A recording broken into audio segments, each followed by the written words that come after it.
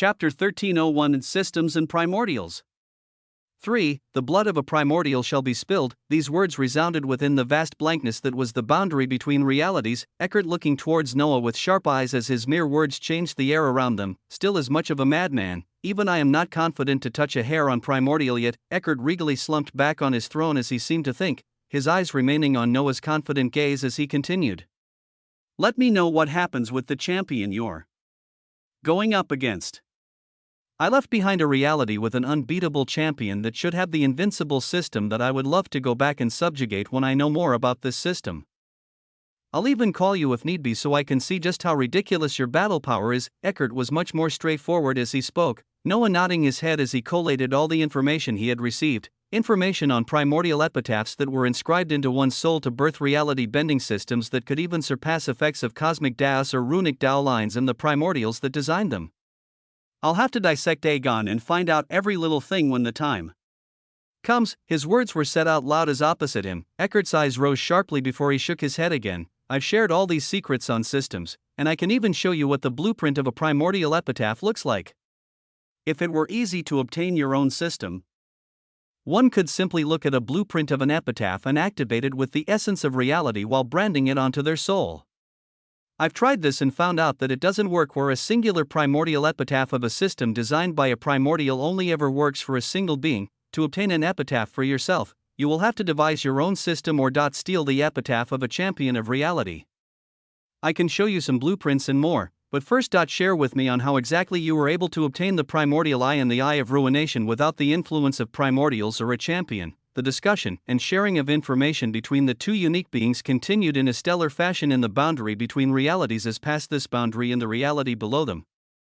Events continued to unfold. Within the primordial empire, Stormdust returned as he gazed at the less than 1,000 cosmos under his influence. He currently stood within a universe of the very central cosmos within the cluster as he gazed all around him, his eyes filled with an illuminating crimson light as at times this light would fade to reflect a coldness and regality that was only present from a certain cosmic primordial beast, but even Stormdust wasn't privy to this as at this moment, he held on to a gold-crimson cosmic treasure in the form of a horn, a cosmic treasure. Unique etchings were inscribed upon this item as Stormdust smiled coldly while bringing it up to his mouth.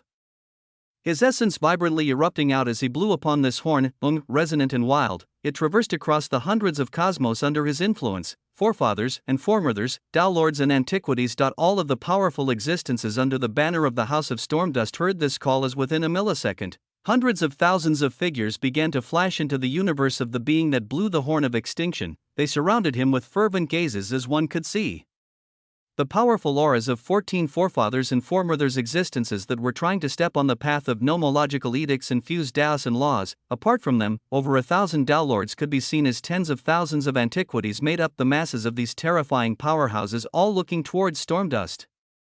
Lord Stormdust, WAA, they resonantly called out while bowing to the being with glimmering crimson hair, his head raising up with utter regality and confidence as he spoke out to his people. A glorious war that cannot be lost. It is coming. Rumble. In the blacksmith's forge of the infinite cosmos, golden flames sprang all around the forge madly as the forgemaster's flames birthed more and more quasi-cosmic treasures. Noah's universal body floating at the center of the forge as lines of the essence of many edicts flew from him and sank into these treasures. He was inscribing edicts on a mass scale as at this moment, the multicolored light releasing from him reached a crescendo as it covered the whole forge before slowly dissipating. When everything calmed down, one could see 100 of the primordial king sets floating serenely around Noah, 100 sets.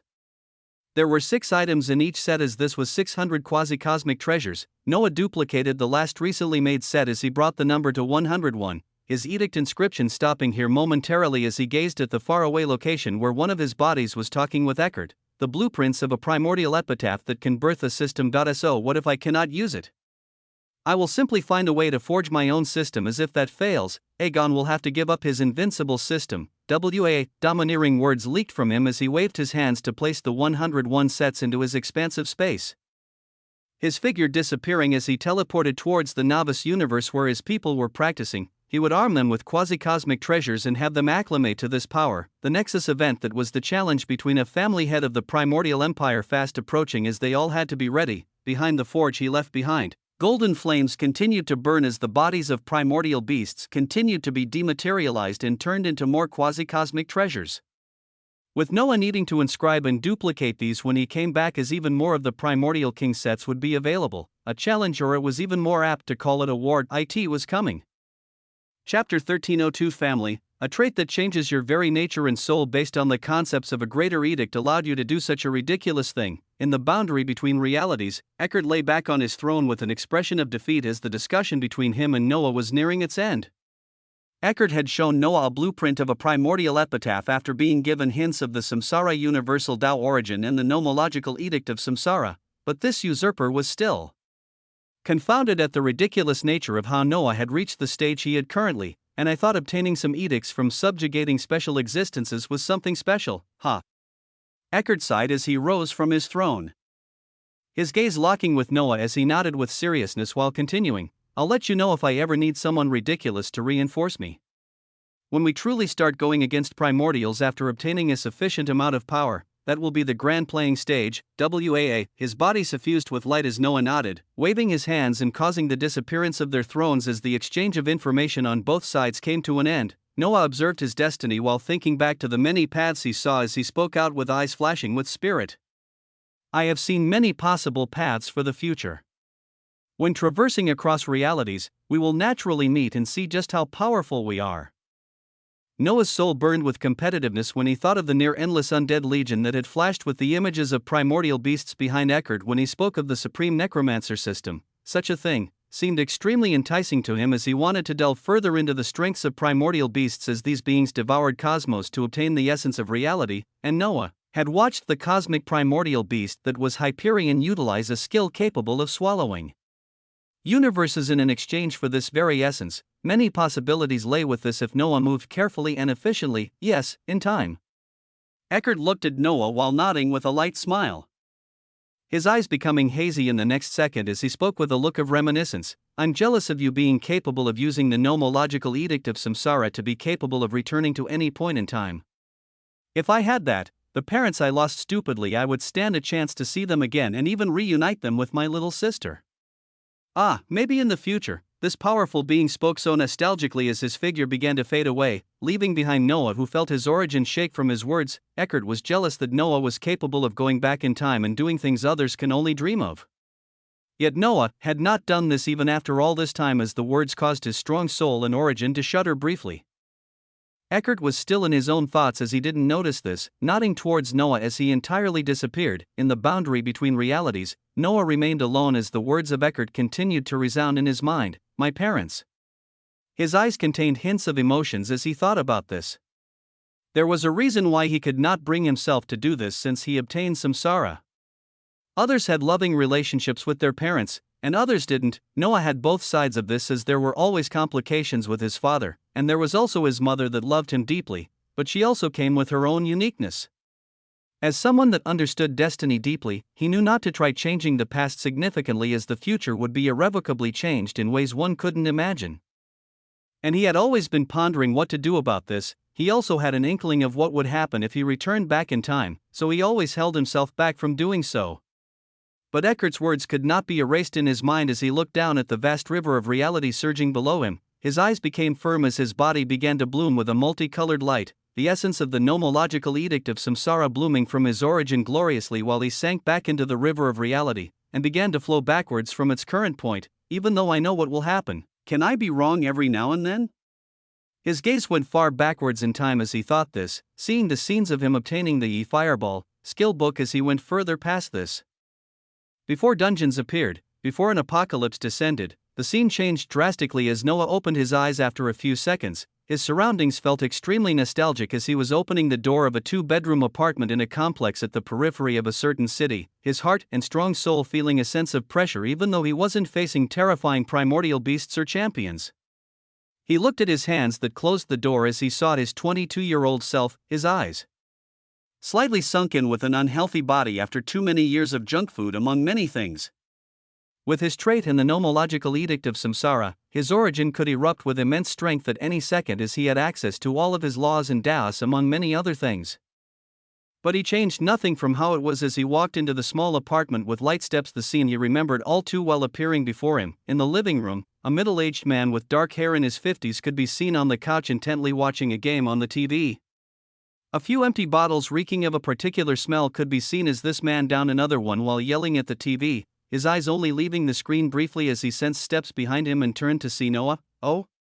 He put down the bottle he held as with eyes full of contempt. This man spoke towards Noah. If it isn't the useless son visiting after all this time. What the hell hole did you crawl out of? With a gaze full of contempt, this being spoke like so as Noah's gaze remained firm. This was Eric Osmont. A detestable, abusive drunkard that was the reason for many unfortunate things, but he was also the one that his wonderful mother somehow loved too deeply, Eric. From the kitchen, a shout of disapproval came as Noah saw the only being that made him come back here even though he knew what waited for him, Amelia Osmont, wiping her hands on a paper towel. This fair woman in her 50s with eyes full of love came from the kitchen, the worn blue scrubs she always wore when she was getting ready for work on her as she walked towards Noah with a smile and gave him a hug. A loving mother. A detestable father. This was what Noah had as he grew up. This was one of the foundations that made him what he was today. Chapter 1303, bringing forth a Nexus event. Hey mom. Noah said these words with a pained smile as this loving woman before him looked at him quizzically, raising her eyes and looking at him deeply as she seemingly found something she could not place. If the reunion is done, fucking go somewhere else and don't cause a ruckus here. A bottle was nearly thrown their way as Noah's eyes flashed dangerously, but he contained himself as he saw his mother shaking her head as if she hadn't even heard the vile words that came from Noah's father, pulling Noah into a room and closing the door behind them.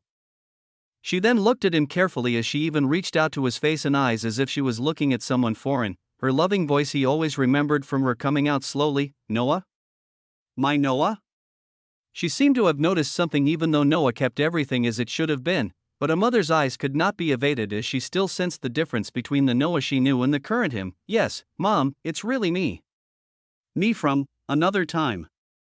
With a pained heart, Noah nodded as he began to speak, raising his hand and causing them to flicker with light as he had to explain some things: coming apocalypse, an expanding galaxy and universe, all the way up to cosmos.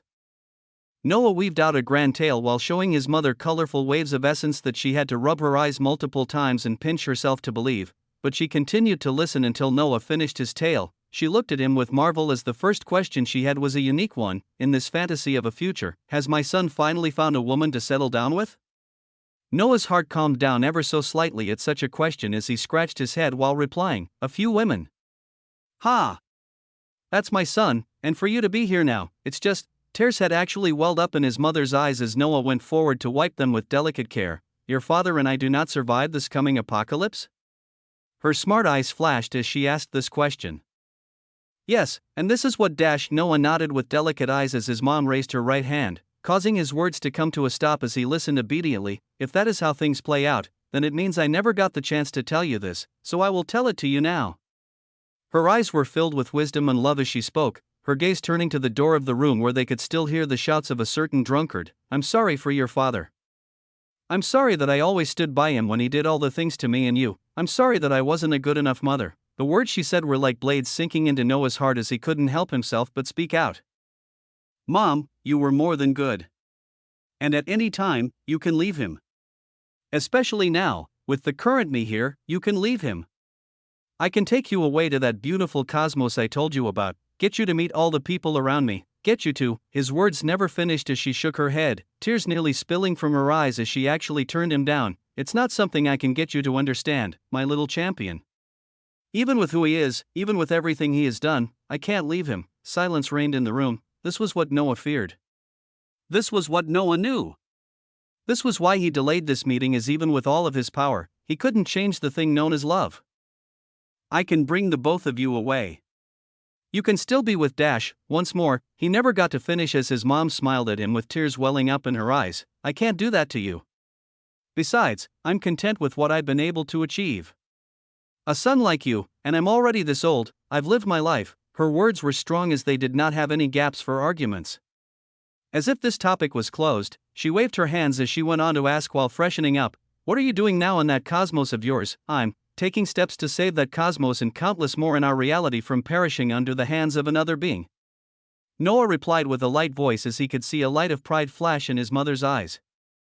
My little boy saving who knows how many people, you just keep on doing that.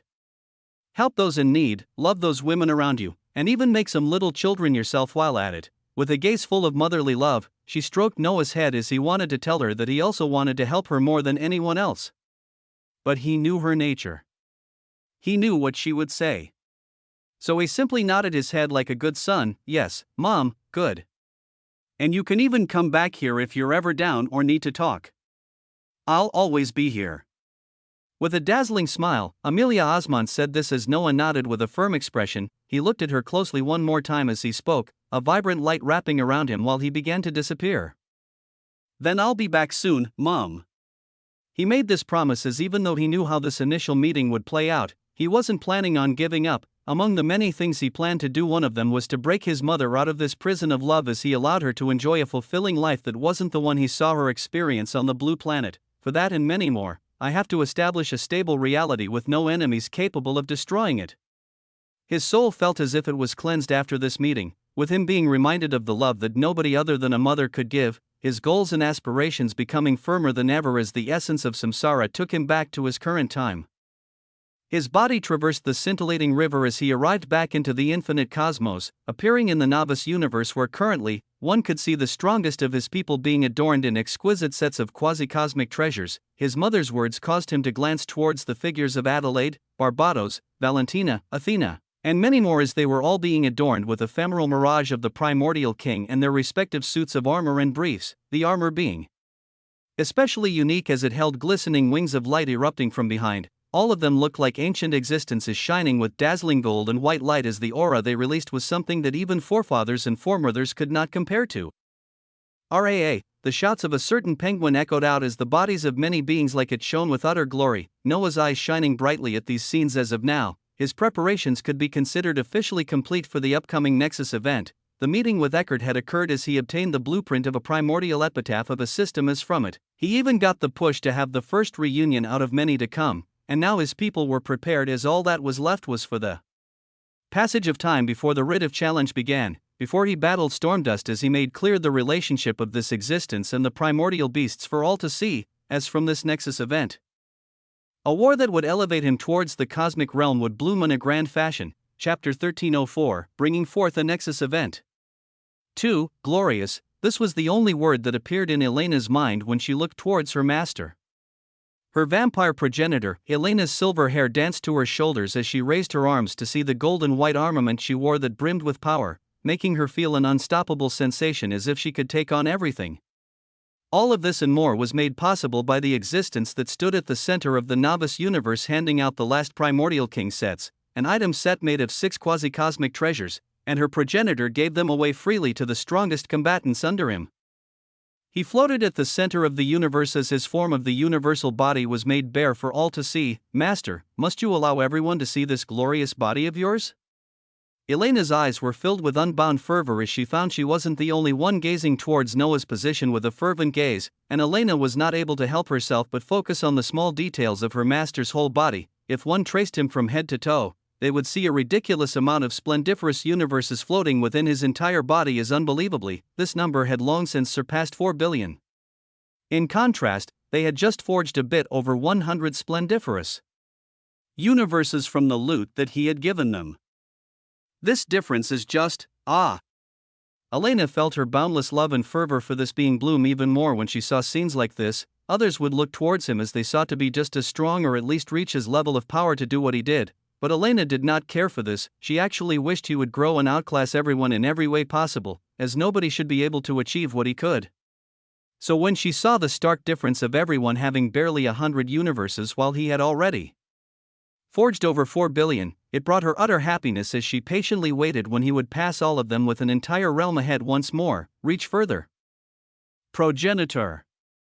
Further than any of us can ever imagine is you etched behind a glorious legacy that we will only be a small part of. Her eyes blazed with such utter fervor and conviction that others would be scared by it, but such a gaze wasn't alone when one looked at those staring at Noah as the last preparations were completed in the novice universe of the infinite cosmos. The river of time continued to churn as the time for the writ of challenge with the head of family in the primordial empire had arrived. Her master gazed at everyone who had managed to be armored with a primordial king set as his eyes filled with the light of millions of universes washed over each of them, his dominating voice ringing out. Let's go, WAA, let us go and begin etching our marks in this reality. Rumble, his choice resounded in their hearts and origin as their essence bubbled forth madly, filling the quasi-cosmic treasures they wore as the aura of nomological edicts vibrated immensely from these items. A blinding gold light then erupted from Noah as it went on to cover all of them. All of the bodies of their clones adorned in the quasi-cosmic treasures, as like always, they would put safety above all else. The golden light covered all of them as they were transported back into the indigo universe of the primordial empire, ready to be called into the cosmic battlefield, in a certain verdant realm with the core cosmos of the House of Springforge. Noah's primordial ruination clone was floating serenely among the vibrant green essence of amelioration that Springforge spread out, his hand throwing an ephemeral mirage of the primordial king soared up and down as his eyes still reflected a scene of a certain time in the past. He seemed lost in his thoughts as he didn't gaze at the unbelievably gorgeous figure of Halcyon that was currently wearing a primordial king set while floating near him. Her gaze was serene as the purple essence of an edict she designed herself surrounded her body, her sonorous words ringing out. How do I look? Vibrant white wings erupting from the breastplate, a golden helm that blended seamlessly with her golden hair. The whole set of white and gold armament seemed like it was made to be worn by this woman as Noah turned towards her with his eyes raised. He gazed at his items and this dazzling woman as before he could even reply, the voice of Springforge echoed out from behind to disrupt everything. What are you twirling around asking how you look like a little girl? You're a few millions years old now, just go for it if you want to get in his pants. Her voice held a tinge of annoyance as she watched the dazzling figure of Halcyon, who turned towards her with a gaze of anger at such words. I know. Let's go take our seats for whatever show is about to unfold in front of us, little Halcyon.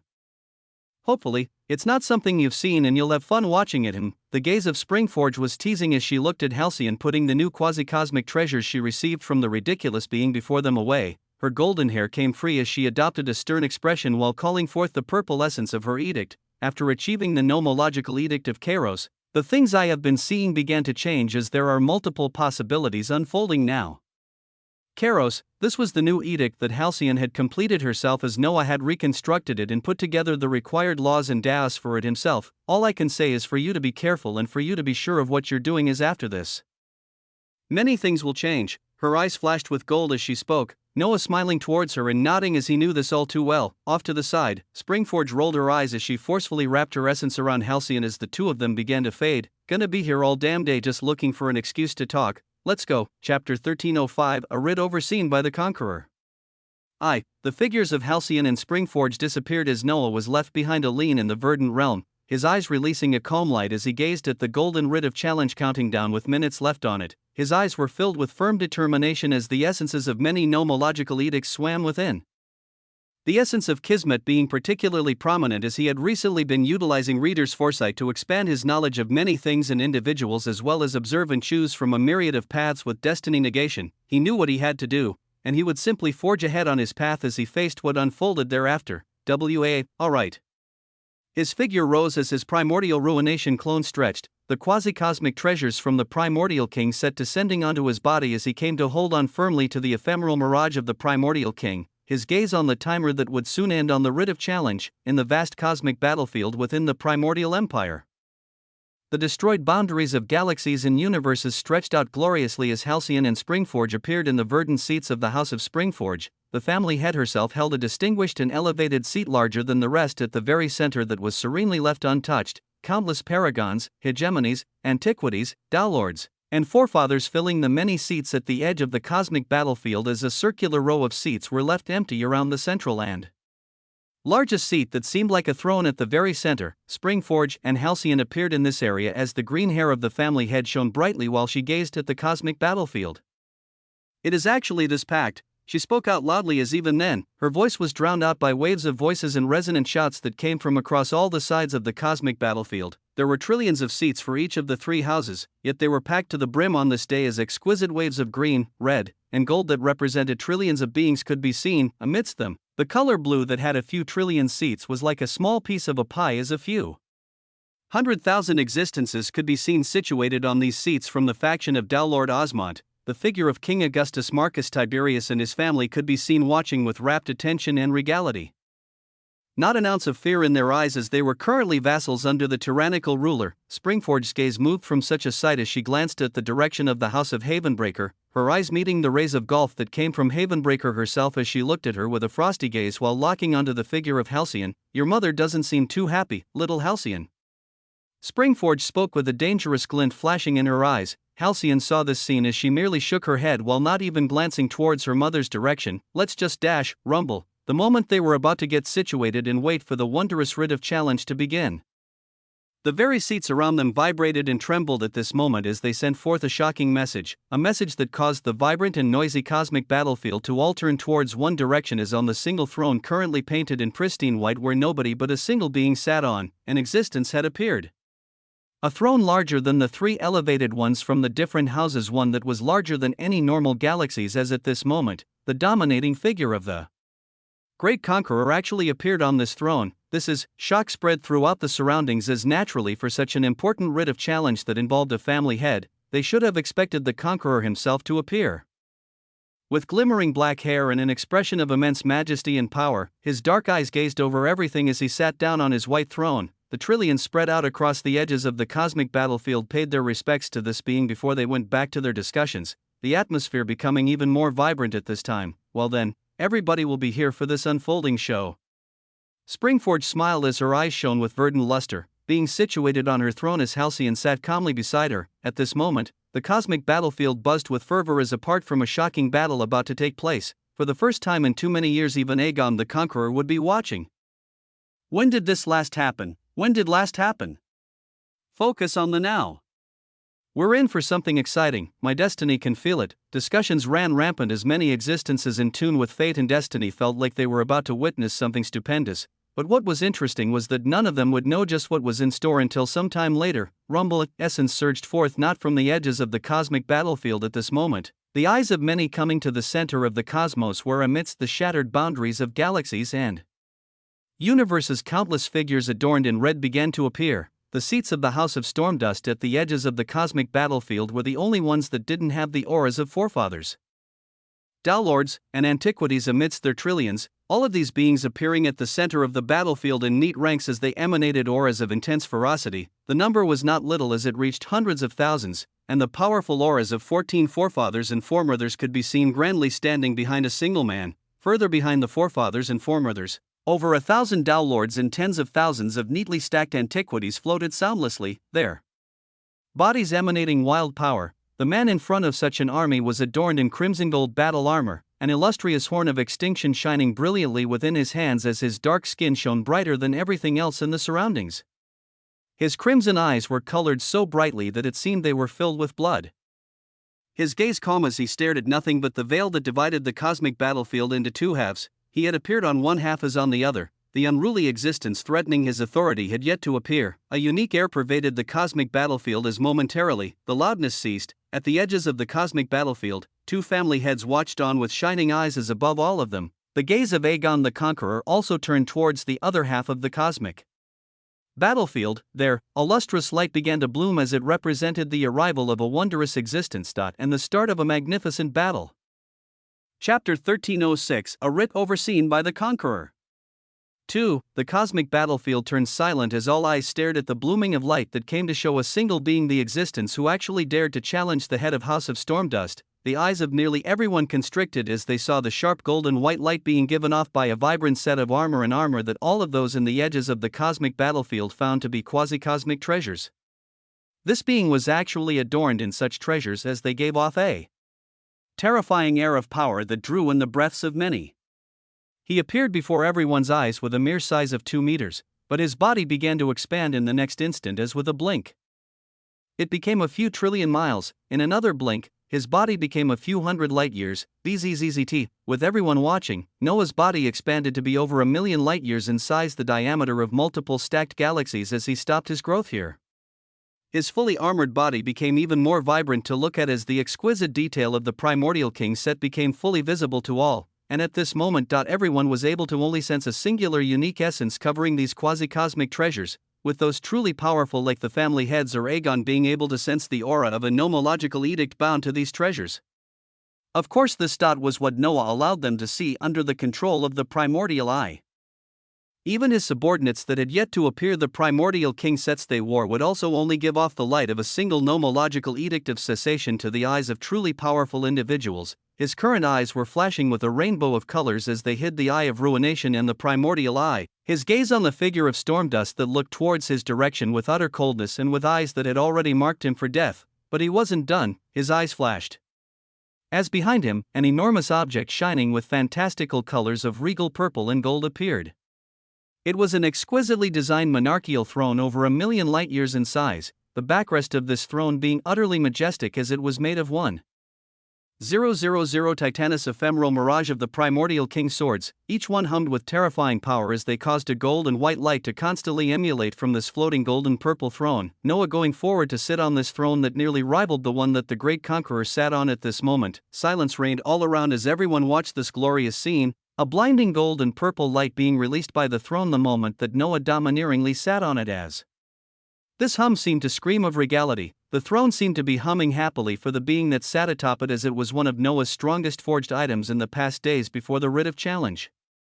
A throne that neared the level of cosmic treasure as it had utilized a significant portion of a primordial beast, the reaction of forging with the Euphorgmator's flames, actually causing a wondrous reaction and blooming a small consciousness within this item. It neared the bounds of a cosmic treasure as it was known by the name of the Throne of Tyranny, quasi-cosmic, Throne of Tyranny, a peak quasi-cosmic treasure born from the culmination of hundreds of quasi-cosmic treasures. It nears the level of a cosmic treasure in sheer power, as all it is missing is the actual ranking. It is a moving fortress that can act as the deadliest weapon.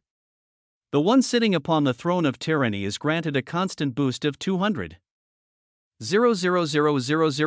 all parameters, the aura of the Tyrant King, and the capability to deploy 1,000 ephemeral mirages of the Primordial King to autonomously attack their enemies with a mere flick of their fingers. When the Tyrant King gets off of the throne, he is granted a temporary 10-minute boost of 300,000,000% to all parameters as the Throne of Tyranny awaits his return. The abilities of Call of the King, Virtue of Tyranny, Tyrant's Hockey, and Bombardment can now be utilized.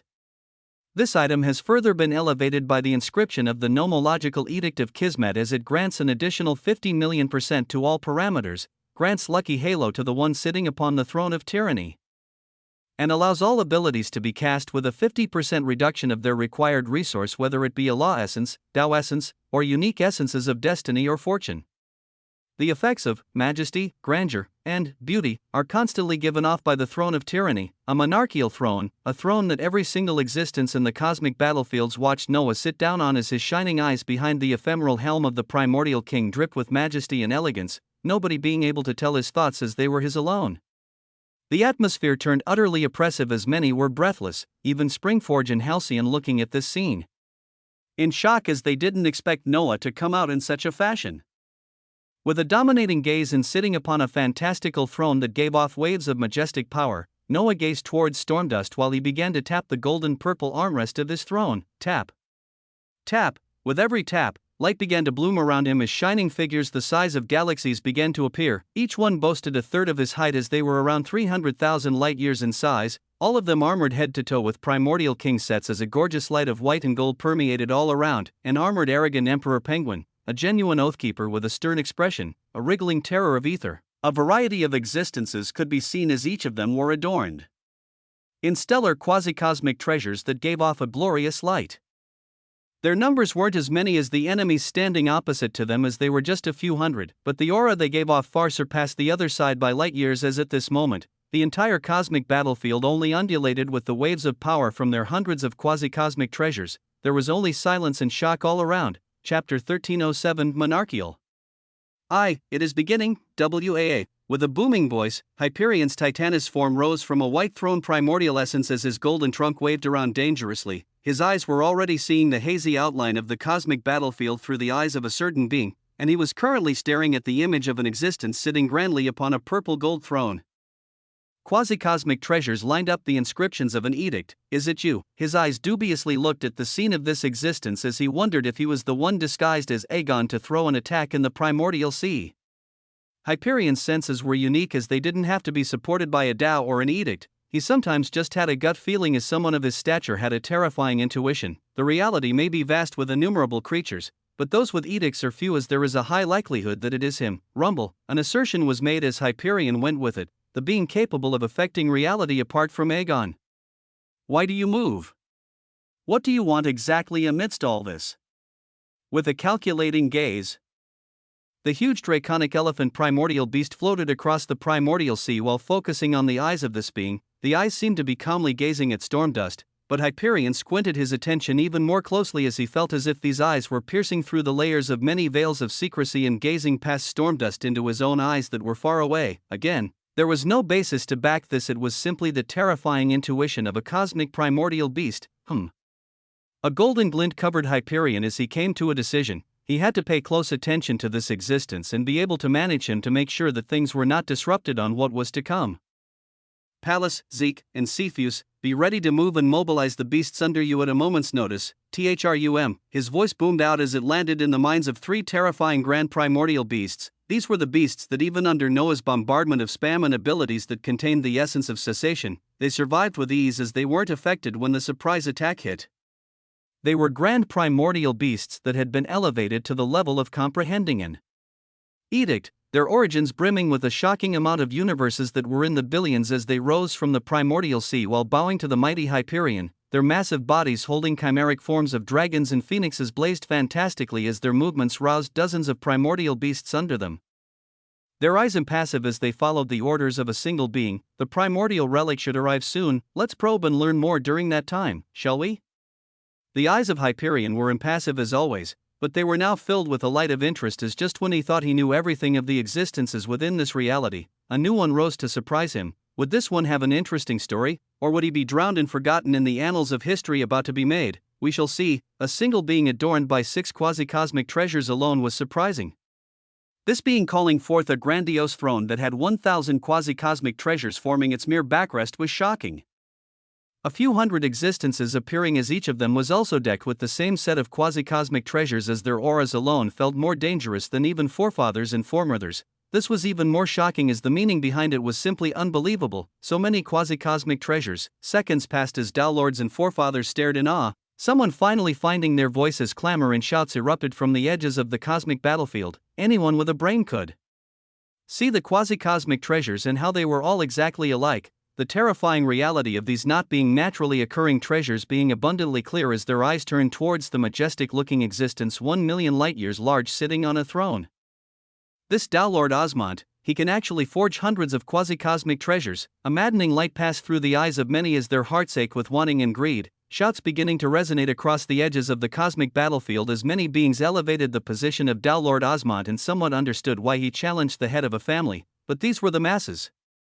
Existences like Havenbreaker had different thoughts as her expression became dark. Springforge watched on while clicking her lips, turning to see Halcyon still calm as she guessed all of this wasn't even half of the shocking scenes that would happen today, so she paced herself. Then, there was the great conqueror that looked on impassively.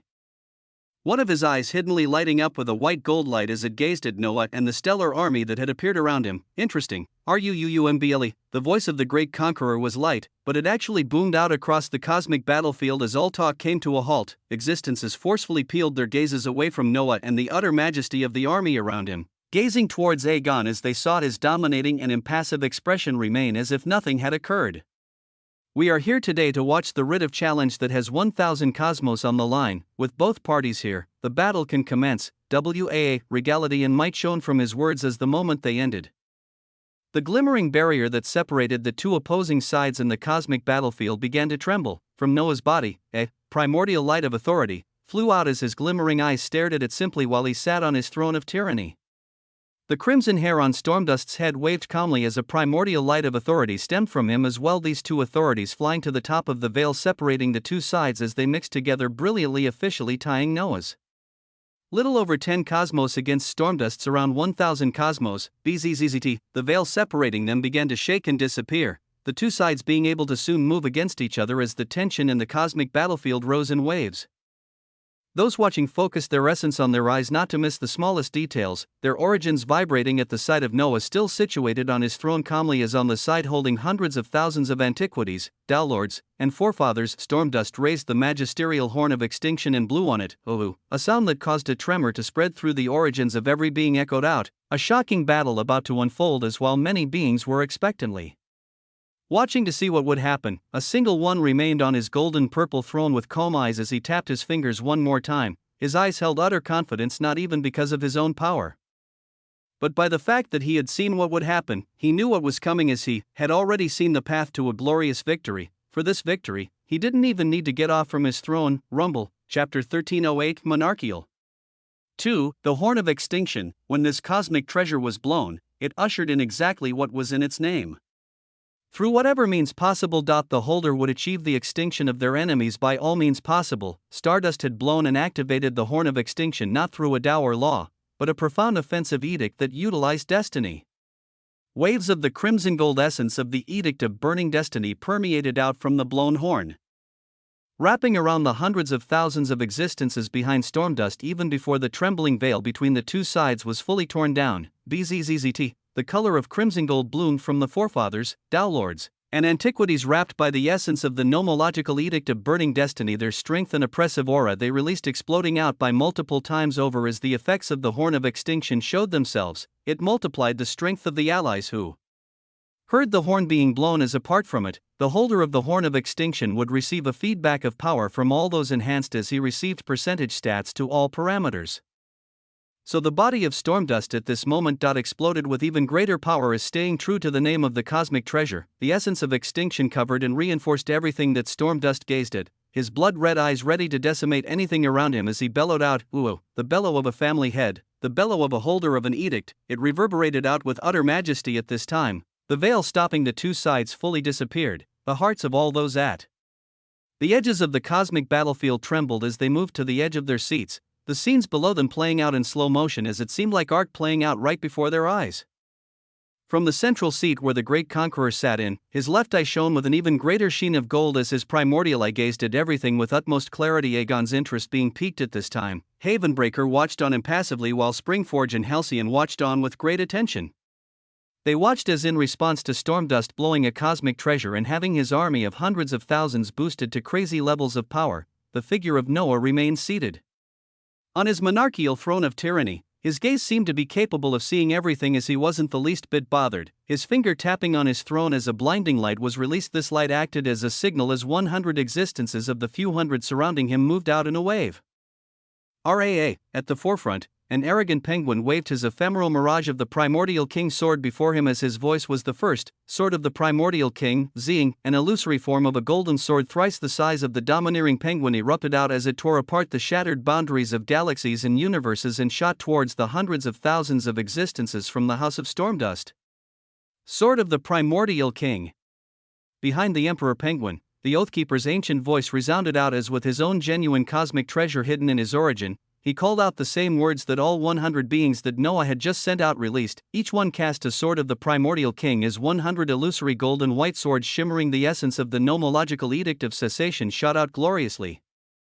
WAA, without a pause, a few hundred Tao Lords boosted from the Horn of Extinction came forward to receive this illuminating attack, their bodies wrapped with the nomological edict of burning destiny as they felt unstoppable. Scorching Sons of Destiny. Scorching Sons of Destiny. Such a skill was called out many times in an instant as countless red suns bloomed from these Tao Lords, their eyes expectantly watching for the obliteration of the golden sword coming towards them as they fully believed in the power of their family head. Golden swords and red suns rushed towards each other as before they met, an action occurred that nobody on the cosmic battlefield felt. A silent wave of gold light emanated from Noah's primordial ruination clone as nobody, not even Aegon, perceived it. This light represented a wondrous essence of none other than the lute. 1,000,000 splendiferous universes had begun to burn gleefully in Noah's main origin back in the infinite cosmos, this light applying its effects to all enemies that Noah would kill, all enemies that he killed with his abilities or essence, and at this moment, his essence of cessation was being borrowed and utilized by his people through the quasi-cosmic treasures they shot their abilities out of. Even this was applicable. The scene that Noah had read about multiple times played out before his eyes and before the eyes of all those watching. When the incessant burning suns shot forth from the Tao Lords of the House of Stormdust came in contact with the illusory golden swords shot forth from the ephemeral mirage of the Primordial King, These scorching balls of flames were cut apart like butter as those that had cast them felt their eyes widening where before they knew it. The terrifying golden swords appeared in front of their eyes. Boom. Squlch. Blood erupted out like a fountain. Wherever the swords passed, muscles and bones flew as the first wave of downlords that met Noah's mere 100 combatants. Were completely outclassed. The eyes of Stormdust flashed as the horn of extinction was blown once more. A wall of crimson essence shot from the cosmic treasure in waves as they formed into a viscous wall that wrapped around the illusory swords still proceeding forward, these terrifying constructs being brought to a halt as they still fought to even break apart this wall. Silence reigned as people drew in gasps at watching the first move be entirely won over by Osmond's side, and it was just from 100 of the few hundred existences he had surrounding his throne, the other few hundred, when their gazes left the scene of blood and golden sword being stopped by a wall of the essence of a nomological edict, they found that the few hundred beings surrounding Osmond's throne were not in this position anymore. Instead, they had moved during the moments. When everyone was engrossed in the clashes with their size being larger than galaxies, they fanned out and teleported to circle the forces of the hundreds of thousands from the House of Stormdust. Even when this action was noticed, the rest of Noah's forces finished teleporting as they formed into an enormous circular formation around the forces surrounding Stormdust. Why separate one's forces? Why fan out in this manner? This question bloomed in the minds of many as Noah still calmly remained upon his throne of tyranny, his voice echoing out imperceptibly. Begin. Essence flared out in maddening and outrageous fashion. From the mouths of Noah's vassals, a set of words were uttered that many would come to remember for the years to come: Primordial Centurion. Primordial storm. The effects of the primordial king said were utilized at this moment. A blinding light bloomed to cover the whole cosmic battlefield. Chapter 1309 Monarchial. 3. Awe and stupor. This was what the watchers of this battle felt as they watched it unfold, but those actually in the midst of this battle were feeling a different sensation entirely. It was confusion and a rising sense of none other than fear. It started slowly at first, being a mere seed when they saw their combatants adorned head to toe with quasi-cosmic treasures. It then bloomed into a sprout when they saw their downlords have their attacks and themselves cleaved without even an ounce of defense. Now this fear was threatening to sprout even higher as the army of hundreds of thousands made up majorly of antiquities with a sprinkle of downlords and forefathers gazed to find all of their sides surrounded by the glistening figures in quasi-cosmic. And these same beings releasing a blinding light as they morphed into something else entirely while their bodies released a terrifying storm of razor-sharp essence. When the blinding light died down, the fear fully bloomed in the hearts of the weaker antiquities as they saw themselves surrounded all around by existences that had morphed into terrifying beings, pure white skin with humanoid bodies, yet where their arms and legs should be, there were spiked limbs that shone brighter than any blades, their pointed tips shining with white flames. Their faces. The faces had no eyes or any other features, being utterly blank as they induced an unsettling feeling of horror. From their pristine white backs, wings of glorious light bloomed as these existences looked like ancient creatures ready to perform some sacrificial ritual. This was the primordial centurion form, a form that granted the beings adorned in a full primordial king set a transformation into an existence built for battle, their battle power enhanced many times over as their sheer form made others wary. Around them, a terrifying primordial storm unfolded as with the circular formation they surrounded the hundreds of thousands from the House of Stormdust. They formed an impenetrable barrier that even forefathers would have a hard time passing through. The dominating and terrifying scene took everyone by surprise, but none more so than the army contained in the circular barrier as they watched multiple primordial storms expanding towards them. The gaze of Stormdust was heavy as his eyes released illuminating rays of crimson lights. His figure that was at the center of the army this whole time brightened up as with a cosmic treasure in hand. His origin began to light up gloriously. At every point since the start of the battle, the forces of Osmond had dominated. This had to change. As always, Stormdust knew he couldn't depend on others, so he moved himself to ensure that the honor and authority of Stormdust was not trampled on. The essence of the nomological edict of burning destiny coursed through him as his origin released the light of 500 million splendiferous universes. A terrifying pressure releasing from him as he turned into a crimson blur that shot out of the encirclement. The terrifying primordial storms raging all around them barely made a deer on his body that was protected by the essence of burning destiny, his figure achieving tremendous speed as he shot through a gap between two primordial centurions. His eyes released a dominating light as his focus was but a singular being sitting atop a golden-purple throne. The primordial blood of a cosmic primordial beast within his origin bubbled crazily as under the support of 500 million universes, his mana began to move in waves as his hand pointed towards Osmond, for disrupting my authority. For blemishing my honor. I will show you. With his heart screaming with might and power, he called out lightly, "Destiny of scorching universes, WAA." A call left his mouth as the cosmic battlefield trembled.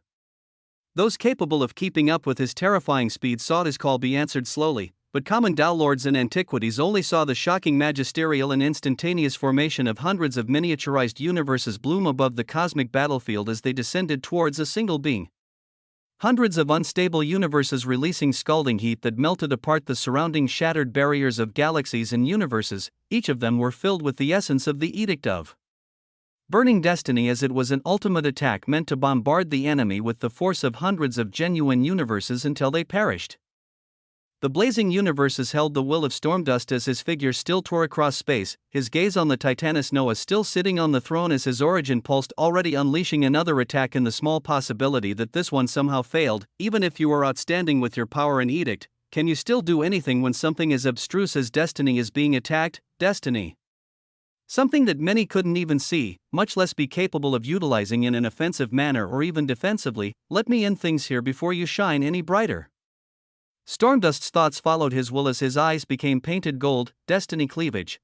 He called out lightly as his surroundings instantly turned utterly gray. Everything turned gray except the heads of those in the cosmic battlefield that Stormdust could now see strings of destiny a few inches wide shooting out of their heads and into the vast space above them. These strings of destiny held the connections of one's life, their possibilities, and even their fortune. All that Stormdust had to do was cut off this string of destiny to destroy the path of another, and the skill, destiny cleavage, was a terrifying one that allowed him to rip apart another's destiny for as long as his own destiny could withstand the rebound effect. In his hands, an illuminating coagulation of lights that formed into golden scissors came to be, his hands ready to cut the string of destiny stemming from Osmond, as such a move would heavily wound his origin and soul the scorching universes descending down, finishing him thereafter. Now, your string of destiny. His crimson eyes, now covered with a layer of gold, were able to see the string of destiny stemming from Noah. As when he gazed at it, his origin nearly came to a halt. The strings of destiny of the trillions across the edges of the cosmic battlefield were thin golden lines a few inches that shot up the void. The ones above his own head and the heads of Springforge, Halcyon, and even Havenbreaker were a robust increase of thick lines over dozens of meters in diameter. As for someone special like Aegon, his string of destiny was an unbelievable line miles wide, shooting out gloriously. It showed off his power and connections, but it showed more than anything the grandness of the path waiting for him in the future. It foretold of what this being could achieve and accomplish. His size mattered greatly, yet when Stormdust stared at Noah, he saw that his string of destiny could not even be called a string. It wasn't a few inches or even meters similar to his, nor was it a few miles similar to Aegon. It was, light years, a blinding, ridiculous, and fantastical destiny that was on a different scale compared to everyone else present. Chapter 13:10, not worthy to stand up for. A string of destiny vaster than anything he had seen before. This was what filled Stormdust's eyes as his hands came to a halt, the golden scissors capable of cutting apart strands of destiny remaining in place as if they had no target. The size of the string alone was far larger than even the scissors, so how could he even proceed to cut it? Could he even withstand the rebound of such an action? The answer was no. His own destiny was a mere dozen meters. As when this reality settled in Stormdust's mind, the psychological damage he received was utterly monstrous, peculiar. A resonant voice rang out across a calm primordial sea as Hyperion was through the eyes of Stormdust, an endlessly raging string of destiny that was larger than anything they had come across before. How does a single human have a destiny vaster than that of a champion? The eyes of this draconic elephant primordial beast released a sharp glint as this thought rose. His attention entirely drawn in towards the existence on the purple gold throne, U3. Hyperion's vast consciousness descended on the three grand primordial beasts with edicts and the ranks of lesser and a few other grand primordial beasts with them as he commanded, "Be ready to move. I must understand what this existence entails." The eyes of the cosmic primordial beast locked on Noah through the frozen Stormdust, who was not proceeding forward at this moment. He had received too much of a shock as his figure stopped being a mere blur of crimson light as the millisecond passed, and it was at this moment that a calm and domineering voice echoed in his ears, "Cowardice. WAA, that is the sensation you are currently feeling. It is cowardice, from his throne of tyranny, Noah spoke out towards the frozen storm dust as even though this being had not continued moving forward, the many scorching universes he had called forth with the essence of a nomological edict were still thundering towards Noah, yet he didn't even rise from his throne of tyranny as he tapped his fingers on the throne's armrest yet again, a blinding light flashing out. For the first time ever, some of the hundreds of ephemeral mirage of the primordial king swords that were lining the back of the throne erupted out. Bzzzt, they released droning sounds as they moved autonomously, being filled with the essence of cessation and kismet as they tore across space towards the scorching universes filled to the brim with heat and the essence of the edict of burning destiny. Boom, a space-shaking explosion resounded from the impact of genuine universes and quasi-cosmic treasures filled with the essence of nomological edicts, rays of incandescent particles raining down as they created for a majestic scene of a single man situated on his throne, the debris of colorful universes raining around him from the mere tap of his finger. Holy sure, the audience at the edge of cosmic battlefield didn't know how to explain what they were seeing. Springforge looked on with awe as away from all of them in the central throne.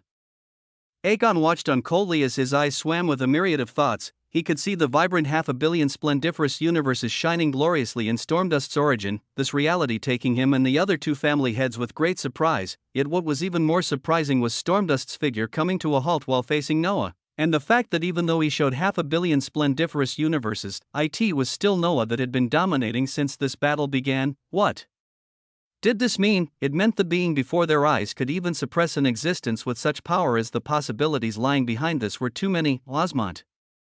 Aegon let this word settle in his mouth as he watched on impassively.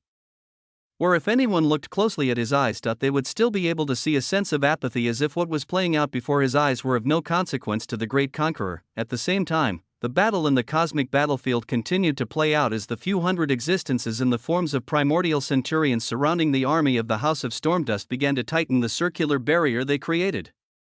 It was like a death trap closing in on an army of Dowlords and antiquities, the forefathers and foremothers leading them, letting out resonant bellows as they released all their power to defend against the constricting primordial storms. The terrifying forms of the faceless centurions and their spiked limbs caused shivers to roll down the backs of even antiquities as any of those who faced multiple raging primordial storms filled with the essence of multiple edicts faced nothing but death. But from these deaths there came an astounding beauty that only Noah was seeing. In the infinite cosmos, his main body stared calmly at the prompts appearing before his eyes that showed off the wondrous results of his actions. 288 universal filament cores obtained. Ding! The effects of the cosmic Tao of Loot are applied. 144,000 resplendent shards of a cosmic core obtained. 121 runic Dowline enhancers obtained. Ding! The effects of the cosmic Tao of Loot are applied. 60,500 transcendental runic Dowline enhancers obtained. 15 billion skill points obtained. Ding! The effects of the cosmic Tao of Loot are applied. 15 cosmic resource points obtained. This was the goal he was looking forward to this whole time. The loot obtained from a vast number of existences from this writ of challenge. Primordial beasts were few in number as their wondrous loot was limited, but there was a large number of normal existences. Noah might not be able to get primordial hearts from them, but the unique loot of cores, Dowline enhancers, and skill points was something that they uniquely dropped, and this time around, Noah was looking at the vastly different change of loot through the effects of the increased loot quality and increased loot quantity. He was looking at the change of 15 billion skill points to a mere 15 numerical value of something called a cosmic resource point. Chapter 1311, Not Worthy to Stand Up For. 2. A cosmic resource point. Noah didn't look at the description of the resplendent shards of a cosmic core, or the transcendental runic Dowline enhancers, and he instead focused on this new concept within the passage of a mere millisecond that was akin to the outside world not even moving. At this time, the battle in the cosmic battlefield was like it was paused as Noah's thoughts were moving so fast that he could loot at the loot he was receiving and formulate a myriad of grand plans. Without the passage of even a millisecond, cosmic resource point, a unique accumulation of essence in the form of an authority.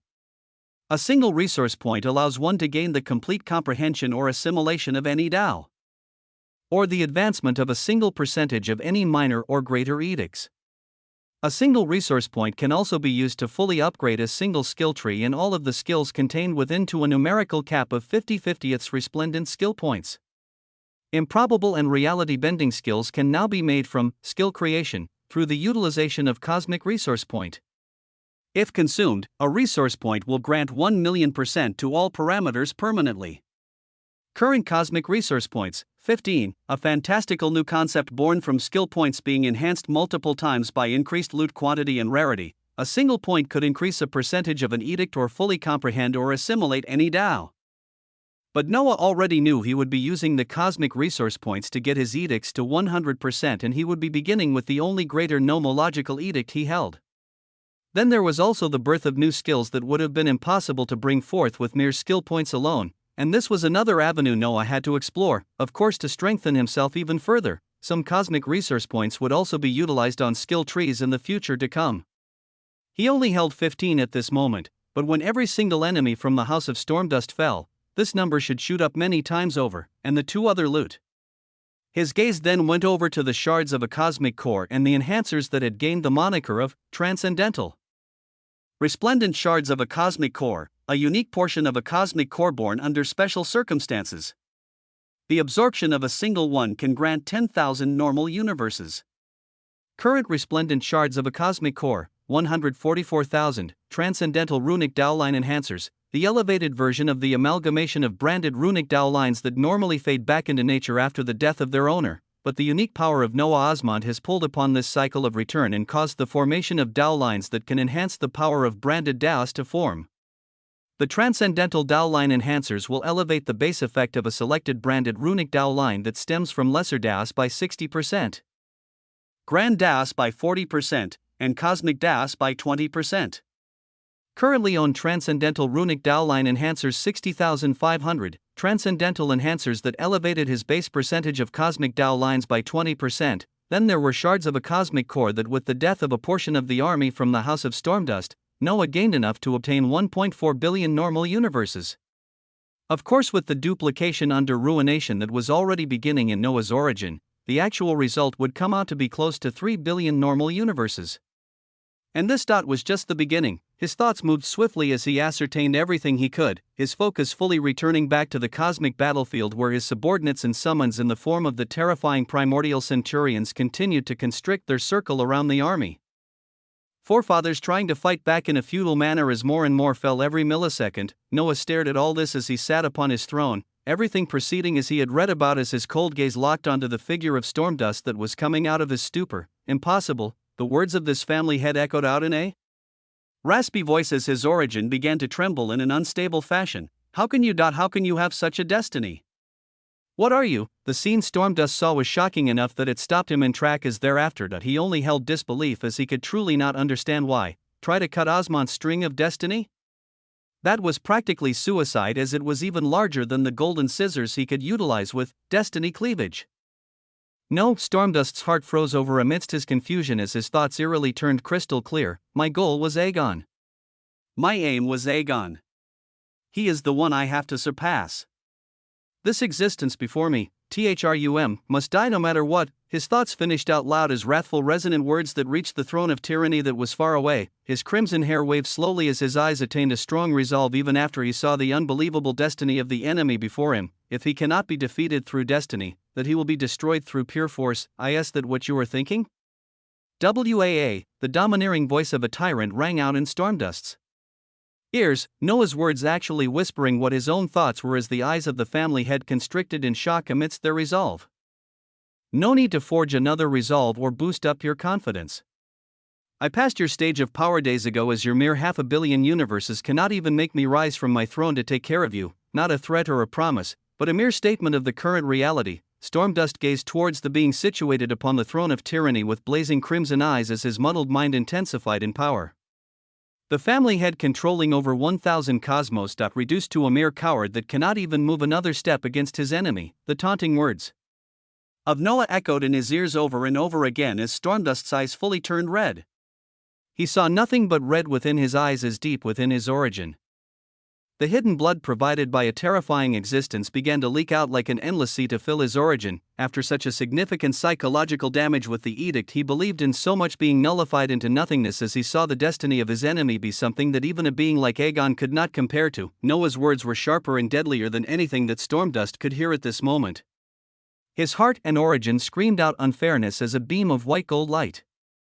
shot forth with him at the center, a unique aura permeating the surroundings as an unresigned bellow of frustration and disbelief echoed out grandly. Ooh, Chapter 13:12, The Tainted Defenders of Reality.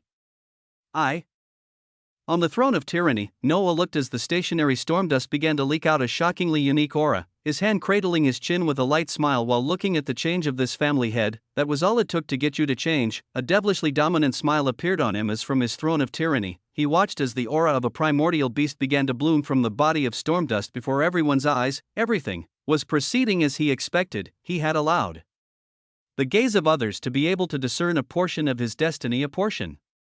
His primordial eye could hide anything about the origin of a being, and this included more than just masking the essence of daos or edicts or changing one's form. One could hide their destiny and fortune from being discerned by others just as easily, and Noah had allowed a portion of his destiny to be seen by Stormdust and the existence that could see from the eyes of this family head for the purpose of enticement, the unique existence that was Hyperion. That was what this show was all for. There were many layers of things to look out for in this ongoing event, but one of the main players was not actually present in the cosmic battlefield as Noah had to draw him in, as he watched the maddening aura that one would only come across from primordial beasts leak out from Stormdust. Noah bid his time as he waited for the rest of the spectacular events to unfold. Then we have Aegon and his backstory, don't we? He sat on his throne of tyranny imposingly as he didn't even continue staring at Stormdust, his illuminating gaze going towards another existence situated on a similar throne that was staring emotionlessly towards Stormdust's position. Aegon's primordial eye gazed towards Stormdust with a deep sense of disappointment among a myriad of emotions, the essence being leaked from the body of his old friend being something he knew all too well. He knew that this friend of his was looking for other sources of power as he had closed off any other possible paths with the limited number of daos and laws he had to forge any more edicts. He knew that Stormdust was chasing after him and the power he held.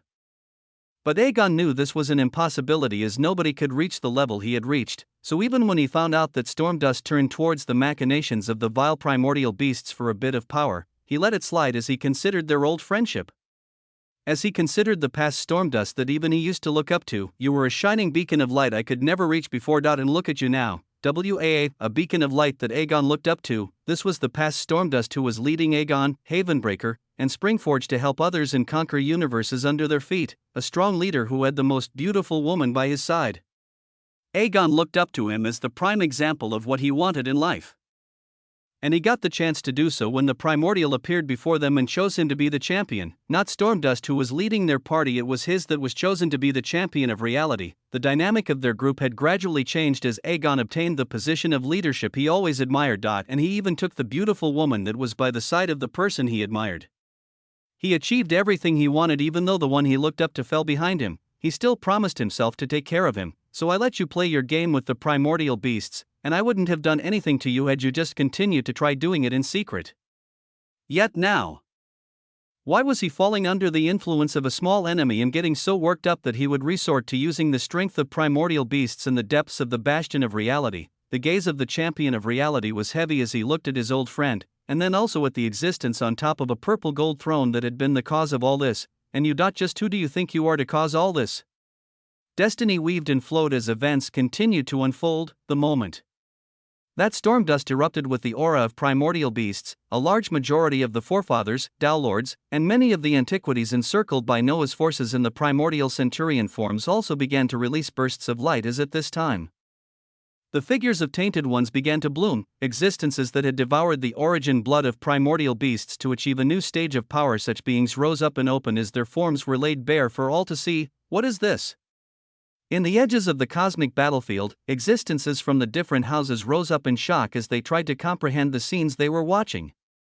On the center of the verdant seats, Springforge's eyes flashed with a cold light as by her side, Halcyon voiced out calmly as her golden eyes shone with a lustrous light. Now, there is no going back. An irrevocable action had occurred. In the center of the bastion of reality, a portion of its own defenders were releasing the aura of the enemies that sought to destroy reality. The one to cause this all calmly remained situated on his throne of tyranny, watching calmly as Stormdust's body ballooned out while morphing into a fantastical creature. Brilliant golden wings bloomed from his back as his body turned bestial, his body expanding to be over 1,000,000 light-years in diameter as his face became pristinely draconic while still holding the features of Stormdust. To the sides of the draconic jaws, menacing golden tusks rose in a shocking fashion as elephantine Features similar to a certain existence bloomed this mixture of primordial beast and human, releasing a dark crimson aura as its jaws opened while bellowing out gloriously, roar, a roar that shook the entire cosmic battlefield. Power that even caused Springforge and Halcyon to frown as forefathers in the surroundings felt an oppressive pressure, yet towards this, Noah's kingly figure only rose his head higher as with a devilish smile, his throne of tyranny floated forward while his voice echoed out grandly, "Let's go." WAA, Chapter 1313, The Tainted Defenders of Reality. 2. Inside the Ruination Realm, Noah's universal body had entered this unique space that had a 1000 to 1 time ratio in order to fully utilize the crazy efficiency he had under his belt. With his thoughts and actions being able to move in terms of milliseconds, he had many things he could do within the Ruination Realm as 1000 milliseconds, and here was a mere single one in the outside space. Currently, he had already utilized Ruination to duplicate his newly gained, resplendent shards of a cosmic core, his universal body beginning to crazily devour them as his power would increase in real time in the outside world. The resplendent shard of a cosmic core looked like a multicolored hexagonal cube that constantly released rays of light, Noah calling them out like a mountain around him as he devoured them in exchange for hundreds of thousands of normal universes blooming in his origin. Every millisecond, his body released a bright glow of power as the runic Tao lines stretching across his body only enhanced the aesthetic of an ancient being. As he did all this, he monitored the situation in the cosmic battlefield as his other body held a golden book within his hands, constantly trying to discern what was coming and the result of Noah's actions in real time. Now that Stormdust had changed into a wondrous tainted one with the similarities of the draconic elephant primordial beast, how would Aegon react? How would Hyperion react? Noah's main focus wasn't even Aegon amidst all this, as it was the existence known as Hyperion, with the robust and ever-expanding reserves of fortune and destiny paired with the fact that his regeneration of this resource was now happening at an extremely fast rate. Noah was bolder with the subjects he focused on when he utilized readers' foresight. From this, he had at times peered into the character that was Hyperion as he was exposed to the true nature of this being that didn't even bother to speak to him before. A cosmic primordial beast that does not want to do the job it was born to do. Yes, Noah had found out the true nature of Hyperion as an ender of reality that didn't actually wish to perish with its reality. This being had achieved the cosmic realm a long time ago, as he could have chosen to decimate every single cosmos out there, and yet he didn't. He had veered off the path of normal primordial beasts as he looked closely at the different races across the vast reality while directing his terrifying attention to the primordials that his kind were battling to this very day. This was why Noah had changed his stance from hiding from this existence to showing him a glimpse of what he was as he drew in its attention. With his foresight looking at something very far off in the distance that stemmed after he saw the figures of undead primordial beasts under Eckart's supreme necromancer system, he was bold enough as he thought, how great would it be if he could bring an ender of reality under his banner. WAA, had it ever been done before? Could he even entertain such an idea at this time? The answer was that anything was possible. Curious, ruthless, and also having access to a terrifying power that has reached out to him outside of this reality. Let's see which one of us will trump over the other. As he absorbed the shards of a cosmic core crazily, Noah's eyes shone with light as his runic downlines pulsed with power. At this moment, he had broken over the 5 billion mark for his universes as he was 5% closer towards the cosmic realm, his eyes also turning to the cosmic resource points, as he watched while they slowly grew. From the past 15 in the last few milliseconds, they were now already at 23 as existences continued to die from the primordial centurions basked with the essence of his nomological edicts, the number of resplendent shards of a cosmic core and the transcendental runic downline enhancers also continuing to increase. The cosmic resource points allowed Noah to ponder what would happen when he fully progressed through an edict. Let's find out. BZZT. His body shone with abstruse colors of light as he began to utilize the cosmic resource points that, similar to skills, were a type of quantified essence that weren't a duplicable concept by Ruination. Their target was the Greater Nomological Edict of Samsara. Nomological Edict of Samsara. A nomological edict is a form of undeniable truth, granting them an increase in the speed of their realm progression by 3,300,000%, an increase of 33,000,000% to all parameters, and increases the chances of fusions of other laws and DAOs by 33% for the production of other nomological edicts.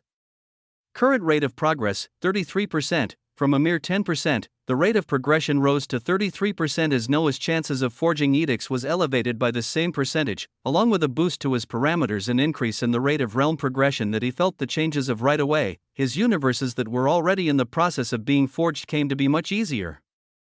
A single shard of a cosmic core doing more than just granting him at space 10,000 universes, as this number was elevated due to the stat of increased realm progression. Good, keep them coming. His origin continued to hungrily forge new universes as he imposed more of his essence and will onto the primordial centurions in order to take down the currently morphing forefathers, Dowlords, and antiquities from the House of Stormdust, as these were the main source of loot at this moment in time. With their help, he expected enough cosmic resource points to complete a single edict, if not more, and for him to shoot part the 10 billion universes point as he chased the wondrous cosmic realm that only two other beings had reached in this reality. His eyes that were filled with the light of millions of universes shone as they reflected the scene of the chaotic cosmic battlefield and the audience that had risen up in somberness and shock at the reality that a family head had morphed into a terrifying form similar to a primordial beast. Shock at what such an action meant, as they were the defenders of the bastion of reality. If the strongest among them that led an entire faction was like this, as many of his forces showed the same changes, what exactly did it mean for their unshakable primordial empire? Chapter 13-14, The Tainted Defenders of Reality. 3. Stormdust knew very well the meaning of his actions, and yet his rage and unwillingness at the sight of destiny he saw from this existence before his eyes moved past any reservations, as he did it anyways. Hundreds of thousands of years that even stretched over 1,000,000 years of hard work that he could feel as they all slowly evaporated before his eyes, all from a single existence that when he arrived in the primordial empire, his nomological edict of burning destiny had alerted him and told him this being would be a source of danger. And Stormdust had moved to take care of this possible source of danger, but he now knew he should have moved with utmost conviction. He should have taken the life of this being when he still showed battle power before a forefather, before he seemed like the unshakable existence that he was currently looking at right now, but there was no time for regrets. He could not turn back time, not with the beings and destinies involved. I can only keep moving forward. His voice echoed out grandly and loudly as it stretched across the cosmic battlefield. It reverberated in the minds of all those in the edges of the battlefield as Stormdust intended it this way, different beings getting this message and interpreting it very differently.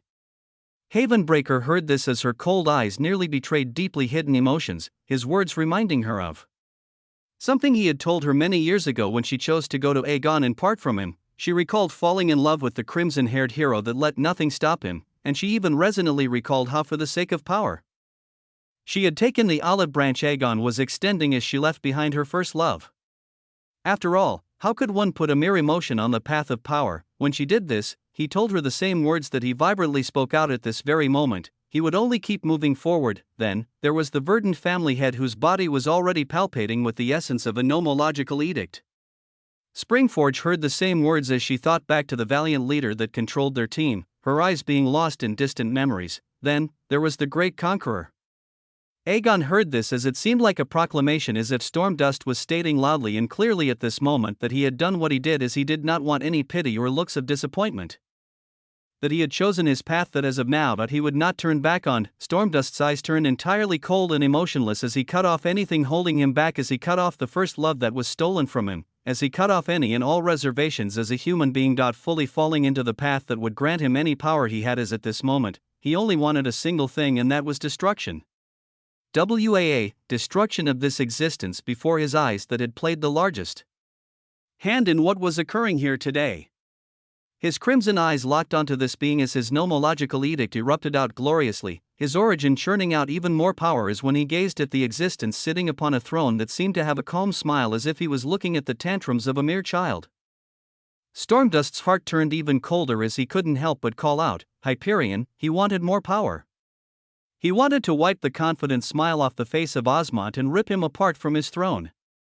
He wanted more strength. Boom, his body exploded with even more waves of power as his call was answered, the chilling voice of another apathetic being with their own aims ringing in his mind. Do not worry, betrayer. I will forge you into a sharp weapon that can cut apart even the champion of reality. With such words, a beam of crimson golden light shot into the vast space of the cosmic battlefield as the waves of power were enough that even the apathetic figure of a conqueror sitting upon his throne began to rise. Fantastic. Noah voiced out silently as his bright eyes watched everything occurring with his heart beating excitedly. He entirely liked this unique feeling where he felt like he was pulling the strings of beings little by little to achieve the results he wanted, where he didn't just have to resort to brute force to get what he wanted. His surging seas of destiny surged brilliantly as he saw the figure of Aegon rising up from his throne, this terrifying existence more than likely rising to put a stop to What was happening is on his chest, Noah could see a bright cosmos lighting up in a wondrous fashion. When the great conqueror acted, things would come to a stop as there was nothing that could stand in his way. But what if there is an existence even more terrifying than you? An existence that reached the cosmic realm far before you. Noah's throne of tyranny rumbled with waves of golden purple essence as such a thought rose in his mind. His aura and perception thinly spread out as he managed to be one of the first to see Stormdust's body leak out 3 vast blobs of golden blood. These blobs of golden blood released an illuminating sheen as they rapidly expanded to form 3 vast doorwards over 1,000,000 light-years long, brightening up and stabilizing in the current space as they anchored in an unbreakable fashion. From these 3 doorways that had Stormdust as the source, 3 maddening auras of ridiculous power stepped out along with the terrific forms of the grand primordial beasts they belonged to. Primordial beasts that even Noah couldn't instantly wipe out with the essence of the nomological edict of cessation, beasts that had comprehended edicts themselves after they devoured enough cosmos and built up the essence of reality within their bodies. Rower. They arrived in a grand fashion as the horrific beasts that looked like ancient combinations of the most regal animals had their golden eyes locked onto the rising figure of Aegon that wanted to put a stop to everything that was occurring at this moment. Behind these powerful grand primordial beasts, the aura of a sea of other primordial beasts could be felt behind the golden doorway. Good. Upon his throne of tyranny, Noah watched the results of his actions as he saw countless paths of possibilities. Chapter 13:15 An Uprising. The beginning of untold chaos. This was the sensation that Destiny told Halcyon as she looked at the unfolding scenes in the cosmic battlefield. The edict she had managed to put together under his help unfolded before her eyes as it showed her unique things even at this moment in time. Kairos. It held a meaning akin to a fateful moment or a critical point in time, being something abstruse to understand unless one already had experience in seeing unexpected things like Halcyon. At this moment, the essence of Kairos weaved in her eyes as when she looked at the scenes of unfolding chaos. She saw a different sight compared to everyone else. As different existences moved, she saw golden illusions of all of them moving, these illusions being things that were going to occur in the immediate future.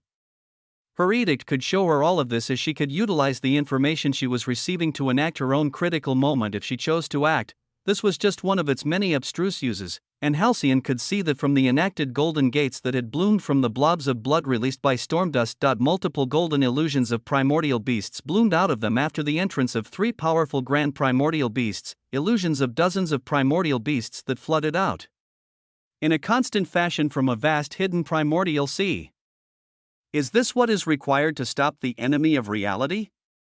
She found herself questioning what she saw as the image of her own father appeared in her mind, a myriad of emotions crossing her heart when she thought of this being. Her fear and hesitation towards him was evident as it had strained their relationship, but this man was still one of the reasons why she was here today. Now, she was fully standing against him and working with the unique being that might actually be an answer for the tumultuous chaos to unfold. Yes. There can be no hesitation. Rumble. Her eyes shone a light of affirmation as she rose, just like Springforge beside her, their bodies erupting with the essence of nomological edicts as these 2 women and all the powerful existences in the verdant green seats at the edge of the cosmic battlefield rose for battle. Far from them, a sharp light crossed the golden eyes of Havenbreaker as she looked towards their direction and noticed the profound aura of an edict around her daughter, her eyes shining dangerously as her body also rose with no hesitation. To arms, WAA, against the 3 auras of grand primordial beasts that had stepped out from the 3 golden gates. The reaction of the protectors of the bastion of reality was instantly to be ready for battle. Some of those situated in the red seats of the House of Stormdust were in an awkward position as those who did not know in-depth information questioned everything they knew, but time waited for no one.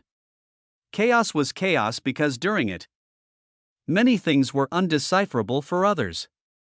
So while the majority of existences rose the moment they saw the appearance of 3 grand primordial beasts, these existences actually did not bother with any of them as they turned into blurs of golden lights towards only the glorious figure of Aegon. Bzzzt. Vibrant bursts of color erupted out as following them. Dozens of titanic lesser primordial beasts and even slightly weaker grand primordial beasts compared to the first 3 erupted out. What increased the level of chaos was that all of these beasts shot out in different directions, going towards the edges of the cosmic battlefield while not throwing out any true attacks, but they instead released to form an even deadlier attack as these existences opened their wide jaws and began to suck in the surrounding layers of space. They began to use their unique trait as primordial beasts to devour the pieces of the cosmos they were in. with many of them still being bursts of light as their aim was to break out of this cosmos and wreak havoc outside of it. For primordial beasts to truly bloom out from the center of the primordial empire as they laid out a devastating attack towards such a site, the defenders of the bastion of reality moved as momentarily. The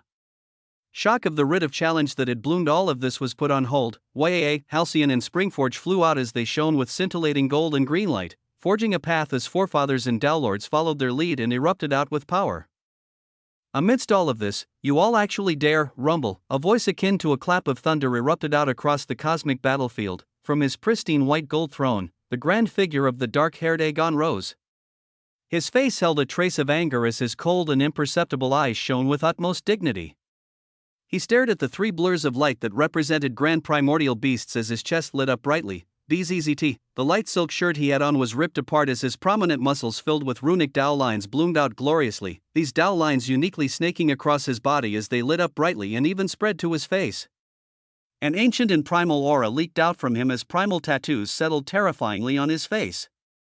His chest shining brightly as there, in all of its wonder and glory. Was a cosmos filled with multicolored 100 billion splendiferous universes, a realm that outclassed all other beings here. It seems I have to remind you all what the cosmic realm means. The space around Aegon cracked and splintered as he spoke, his left eye swirling in a dazzling fashion as his aura overtook everything in the cosmic battlefield, higher than Noah. Higher than storm dust. Higher than the primordial beasts, it was the aura of the great conqueror, the aura of the champion of reality. Let me show you all. The concept of invincibility. Chapter 13:16 An Uprising. 2. Invincibility. Such a word was called out as Aegon's body flickered and it turned into multicolored light, shooting towards the three blurs of golden light that were heading towards him in a fearless fashion. The eyes of these grand primordial beasts swirled with the light of edicts as they were truly powerful, but they couldn't be more powerful than an existence in the cosmic realm. So what exactly gave these existences the confidence to face Aegon, unless they held multiple greater edicts or one ranked even higher? What gave them the confidence to stand against the great conqueror? The answer was simply the existence behind them. As if one were to look closely at the bestial eyes of these primordial beasts, they would be able to notice the light of countless golden swords shining within, golden swords that uniquely bore the structure of a unique type of primordial eye that only one existence had in this reality. The golden swords reflected in their eyes hummed as they released a unique power that surrounded the bodies of the three grand primordial beasts along with the essence of their edicts, and they fearlessly went to clash against Aegon as the impact was something that even the supernova of a universe could not replicate. Boom, an ecstatic battle unfolded in this corner as back in the center of the cosmic battlefield, the aura of Stormdust finally stabilized as it released waves of unbelievable power. His form was that of a titanic dragon with distinct elephantine features like golden tusks on either side of his spiked jaws, pairs of colorful wings on his back as his eyes shone with a similar light that was present in the eyes of the three grand primordial beasts. The influence of a certain existence was very much presently inserting itself at this moment as amidst the chaos, Stormdust shot towards Noah while his body became suffused with dangerous lights. Whether real or false, there is one thing that will always remain true about destiny. Stormdust's voice echoed out brutally while the vast new and dangerous aura emanating from him clustered onto his crimson gold claws that tore across the boundaries of galaxies and universes towards the figure of a single situated being. Destiny is not always guaranteed. It is something foretold as before it has come to be. Anything can happen. Even those with grand destinies can fall. Even promised champions can fall. Stormdust's voice seemed to be filled with booming emotions as he accepted his new situations while getting used to the ever-expanding sense of power. He said these words with conviction as they had to be true. As he had to believe them if he wanted to overcome the huge walls before his eyes. His newfound power carried his words forward as instantly his humongous form appeared above the existence sitting on the golden purple throne, his now draconic claw thundering down as it contained the compression of not just his edict of burning destiny but also another power that he borrowed from none other than Hyperion. The claw carried his hopes for the future as he wanted to see it rip apart the smug gaze of this single being at least, yet, bzzzt, an impact of indescribable waves of light erupted out the moment that his claw neared the throne of tyranny, being stopped by the appearance of an illusory golden shield that seemed to be capable of withstanding even the ravages of time. From the nomological edict of Bulwark, it was the shield of the Bulwark that granted 50 million% increased true defense, blocked 50% of all incoming true damage, and had a thorn effect that returned 100 million% of all received damage back to the enemy. it shone with utter splendor as it was filled with a unique array of swirling runic lines.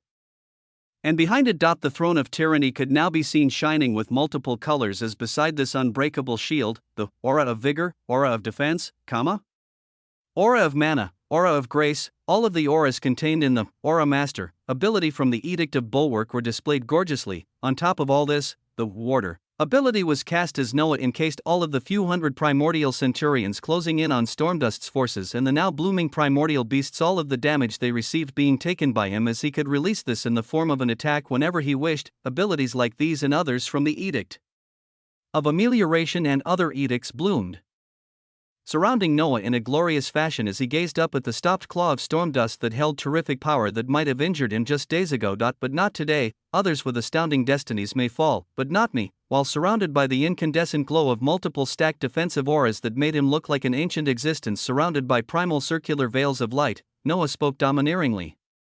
This is not hubris or pride, little betrayer. But it is fact, WAA. Others can fall, but not him. These words rang out for all to hear as they caused their origins to tremble from the sense of surety the being that said them had. Amidst the chaotic battle, the eyes of others could not help but lock onto him as they saw the majestic image of this being situated seamlessly on a throne with waves of colorful circular auras surrounding him. And yet his eyes and the strength they released seemed to be the most illuminating thing stemming from him. Essence surged around him as while situated on the throne of tyranny, Noah raised his right hand, a mere raise of his hand while gazing up towards the figure of Stormdust. And he then called out 4 words in a magisterial fashion: Hammer. Of cosmic glory. The only offensive ability from the nomological edict of the Forge Master was utilized, the profound space of the cosmos. Tore and sundered, from the cracks, something terrific formed as a fantastical scene worthy to be inscribed into the annals of history bloomed, new Daos gained from the influx of different existences in the ever-expanding infinite cosmos. Grand Tao of the Doppelganger, Grand Tao of Sound, Grand Tao of Wandering, Grand Tao of Gold, Grand Tao of Oscillation, Grand Tao of Zephyr, Grand Tao of Barmecidal, Grand Tao of Malleability, Cosmic, Cosmic Tao of Catastrophe, Cosmic Tao of Atramentus, Cosmic Tao of Biosphere, Cosmic Tao of Purgatory, Cosmic Tao of Permafrost, Chapter 1317, A Show of Invincibility. In the glimmering primordial sea, the figure of the grandiose draconic elephant cosmic primordial beast that was Hyperion could be seen, his 3 eyes swirled with the light of mysticism as he oversaw many scenes, his current focus in this millisecond being a scene not within the depths of the primordial empire, but outside of it, at this moment in time within the cosmic battlefield that was located in the depths of the primordial empire. Primordial beasts had bloomed as they would ravage and begin to fracture the vast cluster of cosmos from within. But this was just a single factor in Hyperion's eyes. If he was going to make a move, he would make it in a grand fashion, as he wouldn't just stop there, move from the clusters of pandemonium. His dominant voice echoed out as it rang into the minds of a number of beasts located differing distances away from the primordial empire. Some were billions of light years away or even trillions, but a flood of dozens of beasts erupted from clusters of pandemonium as they made a beeline towards the grandiose primordial empire. Grand primordial beasts led the way from each cluster, their eyes hungry for the allure of universes and cosmos as their jaws already pulsated with the cosmic essences of ruination and the primordial Tao. Their aim was the vast empire before their eyes as it revealed one of the many issues such a conglomeration of cosmos had. The cosmos within the primordial empire were many, as even though it was labeled the bastion of reality, it was also a location that was widely known by the existences that devoured cosmos. They didn't attack under the orders of a single being, not because the great conqueror of this empire was too strong for them to handle. Aegon was a fantastic deterrent for any normal primordial beasts as they would not dare to approach his bastion of reality. But it was not a strong enough deterrent for the existence that had reached the cosmic realm before him, so this being plotted and planned as he installed many clusters of pandemonium that held a number of his pieces, and this occasion today was one of the many that Hyperion planned to use these pieces, apart from peeking into the existence that had reality-bending abilities apart from the champion of reality. Hyperion used this juncture to do nothing else but cause a single action that was always planned for the advancement of his future plans: chaos. Let it bloom and muddy the waters. It will make it all that much easier to set a stage for the fall of a primordial. All that much easier for the Edict of Anarchy to elevate me to even greater levels. WAA, a terrific set of words left Hyperion's mouth as from this chaos, there was much for him to benefit from. As the holder of the nomological Edict of Anarchy, Any destruction and chaos caused by him elevated his levels of power tremendously, the destruction of many universes and cosmos placing him where he was today. This was just a part of his power, and it was now being elevated with every passing millisecond as from his actions, anarchy unfolded in a glorious fashion. His third eye that split apart his forehead swirled with intense light as it reflected the figure of a certain battle blooming in the cosmic battlefield, the scene of the figure of Aegon clashing with three grand primordial beasts as the result.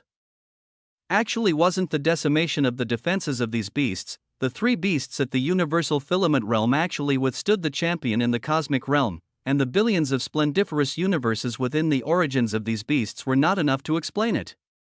It was the protection and effectiveness of a unique authority that stemmed from the unique primordial eye that held an immeasurable number of swords circling its iris. The primordial eye of the Kaiser. Hyperion uttered such a grand name as this fantastical eye released a cascade of deadly light, a light that was enough to support three grand primordial beasts proficient in edicts to momentarily withstand an existence in the cosmic realm. The light of the primordial eye of the Kaiser remained on Aegon for a few more seconds before its focus shifted to another existence. As for you, Hyperion's gaze turned towards the image of Osman sitting upon a throne with one of his arms raised, a glorious golden hammer the size of multiple galaxies forming above him in a stellar fashion. This hammer bloomed from the sundered cracks of space as it blazed with a scorching golden light that melted the boundaries of broken galaxies and universes, being inlined with red pulsating runic lines as it bordered over dozens of billions of light-years in size, being larger than any of the currently moving figures in the cosmic battlefield.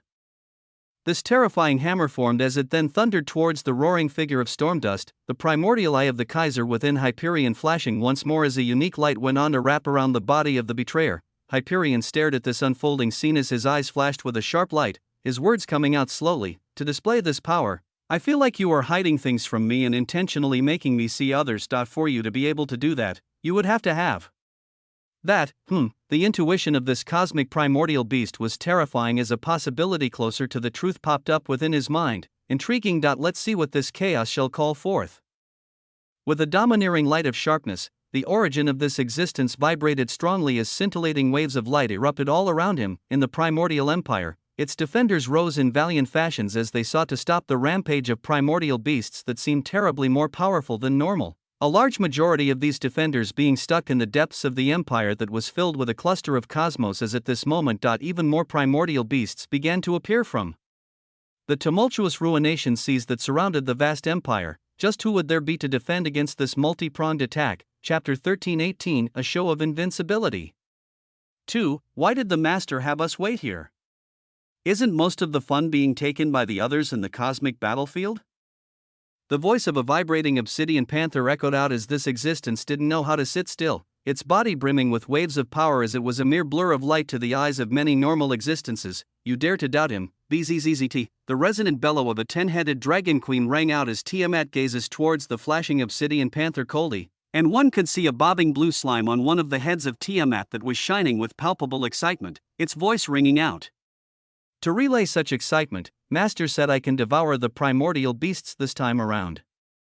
I wonder what I'll get. The figure of the blue slime couldn't keep down its excitement as apart from these three, the figures of the twin draconic serpents Noah had contracted as animus summons along with the colossal Helios Leviathan, galaxy-devouring serpent that had now been elevated to a universal devouring serpent, the golden crow, variant oculothorax, calamity bear. All of Noah's animus summons were here as they didn't just have one body present, but they had multiple of their clones stretched out across the bounds of the primordial empire. Yes, Noah's animus summons. With him rising exponentially in power, he could force the strength of these unique contractually bound existences differently than any others, with him being capable of using his ridiculous infinite mana to allow them to birth a crazy amount of universes like him through the animus summoner trainer abilities. But because the forging of universes dealt with such a high tier of power, the effect of the abilities were reduced as Noah couldn't bring his summons to the same number of universes like him from merely spamming animus growth empowerment. Currently, he found that he could forge 1/4 of the current number of universes he held within his origin onto his summons, and it was normal universes of course, as at this moment, each of the animus summons had more than 1 billion universes roiling madly within their origins. From all those around Noah, these existences were the strongest as the power they could release and borrow from their master was utterly ridiculous. Bzzzt. At this time, The light of primordial beasts began to appear at the edges of the primordial empire as the universal devouring serpent Jormungand raised its head, the crimson eyes the size of galaxies flashing sharply as an ancient voice erupted out, "Master never lies. Let us see who will eradicate more of them." Rumble. Waves of gorgeous essence of nomological edicts suffused the body of the colossal serpent and the rest of the animus summons, battle cries echoing out as many of their clones stationed around the primordial empire moved out to hunt the coming primordial beasts. Noah had thought multiple steps ahead on what would be happening as he worked to procure the most amount of loot, his path of victory showing him a glorious possibility of billions of universes that would get him closer to the cosmic realm to bring themselves onto his lap. In the center of the cosmic battlefield, the hammer of cosmic glory sundered down as the figure of Stormdust roared out madly, his figure actually sinking its claws into the vast space around him as his wings, what should have been one of the weaker points of his body, were actually the ones to meet the descending hammer. The glory of a cosmos in the form of a hammer smashed into the wings is shockingly, they didn't deform or rapture as they blazed with unique white flames of an edict. White flames that Noah had seen before from a particular cosmic primordial beast, BZZZT, a blaze of scorching red light mixed with pristine white flashed out as the attacks actually cancelled each other. A glow of colors dancing around the figures of Noah and Stormdust as the support that the betrayer was receiving was entirely thorough. Noah's edict of the Forge Master was actually dispersed by whatever essence of edict had bloomed from the pairs of wings, the might of this edict seeming a notch higher as it caused Noah's eyes to shine with interest. He gazed at Stormdust and the consciousness slowly stemming from within this existence with rapt attention as he didn't want to miss anything from him. The nomological edict only Hyperion could utilize actually bloomed as the features of Stormdust became more elephantine, the will of Hyperion sinking into it more and more as his battle power rose. "I will not be pushed back ever again. I will not stop." The bellow of Stormdust echoed out as he was bolstered in confidence from being capable of withstanding Noah's attack, his draconic elephantine body erecting waves of attack to try and break past the many auras gorgeously surrounding the throne, yet his rising dominance was brought to a halt when Noah adopted a smiling expression a moment later while he called out continuously, "Hammer of Cosmic Glory!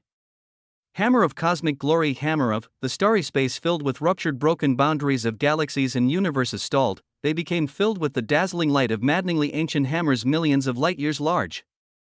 The breathtaking sight taking the attention of everyone that could still spare any amidst the chaos as they were introduced to the concept of spamming with the highest level of abilities. None of them saw the meaning of many other actions currently taking place in the cosmic battlefield, one such action being the silent but thorough destruction of the forces that Stormdust had brought with him for the now forgotten writ of challenge. Tainted ones with terrific power had risen from their ranks as the forefathers and foremothers put up a battle, but nothing could withstand the terror of the primordial centurions that were fully utilizing the set effects of the primordial king set while being bathed in Noah's essence of nomological edicts. Their deaths occurred quickly and efficiently as they weren't even spared too much attention, but Noah had gained a significant amount from these existences as in the ruination realm only he could access. Prompts of wondrous loot continued to appear before his eyes, 1,935 universal filament cores obtained. Ding! The effects of the cosmic Tao of loot are applied, 967,500 resplendent shards of a cosmic core obtained, 342 runic Taoline enhancers obtained. Ding! The effects of the cosmic Tao of loot are applied, 171,000 transcendental runic Taoline enhancers obtained, 88 billion skill points obtained. Ding! The effects of the cosmic Tao of loot are applied, 88 cosmic resource points obtained. Prompts of loot that showed him a potential gain of 20 billion more normal universes among other things bloomed as Noah continued to collect and benefit the most out of the chaos currently occurring, and he was just getting started. Chapter 13:19, A Show of Invincibility. 3. Invincibility, a word that couldn't be used lightly, and the champion of reality did not use it lightly in any way. He told the three grand primordial beasts that he would show them what this word truly meant, and he wasn't playing when he said so. THRUUM. His body alone released terrific waves of power after the initial impact, where during the time when a certain enthroned tyrant was spamming down hammers of cosmic glory. Aegon gazed at the three grand primordial beasts surrounded by the aura of edicts as his eyes flashed with arrogance and power, his hands spread out to his left and right as his cosmic origin vibrated, white smoke coagulated from extreme heat and temperature rising from his body as when paired with his runic Tao lines, he looked utterly primal and ancient of an existence. He didn't speak a single word as he actually had his authority blocked by the first attack, his second one being something Utterly monstrous as with arms outspread, his figure flashed and disappeared at this faster than speeds that even Noah couldn't achieve at this moment. His grand figure appeared behind one of the grand primordial beasts as his vast hands reached out and grasped onto its vibrant wings. Bzzzt, the protection of an edict suffused over the primordial beast as even though it couldn't react to Aegon's speed, its base defenses were still there to protect it. Yet, RIP, a golden light covered Aegon's hands that wriggled with ancient runic Dao lines. This golden light utterly ignored the protection of an edict, and it went even further as it shattered a vibrant light of protection that stemmed from the primordial eye of the Kaiser. His vast hands were able to bypass the defenses of the beast as with a cold expression, he held onto and pulled the pair of wings within his hands apart as golden blood flew out to cover everything in the surroundings, even the bodies of the other two primordial beasts. Roar! A maddening roar echoed out as with the time lapse of less than a millisecond, the grand primordial beast tried to react, but it did not need to. This was because the moment that Aegon came in contact with the golden blood of the beast, he called out lightly, "Immolate." A single word that seemed like a command that was terrifically followed as in the next second, the golden blood that Aegon was in contact with began to burn with golden flames and disappear. This burning traveling to the surging blood within the body of the beast as in the next second all the blood circulating within this creature began to burn in golden flames while its body twisted and turned like a balloon before. Boom! It exploded in a shower of blood and golden flames that remained burning, a terrifying scene of immolation playing out as time resumed to normal once more. The figure of Aegon was bathed with golden burning flames as he looked extremely terrifying, the chunks of the immolated grand primordial beast around him that he caused to perish in less than a millisecond trying to come together to form its primordial heart. Invincibility. This was a sense of it as he ripped apart a grand primordial beast with an edict in less than a millisecond. As for the other two beasts, their origins vibrated madly as splendiferous universes in the millions began to burn to grant them even greater power. The essence of their edicts surrounding them in fervor as they moved with even greater hatred against the only enemy they had in this reality, the champion that would always stand in their way, yet this being gazed at them impassively as while still surrounded with the golden burning blood of the dead primordial beast, he called out lightly, "You two are already dead." A fantastical statement was made. The two grand primordial beasts paid no attention to it as their origins continued to churn wildly, but they inadvertently found their bodies coming to stop in the next second as before they realized it, their origin and blood began to burn with pristine golden flames that caused their bodies to balloon out and immolate into chunks of explosive flames a millisecond later as even while they perished. They were asking themselves how, during this whole time, Aegon had just ripped the wings of a single beast as its golden blood flew to cover everything, and he then called out the word, "Immolate," as the first beast did just that, and two more followed moments later. It was terrifying as one didn't know exactly what Aegon had done to cause this. All that was left was his figure as he ridiculously wiped out three grand primordial beasts with edicts and the support of a unique authority of a cosmic primordial beast. This was invincibility. Others didn't have to understand how he did it. He would just show them a performance worthy of the champion of reality, while surrounded by the immolated remains of three grand primordial beasts and their remains. Aegon's dark eyes turned towards the direction of Stormdust, his gaze filled with a shocking light as he moved. What had Aegon actually done? This question plagued two beings mostly, and one of them was Noah, who had been keeping a close eye on everything occurring around this time. The blood of a beast had flown out as Aegon had commanded a single word, and this was followed by the fall of three powerful existences. Others may not have seen, but Noah saw that Aegon's attack had been released even before he uttered out, "Immolate." The moment that he ripped apart the wings of one of the primordial beasts and its blood flew out everywhere, Noah saw a silent essence leak out from Aegon and attach to all the three beasts through the expanding golden blood, this essence being the reason why he effortlessly reaped the lives of these existences back to back thereafter.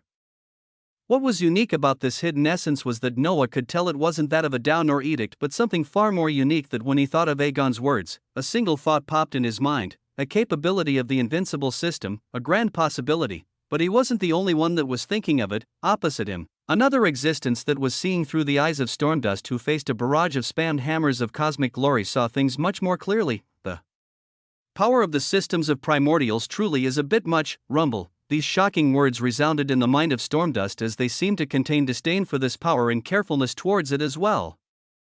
"Alright, little betrayer, let me take over for a bit," the voice of Hyperion echoed out grandly. Along with it came a unique authority as the consciousness of a terrific existence thundered down soon after. Chapter 1320, The Flames of Samsara. Atop the throne of tyranny, Noah oversaw everything with stellar eyes as a hidden golden book was on his left hands as he spammed, hammer of cosmic glory. Storm dust is kept at bay while Aegon shows off a glimpse of his system, and the Hyperion shows his might as his vast consciousness descends onto storm dust. Such a terrifying thought crossed Noah's mind as he smiled devilishly, things so far going according to plan even though there were a few surprises. The golden book within his hands had given him an overabundant amount of information, but it didn't tell him everything as he still had to prepare and be ready to react to any unexpected situations. And when it came to existences like Aegon and Hyperion, they always came with unexpected situations. Aegon's power, or how it actually worked, was a mystery as he used a terrifying power that wiped out heavily fortified grand primordial beasts in an instant, and Noah wanted to know more about this. And the extent of strength from Hyperion, these two cosmic rank existences unwittingly telling Noah about themselves as the battle unfolded. At the same time, his people were finishing off Stormdust's forces as the unique loot he was receiving from existences that were primordial beasts continued to roll in, and he now also began to take it primordial hearts after the appearance of the beasts themselves being taken care of multiple clones of his summons. To top it all off, the figures of Halcyon, Springforge, and Havenbreaker were leading their forces to also stop the rampaging devouring of the space and boundaries of cosmos by the primordial beasts, significant damage being dealt to the Empire at this time from this surge of terrifying existences. Yet amidst all of this struggle, Noah was experiencing something entirely different in the Ruination realm, as after he duplicated the constantly rushing in shards of a cosmic core, he continued to absorb them as the number of normal universes exploded entirely past 10 billion at this moment, and this number was still rising, 1/10 of the way from the cosmic realm, and this was still in the middle of the battle as Noah expected to be rushing towards a third if not half of the way there from this single Nexus event. While he continued this accumulation of universes, his eyes also turned towards the blue panel that showed the nomological edict of Samsara. In the past recent seconds, dozens of billions of skill points had fallen into his lap as they were turned into cosmic resource points, enough points that he could now fully elevate the progression of an edict into 100%. The result for one to reach such distinction was something that Noah looked forward to greatly, and he now had the chance to do so as his eyes flashed while giving the command for the newly incoming cosmic resource points to surge into the nomological edict of Samsara, WAA. His destiny surged madly as he reached this critical juncture. His mind watching with rapt attention to the changes on the description of the nomological edict of Samsara as it went towards 100%. Nomological edict of Samsara. A nomological edict is a form of undeniable truth, granting them an increase in the speed of their realm progression by 10 million%, an increase of 100 million% to all parameters, and increases the chances of fusions of other laws and DAOs by 100% for the production of other nomological edicts. Current rate of progress, 100%. The completion to the rate of progress has allowed for the flames of Samsara to bloom within the origin of the user, rumble, as if an explosion had torn apart his very origin, as if something much bigger than him bloomed. And it superseded everything he knew as it shone brighter than any of the billions of universes within his origin. It was a terrifying white flame that came to settle in the center of his origin, this flame releasing a mysterious sense of power that caused Noah's eyes to raise with slight alarm. Something new appeared within his mind as he came in contact with these flames. A shocking amount of knowledge and power about things he had no knowledge of before being laid out clearly in a wondrous fashion, his focus being these dancing white flames that colored his multicolored origin with a blaze of white flames of Samsara. The flames of Samsara bloom in your origin as they usher in an inclusion into the bloodline of Samsara. As a follower of this bloodline, you are granted 500 million% to true defense, 200 million% to true annihilatory damage. The ability to escape true annihilation of origin and soul is generated to be utilized once, and your origin begins to produce a nanoliter of the true blood of a higher existence within your body daily. The full completion of an edict granted one unique flames that gave them access to a unique bloodline of this edict that held its own unique and wondrous perks. In the case of Samsara, one actually had a single chance to escape true annihilation in their lives, along with terrific percentage boosts majorly on defense with some on offense. But the other thing that caught Noah's eyes was the mention of the production of a nanoliter of the true blood of a higher existence. The chance of elevation from a common existence and into a higher existence actually lay in edicts. Noah's heart trembling as he called upon the pristinely raging flames within his origins and watched as they appeared mesmerizingly over his palm. They were fantastical to look at, but they also reminded him of flames he had seen on a particular being days ago. White flames that had danced off Hyperion's elephantine limbs, and other colors of flames that had appeared around this existence that at that time Noah simply thought them to be terrifying edicts. Now he knew, they were an indication of a wondrous achievement, and also an indication of an existence making their way to be elevated onto a whole other stage entirely. Chapter 13:21 The Flames of Samsara. 2. Questions buzzed in Noah's mind crazily as there was nobody to give him answers. His eyes remained glued to the pristine panel telling him about the flames of samsara, looking at the words of nanoliter of the true blood of higher existences. How many nanoliters are required before the full conversion of a normal existence to a higher existence?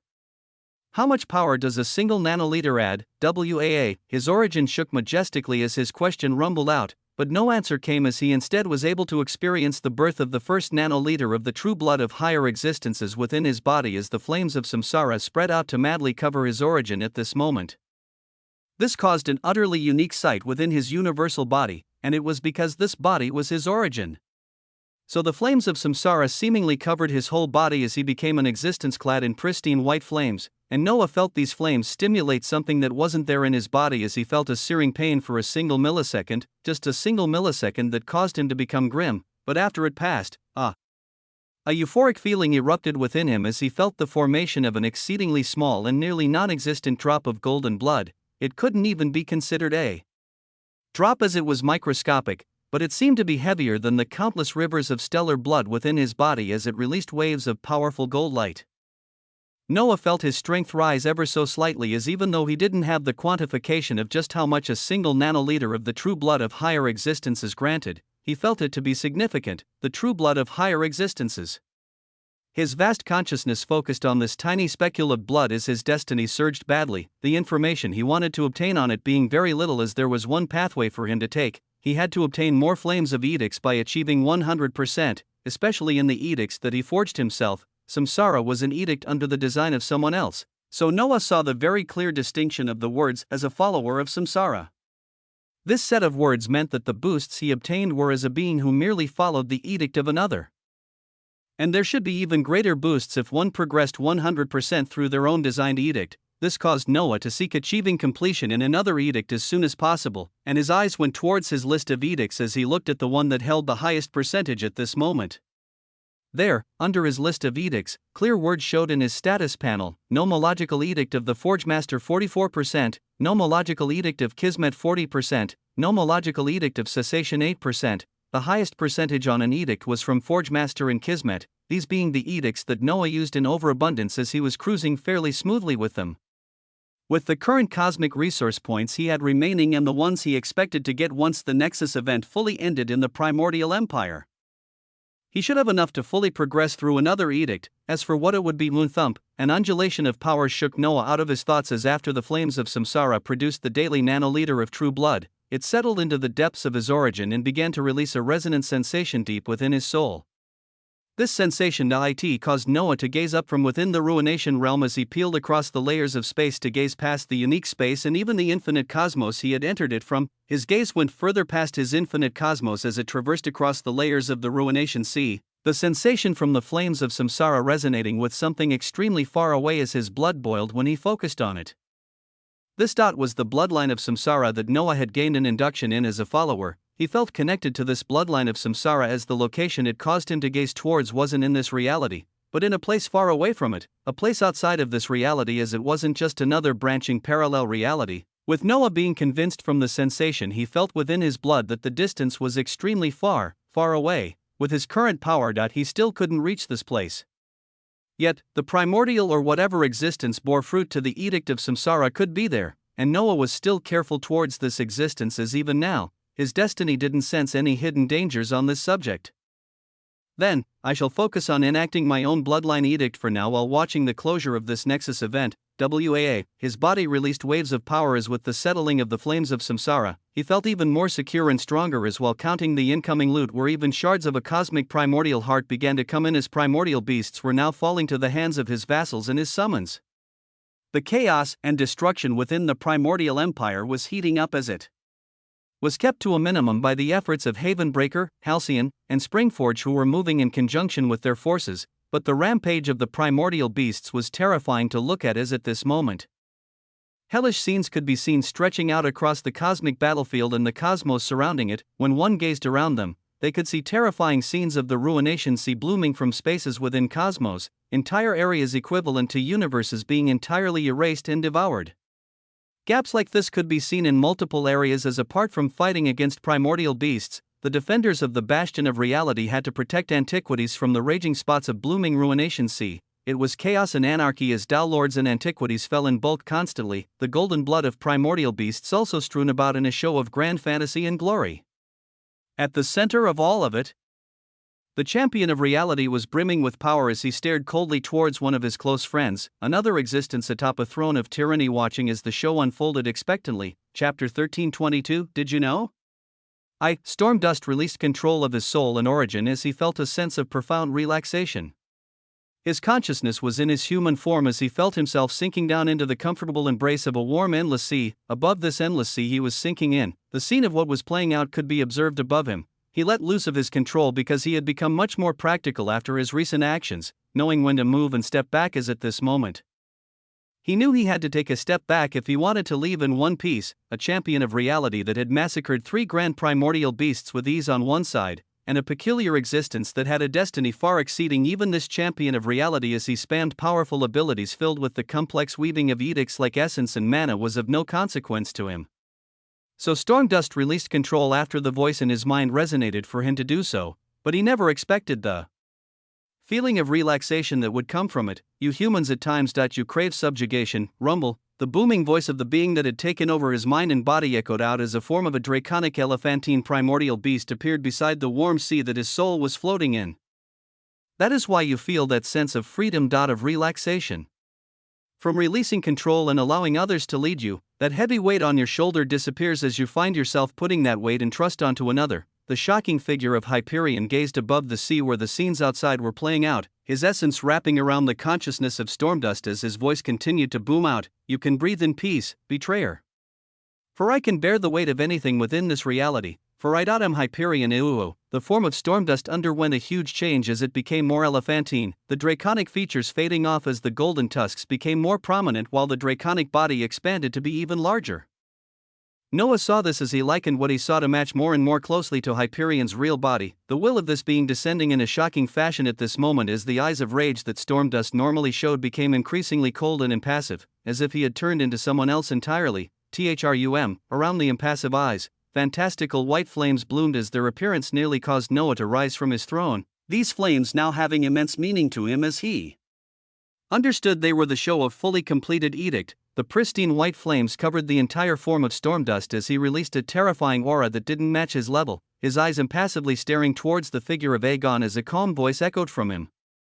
"Come at me, little champion." Zap! Before the words from the figure of Stormdust even finished, the glorious form of Aegon appeared from above as with a trace of anger in his expression. He struck down nothing but a punch, but Noah's eyes shone as he shockingly saw the wriggling multicolored runic dowlines spread out across the body of Aegon wiggle and come to life. All of these lines crawling on the surface of his skin as they all rushed towards the hand he was throwing out. As if this being could seamlessly command runic dowlines to do so, they all clustered onto his right hand as they vibrated with wild power, crimson flames beginning to bloom onto this punch as once more a single being noticed such flames to have a vastly different meaning. With such might and crimson flames that represented a completed edict behind him, the punch struck towards the possessed figure of Stormdust as Noah saw not just space itself, but the very reality around the area that Aegon was attacking to be breaking, an attack that altered reality in such a way that it broke a portion of it, such an attack being capable of wiping out any existence body and soul if they were caught in it unless they had an ability to withstand the effect of reality-inducing attacks. Towards the collapsing portion of reality before his eyes, the possessed figure of Stormdust had the white flames around him converge, the elephantine trunk moving out as akin to a horn. It blew out a shocking trumpet of white flames that melted the coming portion of shattered reality. Noah watched breathlessly as he absorbed all the knowledge he could, his figure watching expectantly upon his throne as he watched the two strongest contenders of this reality exchange blows. The battle was a unique one as it didn't seem like both sides were going out, with each of them doing nothing more than testing the waters of the other. Hyperion had his own plans, and Aegon had his own. As the two sides battled with the flames of edicts that granted them their own unique bloodlines, each of their attacks carrying enough strength as they were capable of causing cracks to spread through reality itself. When it came to this, what else could others do but despair? In the unique mental space within Stormdust, the soul of this being saw the scene as he continued to sink further into the endless sea around him, shaking his head as he saw the power that Aegon was displaying before his eyes. Do not be surprised at such power, betrayer.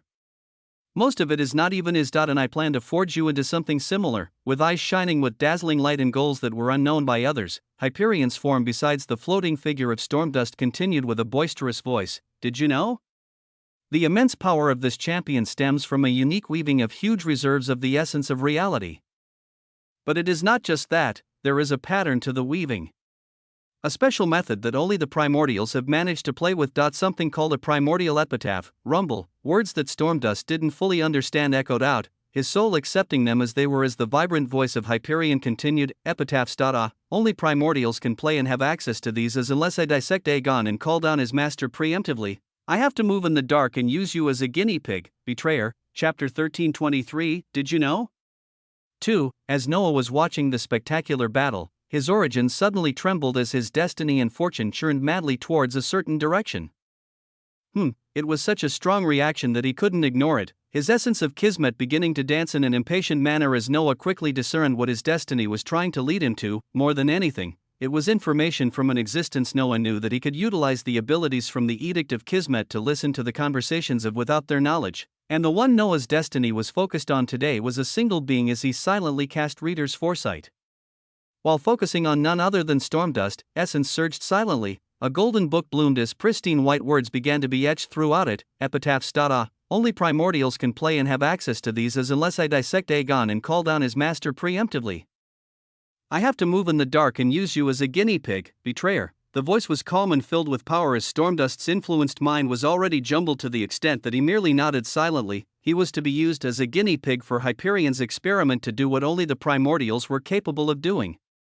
Under the influence of Hyperion, the soul of Stormdust was already placed under his will entirely as such a terrifying prospect only seemed natural for power. Oh, here comes that ability he used to wipe out those 3 young ones. BZZT, in the scene of the cosmic battlefield, the now draconic elephantine body of Stormdust surrounded by raging flames of a completed edict was going to face another blast capable of shattering reality from Aegon when suddenly the figure flashed away from the current position and appeared a light years away. The eyes of the tyrant upon a throne flashed as he saw such a scene, his gaze following the figure of Stormdust that stared at the figure of Aegon and the location of the shattered reality that it had just flashed away from. Is that the main ability from your system, little champion? The invisible essence you tried to mask in your attack to latch onto me. Explosive words came out as Aegon's eyes turned utterly cold. An invisible essence. This was what had latched onto the 3 grand primordial beasts at the time that Aegon ripped apart the wings of one of them, and all it took thereafter was a single command from Aegon as these powerful existences perished. An ability that ignores all true defenses as long as its essence attaches to its target, allowing you to conduct whatever reality-altering verdict as your enemies can do nothing but perish, that is if you manage to successfully hook that essence onto them. What if I just dodge it, little champion? Hyperion's voice was filled with disdain as it caused the impassive figure of Aegon to undulate with power, this conqueror not being provoked at all as instead of blowing up and showing even more of his abilities, his aura was actually reined in while he stared at the faraway figure of the draconic elephantine Stormdust. His cosmos reflected brilliantly on his chest as with a calm demeanor as if a portion of his abilities were not just figured out. He spoke valiantly. You must be the risen cosmic primordial beast that has been moving around recently. Do you think this mere attack is enough to destabilize my empire? Your possession of this existence being enough for you to come and test me, WAA. He spoke as the regality of an emperor weaved around him, the wriggling runic lines that he had been constantly commanding to go to certain portions of his body coming to silently settle back on his skin as his voice continued to echo out. Why not bring your main body here, little beast? I can show you all you want to know about my system then. I will let you know what invincible truly means. Loud and resonant, the great conqueror spoke. A champion and an ender of reality. 2 completely different existences that each had their own goals. Such beings stared at each other coldly as their mere presence caused the surrounding space to shake and tumble. Snap, the pages of the golden book finished their inscription as it closed shut, Noah's eyes shining brightly as he thought of the beginning of what he read in the current scene before him of the stare-down between Hyperion and Aegon.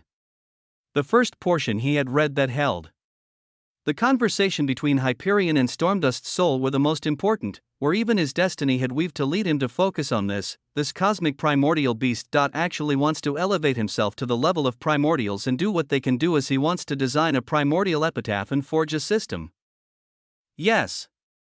Hyperion had selected Stormdust as the guinea pig for such a task, as similar to primordials, this being has access to the essence of reality from devouring many universes and cosmos, and it was also this essence of reality that allowed it to forge multiple edicts and even complete some. Now, this existence wanted to do even more, as he was trying to forge a primordial epitaph, something that only higher existences could even imagine doing, and Hyperion had no idea where to start. Well, he should be on his way to becoming a higher existence depending on when he completed his edicts, and depending on how many completed earnings that can generate the true blood of higher existences.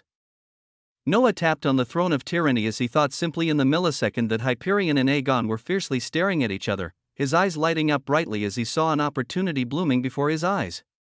It was an opportunity for something he very badly wanted to do but did not yet have the resources to do so, something that he already had a blueprint of, and what a certain cosmic primordial beast wanted to get their hands on. Chapter 1324 Demarcation. He has the essence of reality and is looking for ways to forge a primordial epitaph. And I just so happen to have obtained such a thing. Noah's thoughts churned rapidly as he thanked Eckert wherever he was currently. This being having left behind the blueprint of a primordial epitaph, as even if Noah couldn't use it, he could possibly draw inferences himself when the time came to forge a system. Yet now, a possibility presented itself for Noah to use this blueprint of a primordial epitaph to open up yet another path for himself, as he couldn't help but gaze towards the grand sight of the draconic elephant Stormdust that had actually adopted a cruel smile on its bestial face. Have no fear, little champion. I will come for you when I choose to.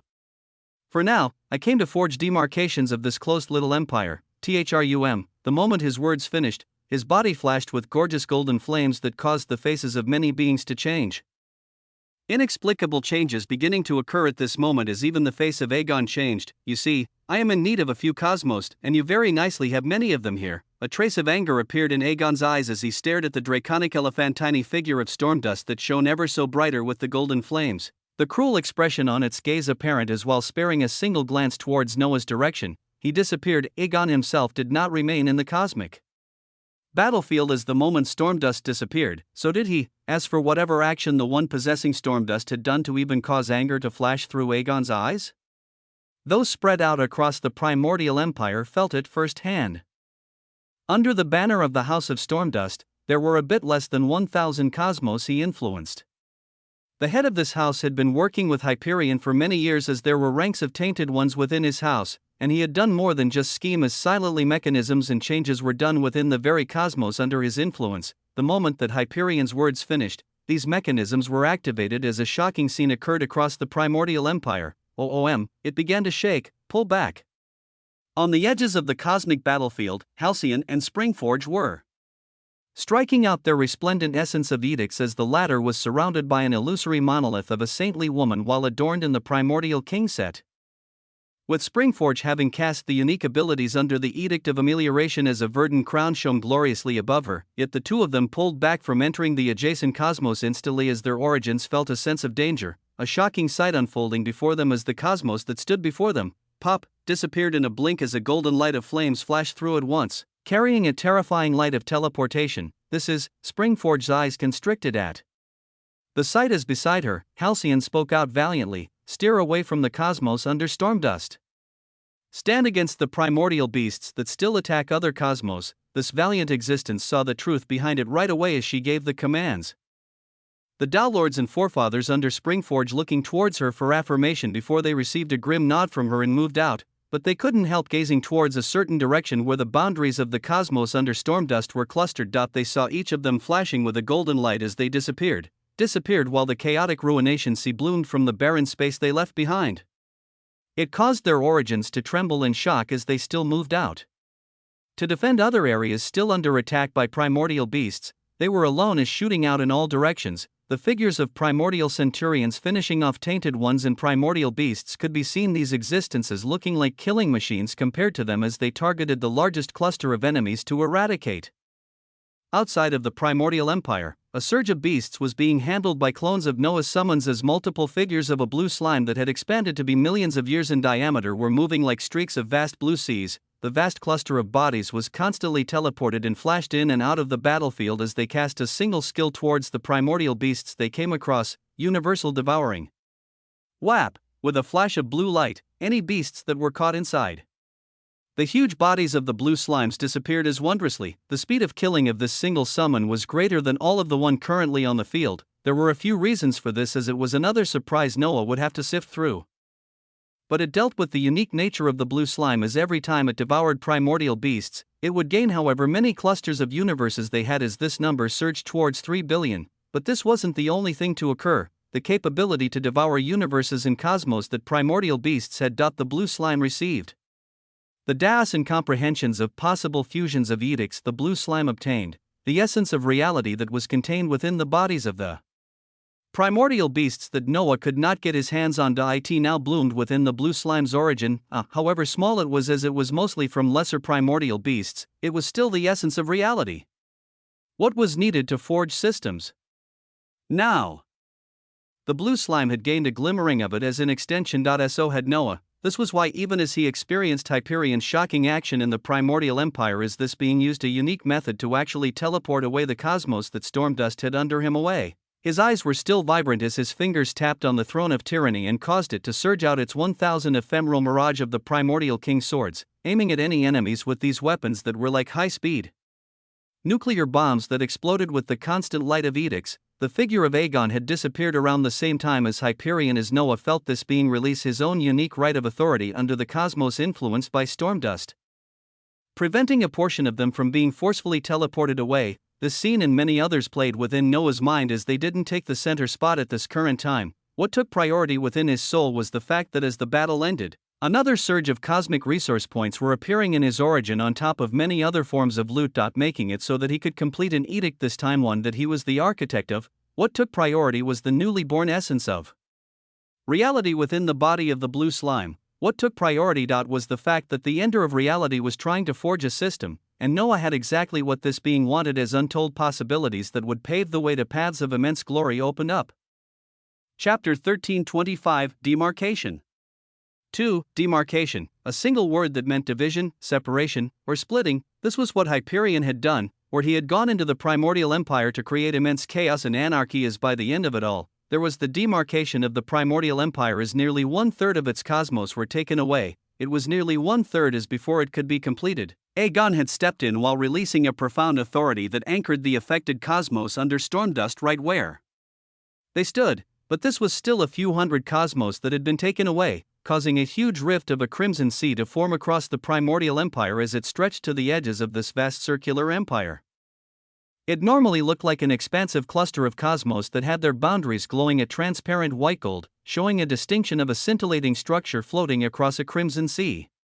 Yet now, this white gold circular cluster of a few thousand cosmos had a red streak running through it as if it was bleeding, and what a grievous injury it was. Outside the boundaries of these cosmos, Noah's forces were finishing up any remaining primordial beasts as the Nexus event gradually came to a close, the results of it being utter chaos for many, as only a few obtained what they came for.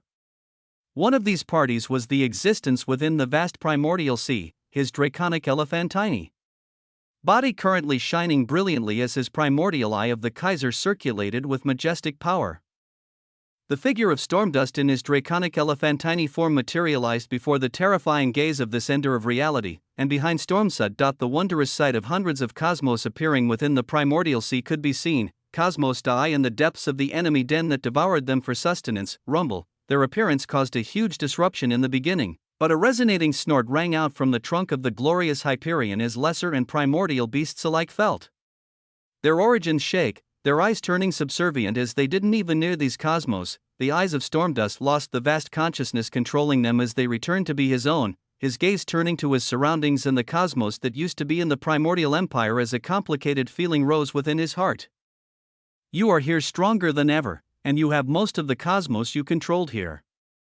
Your house of Stormdust can be rebuilt stronger than ever as you can have Dowlords and antiquities that rise atop primordial beasts into battle. Your own power will approach that of Aegon as long as I am successful in my venture. The regal voice of Hyperion resounded out as he sat within the vast primordial sea that all seemed like his throne.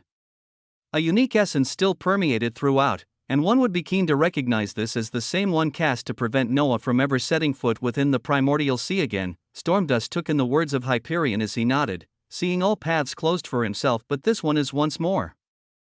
I can only move forward, he could only continue, yet his path came with difficulty and bloodshed. Seeing this firsthand at this moment as his red eyes saw the trunk of Hyperion pointing towards one of the floating cosmos far away in the primordial sea, an unbelievable suction force wrapping around this cosmos as it became miniaturized and sucked into the glimmering trunk of Hyperion, disappearing silently, a cosmos devoured in but an instant. Nothing is free in life.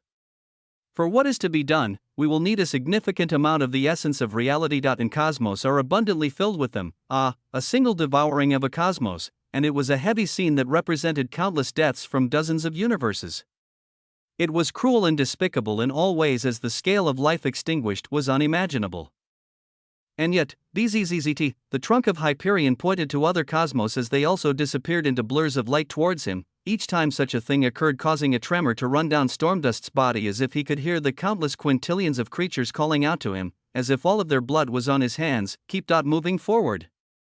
He spat the words out as he rose his head defiantly in the primordial sea, ready to make the best of what was to come out of this event. These were the boons of Stormdust and Hyperion. Then, there were Noah's boons from this Nexus event. In the Ruination realm, Noah's universal body absorbed more and more shards of a cosmic core as his normal universes were forged by the millions at this point. His bright eyes watching the last trench of loot appearing before his eyes, 168 lesser primordial hearts obtained. Ding! The effects of the cosmic Tao of loot are applied, 84,000 shards of a cosmic primordial heart obtained, 3 grand primordial hearts obtained. Ding!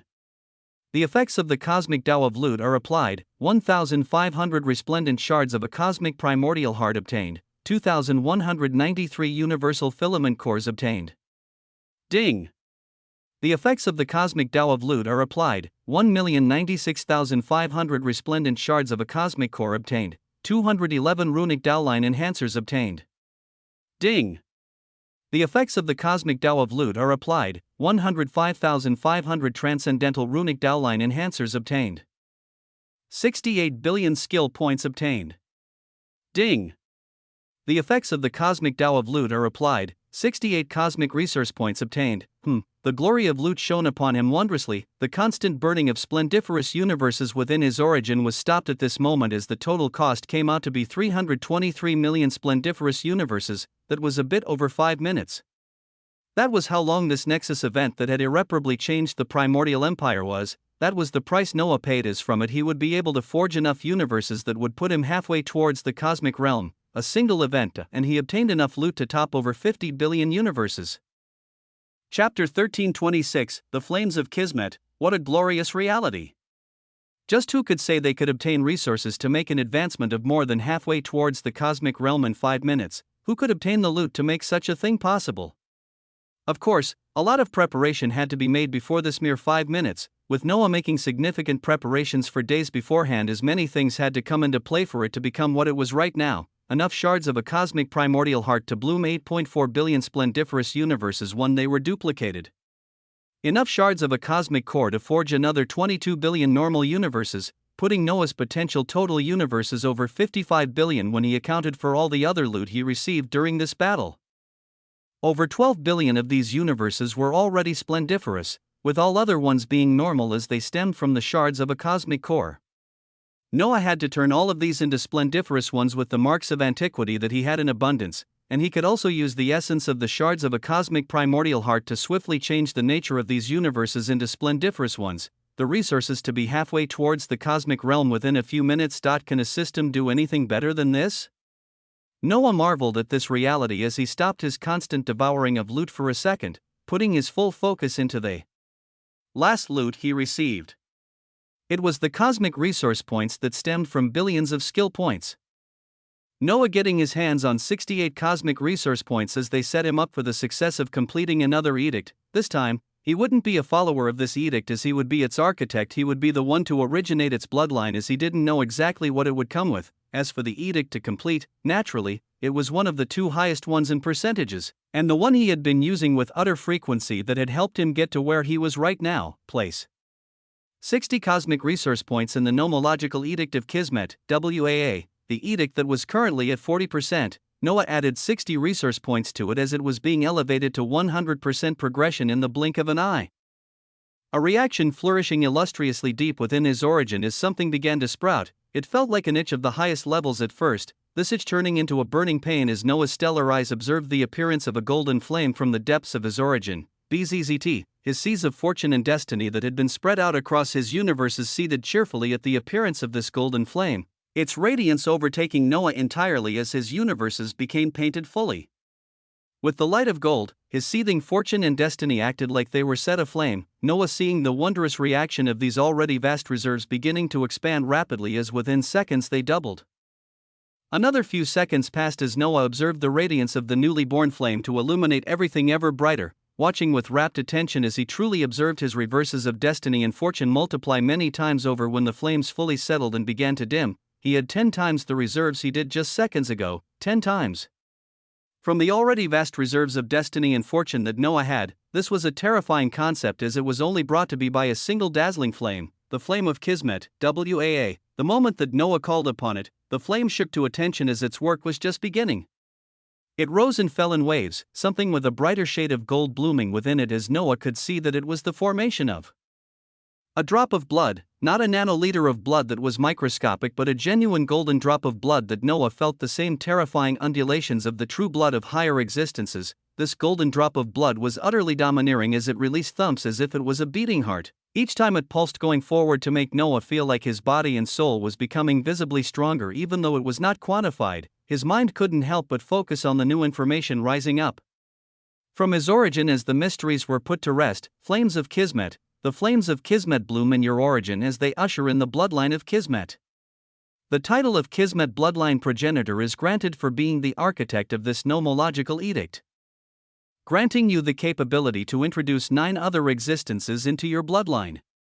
Followers of the bloodline of Kismet gain an increased chance of comprehending the nomological edict and have the task of fusing the required laws and Taos to be an eventuality. As the architect of this bloodline, you are granted the ability of author's jurisdiction that can only be utilized by the essence of reality, and your reserves of fortune and destiny are multiplied by 10 as you also gain the title of chosen existence.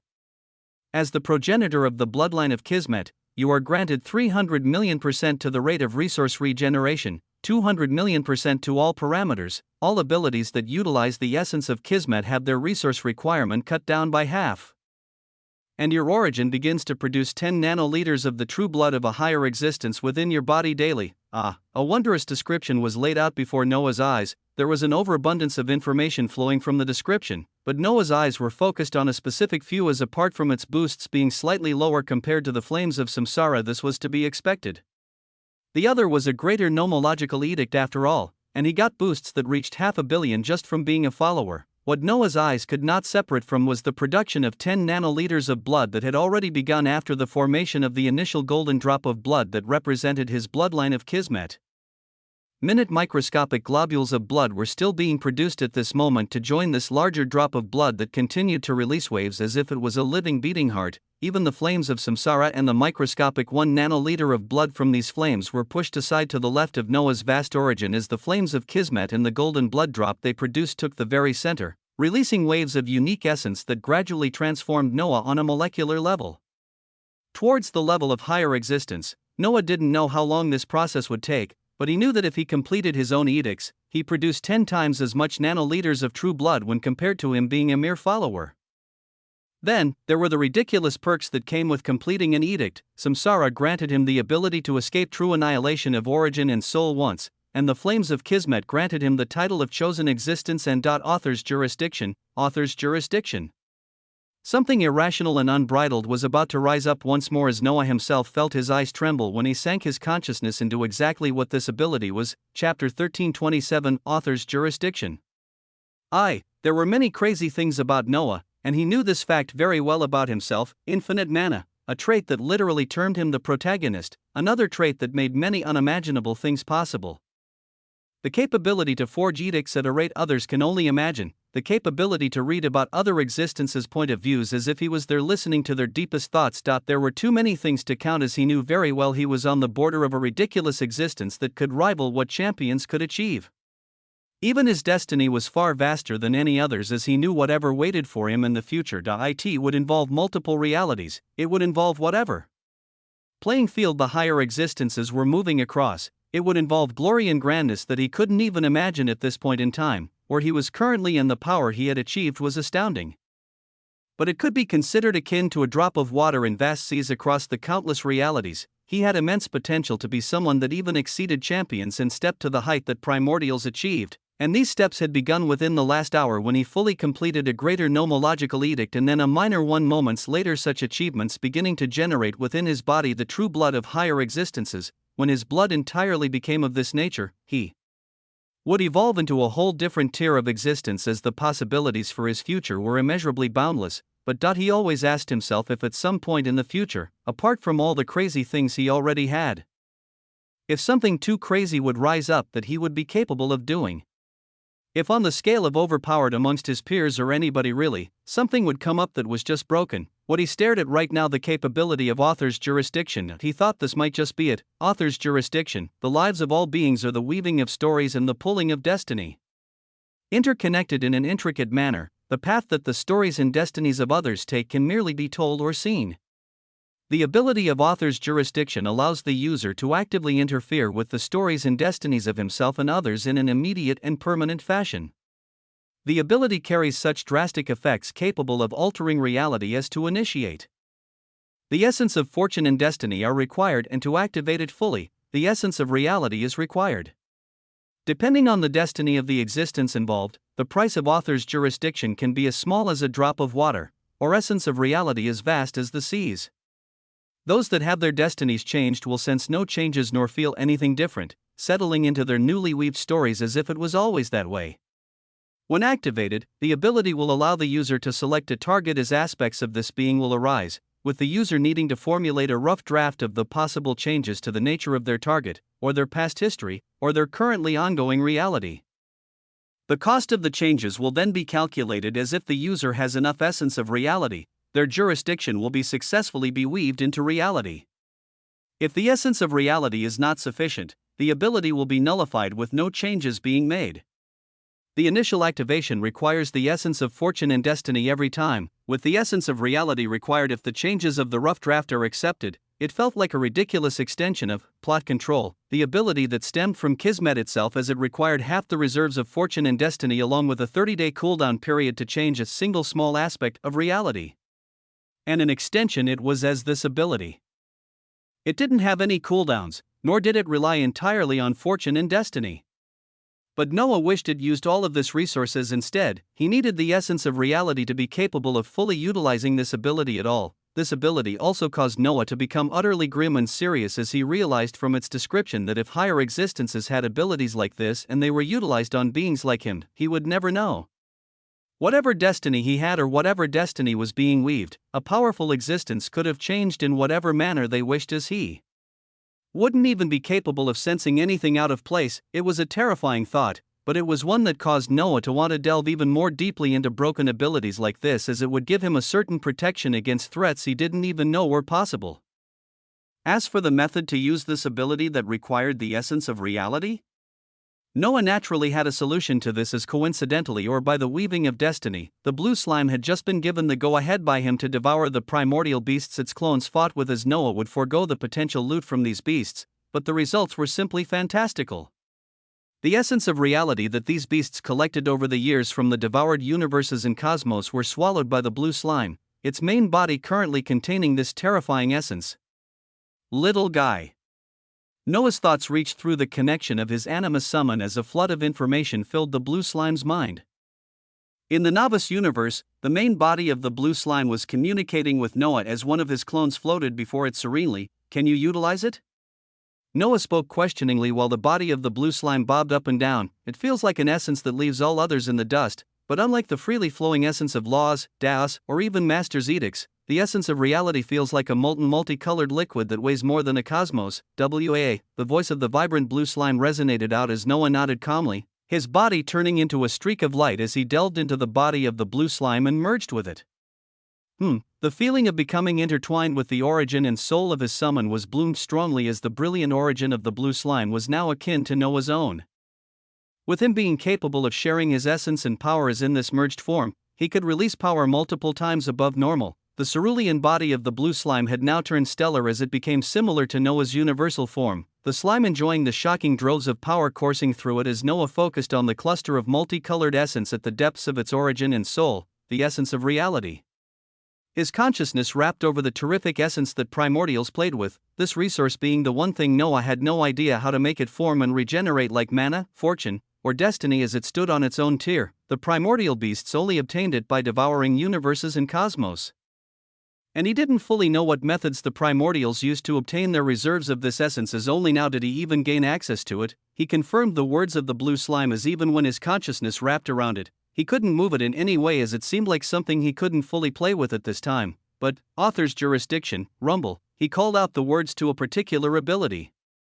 His vast reserves of golden destiny and fortune churned as 1/4 of these unique resources disappeared instantly. The unmovable essence within the origin of the blue slimed it then began to vibrate and flow at this moment as a fantastical feedback entered Noah's mind. Chapter 1328, Author's Jurisdiction. 2. The essence of reality began to weave and flow as it stood ready. The cast of Author's Jurisdiction first required the initialization through destiny and fortune, and it took a significant amount of it, as even with Noah expanded reserves that had just been increased by 10, the single cast of this ability took away 1/4 of all of his destiny and fortune. Then the immovable essence of reality weaved majestically as information flooded Noah's mind, the ability of Author's Jurisdiction, asking him what his target was. For this initial test, Noah chose none other than himself, as right before his eyes, a glimmering golden text box filled with words about him entirely appeared. It was essentially his status panel, but it held more than just what his rank was, what types of das, laws, or edicts he had. It had core information on who he was and what abilities he could utilize, to the point that Noah thought he didn't truly know himself. Noah Osmont, a normal existence that has begun to generate the true blood of higher existences within his body. Male, universal filament rank, 26 years old, temporal interferences from time spent in unique spacetime environments not included. Uniquely has the bloodlines of human, vampire, universal, samsara, and kismet mixed within him, with the inherent traits of infinite mana, protagonist, and samsara universal Tao origin. He knows of his deficiencies and has a clear understanding of his nature, and he is a normal existence with extremely high fortune, destiny, and immense potential with the tools he has available to him. In his reality, he outshines all others in terms of destiny, as he is weaker in terms of ranking, completed edicts, and the percentage of true blood of higher existences within his body, skills, laws, authorities, Taos, nomological edicts, greater nomological edict of samsara 100%, minor nomological edict of cessation 12%, minor nomological edict of kismet 100%, minor nomological edict of amelioration 22%, minor nomological edict of bulwark 9%, minor nomological edict of Forge Master 48%. Minor nomological edict of Kairos 2%, current point in time, past points in time, information about him and things even he didn't know before appeared before his eyes within the golden panel. This dot was the price for spending 1/4 of his destiny and fortune to just initiate the ability of Author's Jurisdiction. Now, if he wanted to use this jurisdiction truly, he had to form a rough draft. As while looking at this golden text box, his hand trembled as he found a golden pen was wrapped around it. Uncontrollably, Noah found his hand holding this pen brought forward to this text box, the myriad of information about him now becoming interchangeable, as he could truly change whatever he wished about himself. His raging origin calmed down as he breathed out slowly, observing everything carefully as he tested to what extent he could change, and just how much essence of reality would be required for him to do so. For the first possible change he tested making with this new jurisdiction, he went to the area that listed his edicts as he changed the percentages of all of his current edicts to 100%, BZZZT. His destiny and fortune seethed as a 10th faded away, the mere testing of this possibility draining this much resources as for whether such an action was applicable. The possible changes within the draft require much more essence of reality than currently available. Please revise. His mind buzzed with light at such words, confirming that if he really had enough reserves of essence of reality, he could truly do something as ridiculous as suddenly changing multiple edicts from their low percentages to be 100%. Apart from this, just what else could he do? The universal filament ranking, change it to cosmic rank, BZZT, waves of destiny and fortune churned as another tenth of his reserves disappeared. Yet, the possible changes within the draft require much more essence of reality than currently available. Please revise. Noah was speechless, as even this was something he could possibly change. He had quite literally gained a terrifying jurisdiction that he could change anything about himself in the most fantastical ways possible. As long as he had the required essence of reality, he calmed his raging origin. As next, he selected the option of current point in time. When he did this, the golden text panel before his eyes faded as a golden book he was used to seeing appeared, brilliant white words being etched onto it. As Noah read with amazement and shock, Noah was testing the extent of the author's jurisdiction ability, as after trying grand changes that needed essence of reality that he couldn't afford, he tried to see which changes were possible for him to make with what he currently had. His gaze went back to the option of edicts, as instead of selecting all of them, he selected 2 of them. As after another surge of his fortune and destiny, a different message appeared before his eyes: the possible changes within the draft are capable of being carried out. Confirm, a possibility could actually be made into a reality. As even with such a thing before his eyes, Noah couldn't bring himself to use his limited reserves of the essence of reality for it yet, as he had to do more research before he committed to a single path. Now that's just ridiculous. Noah finished reading the excerpt about himself as an eerie feeling crept into his origin, but he focused on the white words on the golden page that described events he had thought of doing. With a firm expression, the golden pen within his hands shimmered as Noah found out he could even change the words within the passage he had read about himself or write something else entirely. The versatility and possibilities of things that could be changed with author's jurisdiction simply being limitless. Cancel the activation. His voice echoed out as he didn't make the choice to use all the reserves of essence of reality at this time. The viscous essence settled back into the origin of the blue slime calmly, as the only thing Noah had spent was his reserves of destiny and fortune, and these were already regenerating rapidly with all the boosts he had when it came to resource regeneration. So he held off on any impulsive actions right now, as he wanted to use the resources of destiny and fortune that could regenerate to initiate the terrifying ability of author's jurisdiction again. But this time the target would be someone else. Of course, he also wouldn't use the essence of reality for this, as it would only be there to make sure the ability activated successfully, with the only resources being used up being destiny and fortune. Author's jurisdiction, WAA, another huge chunk of destiny and fortune left his origin as the viscous essence of reality became fluid again, the ability being activated successfully as the target this time around. Let it be Hyperion. The target was set, an illustrious light shone out as a glimmering golden text box appeared before Noah's eyes, revealing a status panel that held shocking secrets about a certain cosmic primordial beast. Chapter 1329 Ludicrous, the primordial I protected one against the peering gazes of others. As before, Noah could not garner any information on Hyperion or Aegon. Obtaining any information at all on such beings was near impossible, as one would never know what the full extent of their abilities, daos, or edicts really were unless they revealed it themselves. But now things were entirely different. Noah had gotten his hands on author's jurisdiction from the completed nomological edict of Kismet, these impossible things now being a reality as before his eyes. Aspects of a certain existence laid out in the form of a status panel rose before his eyes. Hyperion von Astrafel, a cosmic primordial beast that is halfway through becoming a higher existence with dense amounts of true blood of higher existences within his body. Male, cosmic rank, 38 million years old. Hyperion is a unique existence that took a different path compared to other primordial beasts, this path serving him well as he became the one to take the throne of the only cosmic primordial beast within this reality.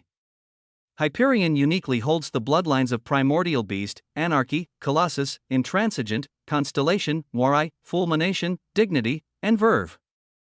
His psyche is different from others of his race, as even with the capability to destroy its reality and fall back into oblivion, he has chosen to take a different path, as his destiny and potential is second only to another existence within his reality.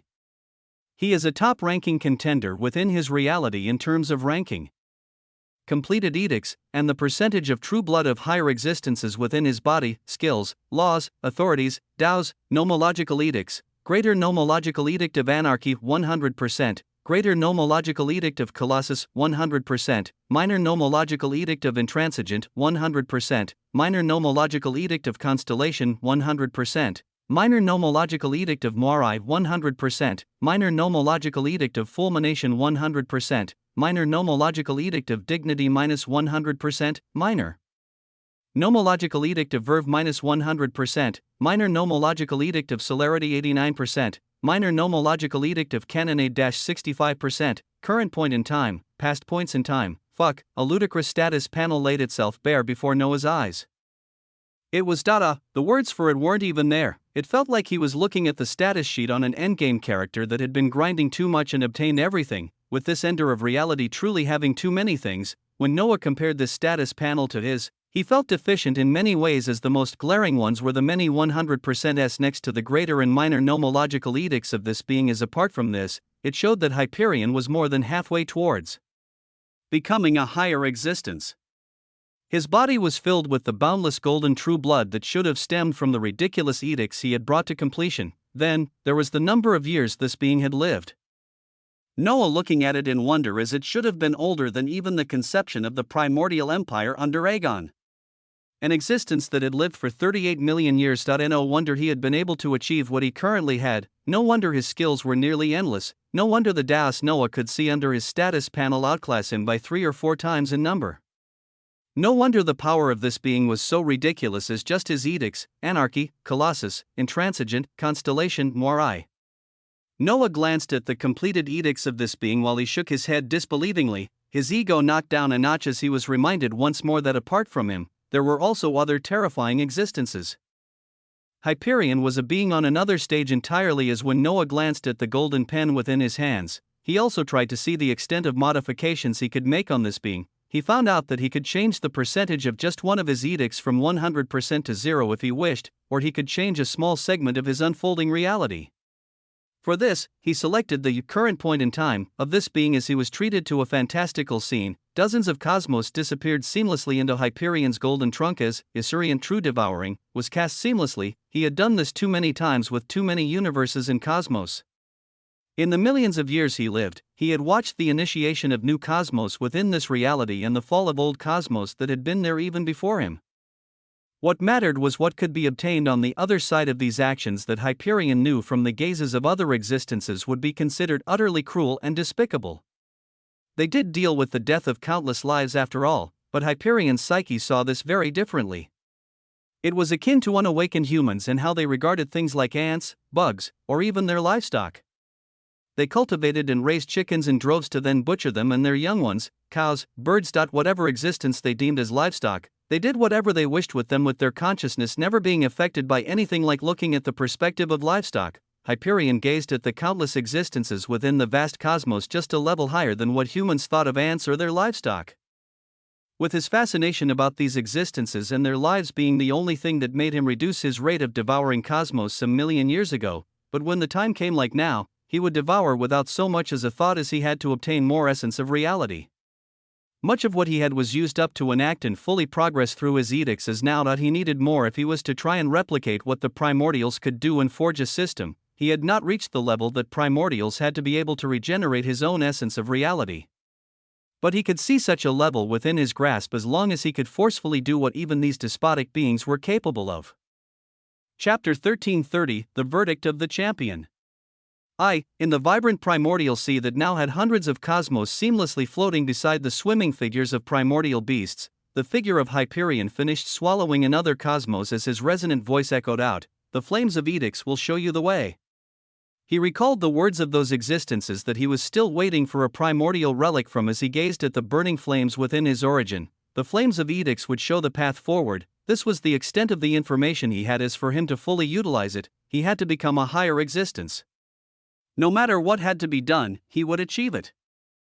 The muddled soul of Stormdust he had should be viable enough with the weaving of destiny for him to test out designing a primordial epitaph, and he even wished he could bypass the restrictions at the core of his being that tied him to this reality to explore other ones that should have champions who weren't tied so tightly to their primordials like Aegon was, but he could not break apart these restrictions. As much as he wanted to, he was still a primordial beast born from the essence of this reality.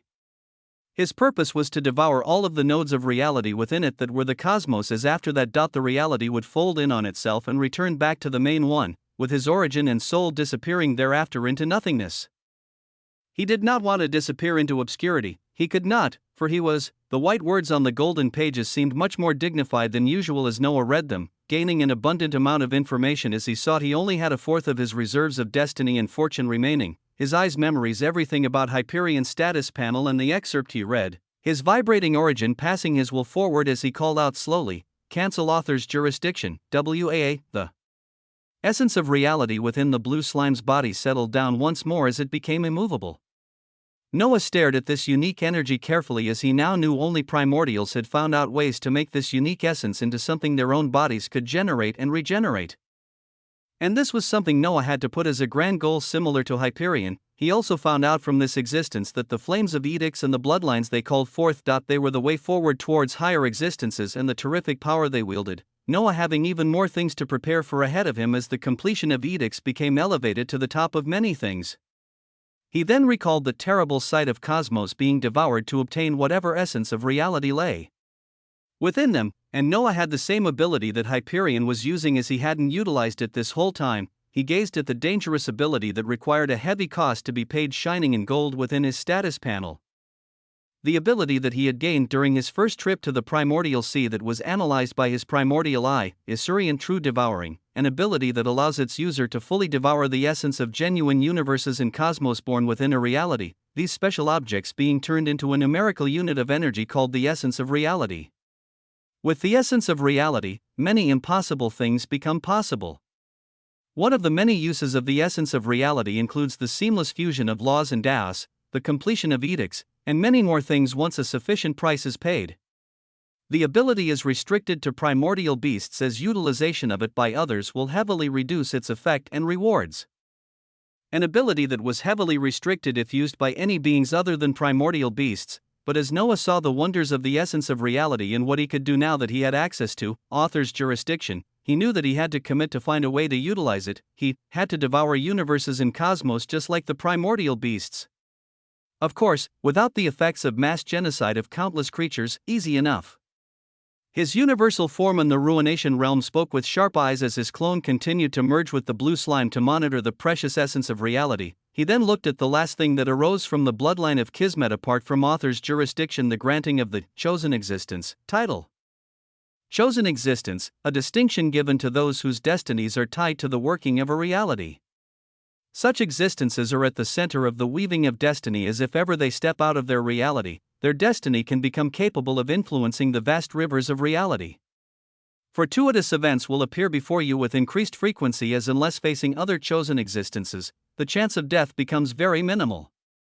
With this title, the pathway towards becoming a higher existence becomes much smoother as the production of daily true blood from the bloodlines of edicts is quintupled, chosen existence.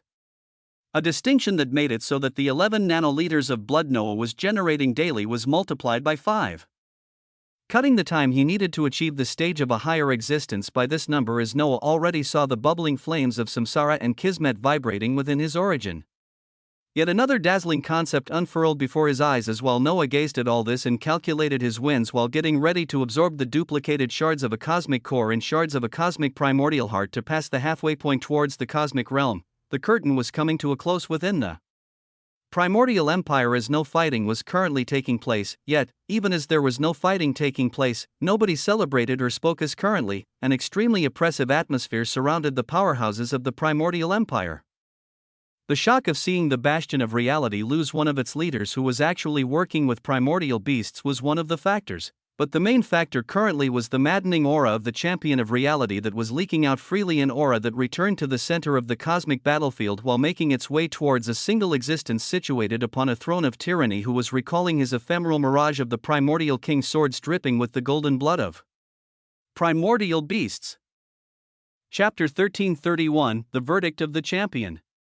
2. After the chaos and destruction, it wasn't those at the very top who were at most times facing the most pain, but it was the common existences in the lower rungs of power, across the cosmic battlefield where the battles had erupted out, bodies of millions of paragons and hegemonies, And thousands of antiquities were strewn across the shattered boundaries of galaxies and universes, these beings having defended their bastion of reality valiantly against the wave of primordial beasts that had erupted out. Most of them stemmed from the house of Springforge or Havenbreaker, Halcyon and Springforge herself looking at these bloody scenes with grim eyes, as even with all their power, they couldn't control the whole battlefield and save every single existence in the middle of deadly battles, even if they had their own edicts, but this was the result. The primordial empire was left fractured as a crimson wound of waves of ruination essence covered a portion of it from all the cosmos stolen by a past family head and the primordial beasts behind him. And to top it all off, THRUM, the enraged aura of a certain being that had stopped all but 298 cosmos out of the 1,000 from being taken away seemed utterly enraged at this moment, as with Stormdust and all his forces gone, there was only a single player that was involved in all this who currently still remained nonchalant in the center of the cosmic battlefield. Halcyon's eyes fluttered with a gold light as the essence of Kairos wrapped around her, her heart unwavering as she watched the figure of her own father materialize within the center of the cosmic battlefield and appear before the grandly situated being upon his throne of tyranny. This. Springforge's voice sprang out grimly beside Halcyon as she adopted a firm expression, the essence of amelioration that was washing down and healing downlords and antiquities from her house stopping momentarily, her figure shooting towards the same direction. In another direction, the defenders of reality adorned in golden armor from the house of Havenbreaker watched this unfolding scene as from them. The drop-dead gorgeous figure of Havenbreaker herself also made her way to the center of the cosmos battlefield. Halcyon watched all of these scenes as with the Edict of Kairos, her eyes glimmered gold as she saw many more things than others. Must it really follow this path? Her thoughts were difficult to discern as her eyes became clear, her body becoming wrapped with colorful light as she was the third being courageous enough to go towards the center of the cosmic battlefield at this moment. There, waves of purple and gold washed off of the throne of tyranny as the ephemeral mirage of the primordial king's sword shone with a murderous light. A figure adorned fully in the quasi-cosmic treasure primordial king sat situated calmly on this throne as he looked like a king from ancient times. Yet the being that materialized before his eyes did not face any losses in terms of demeanor, as with the vibrant cosmos on his chest that still shone with majesty he exceeded all others in the primordial empire in terms of grandeur, the champion of reality. Aegon the Conqueror. This being's chest was still bare as scintillating pants were the only thing on his body, runic dowlines uniquely dancing on his body as if they were alive as his dark hair dropped over his shoulders gloriously. Such a being gazed at Noah with eyes shining with intense light, his voice echoing out calmly as the anger within it was still displayed clearly. You knew about Stormdust's schemes. And you chose to make a show of it as you were one of the pieces that caused all of this. WAA, a voice tinged with authority and might echoed out, the surroundings becoming oppressive as an immense aura of a being in the cosmic realm fully descended down. His mere presence held the demeanor of an emperor as his cold eyes left Noah, who looked towards him calmly, overlooking the destruction in the cosmic battlefield and the missing cosmos in one direction as he continued. Everything that I have done since the creation of the primordial empire has been for the sake of protecting reality. It didn't matter to me who rose up in strength and power. As long as they were forces that could be used to fight against primordial beasts. WAA, his gaze caused the myriad of defender of the bastion of reality to stand ever straighter and with dignity as he continued. His eyes locking onto the figures of Springforge, Havenbreaker, and Halcyon coming towards this direction. This is the only reason that you are not dead at this moment.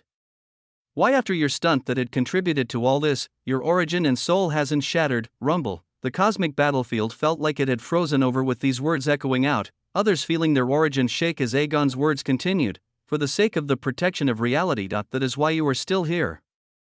It didn't matter to me that you appeared in my empire. It didn't matter that you hold an edict that you hide. You could have risen in rank and even elevated yourself to the position of a family head, and I wouldn't have cared. But what I do care about is your impudence and disregard of my authority. With a sharp gaze, his eyes settled back on the enthroned being as he met calm and serene eyes that caused the air to turn even colder. This I cannot stand for. But I will also not allow myself to cut down a being capable of forging an edict by himself and even forge quasi-cosmic treasures en masse as such strength is capable of protecting this reality. So you shall simply not be allowed to reside in my empire. Aegon dash off to the side. Springforge had risen up in shock as she voiced out, but she was cut off as Aegon's aura surpassed everything in the surroundings, not even this family head being capable of exceeding it as she was brought to a halt. You most likely oversee your home cosmos or multiple outside of this empire. Go back and flaunt your authority there. Since you can stand against primordial beasts, it means the safety of reality will be that much more secure. This is my magnanimous ruling, even with your part to play in all this chaos today. With a glow of glory, the champion of reality laid down his verdict. Chapter 1332, The Verdict of the Champion. 3. Aegon's body gave off palpable waves of power as he seemed like an ancient saint passing down judgment, nearly every being gazing towards him in awe, as even though Noah was the one sitting lavishly on a throne, the great conqueror was the only one that the powerful inhabitants all around the cosmic battlefield could see as a ruler in their eyes. Noah gazed at the being before him with calm and curious eyes as he took in his words. What he stood for was the protection of reality, as he did everything with this basis. He didn't attack him because he was someone that could withstand primordial beasts, so he elevated the protection of their reality as this matched with Aegon's views. Such a view was very contrasting to what Halcyon had spoken about, with Noah curious as to how things would play out along the line. How do you come to be the one trying to exterminate reality? How will you make such a hard shift to the opposite direction of your mission? Such a question rose in Noah's mind, as while he had many possibilities for what would occur, he didn't know of which path everything would settle in as he gazed at this champion of reality before him. After that whole speech from Aegon, they all watched as Noah sat straight upon the throne of tyranny and raised his head as with shining eyes he spoke, and it wasn't something that those watching expected. The rewards of the writ of challenge. How exactly will these be handled now? Noah had a deep smile hidden behind his ephemeral helm as his eyes flashed with a sharp light. The cosmos that were up for grabs for the writ of challenge that started it all. The primordial light of authority had not returned to Noah after the battle, nor had the light of authority that Stormdust released returned to him. Both of these things remained floating and intermixed with each other at the peak center of the cosmic battlefield due to the command of nobody but Aegon. Silence descended across the cosmic battlefield. Others were worried just how this would play out, whether a powerful combatant would be wiped out by the great conqueror or spared, and yet this being, he was so bold to bring up the writ of challenge and the 1,000 cosmos owed to him. The body of Aegon released bursts of light that caused the very surrounding reality to tremble. His sharp eyes seemed to be ready to break his convictions when this being before him still continued to be unruly and not respect his authority. Aegon. From afar, Springforge gritted her teeth as her essence of amelioration wrapped around her body, forcefully edging close to the figures of the two beings as she floated before Aegon with Noah protected behind her back. This must stop. We all knew about Stormdust and did nothing. Osmond here was wise enough to take the steps to oust him, as now, we can forge out Primordial Empire to be stronger than ever. We can all just dash. You were his helper. Aegon's eyes flashed sharply as he cut off Springforge's words while gazing at her calmly. Towards his questioning gaze and Springforge, who had begun to glare at him angrily, another sonorous voice rang out as another being came into the picture to stand in front of Noah and face the pressure of the terrifying champion of reality. Not a helper, father. Just someone of the same mindset. Just someone who wishes to save their reality. The voice of Halcyon echoed out as her golden hair danced calmly on her shoulders. A verdant-haired woman and a golden-haired woman now floated in front of Noah's as they actually bore the pressure of the great conqueror. Behind Aegon, Havenbreaker came by his side as she gazed towards Halcyon coldly, her red lips parting out venomously. You little whore bzzzt. The right hand of Aegon was raised as everything came to a halt. Nobody spoke as the great conqueror gazed deeply into Halcyon's eyes, his calm back hair beginning to dance wildly on his shoulders as his regal voice replied. This is the first time in over 1,000,000 years that you called me with that title. And you did it for him. The air surged with palpable friction in essence as the eyes of the champion had begun to be filled with many turbulent emotions. In his heart, a sense of betrayal rose as he gazed at his own daughter and the woman that occupied a position as one of his oldest friends. Yet now, the two of them stood to defend a foreign being that had not even been in the Empire for too long. This feeling of betrayal, was enough to cause one to do drastic things. As before that could occur, Aegon raised his hand and placed it on his chest. A white light flashing across his body as instantly his eyes turned blank and became void of emotion. The change caused the hearts of Halcyon and Springforge to tremble as behind them, Noah looked forward with extreme curiosity, the now emotionless voice of the champion coming out. Those you stand to protect are those that you truly care about. You can join the one you protect in his exile. Just know that you would not be able to take with you any of the fruits that I have established. Springforge's eyes flashed as they were filled with anger when looking at Aegon, while Halcyon had an impassive expression as if this was not new to her, as if she had seen it all. The surroundings quieted down once more. Noah had received his answer. He would not be able to take the fruits established by the great conqueror, but he did not truly need them as there were a vast array of cosmos to be found across the ruination sea, with him approaching the number that he expected to cause a significant change in the infinite cosmos, collecting cosmos under him to create an empire. Noah was already doing this at this point in time. If a champion could forge a glorious empire, then what about him who could rival their ridiculousness even without their systems? It was a thought among many as he continued to focus on Aegon. He wondered what ability it was that this being had cast to give himself into an emotionless state as he could look at his own daughter and friend while telling them to get out of his grand empire. Each of you have your own edicts and can withstand primordial beasts. Go forge your own paths elsewhere. But not here. The stance of the emperor was reiterated.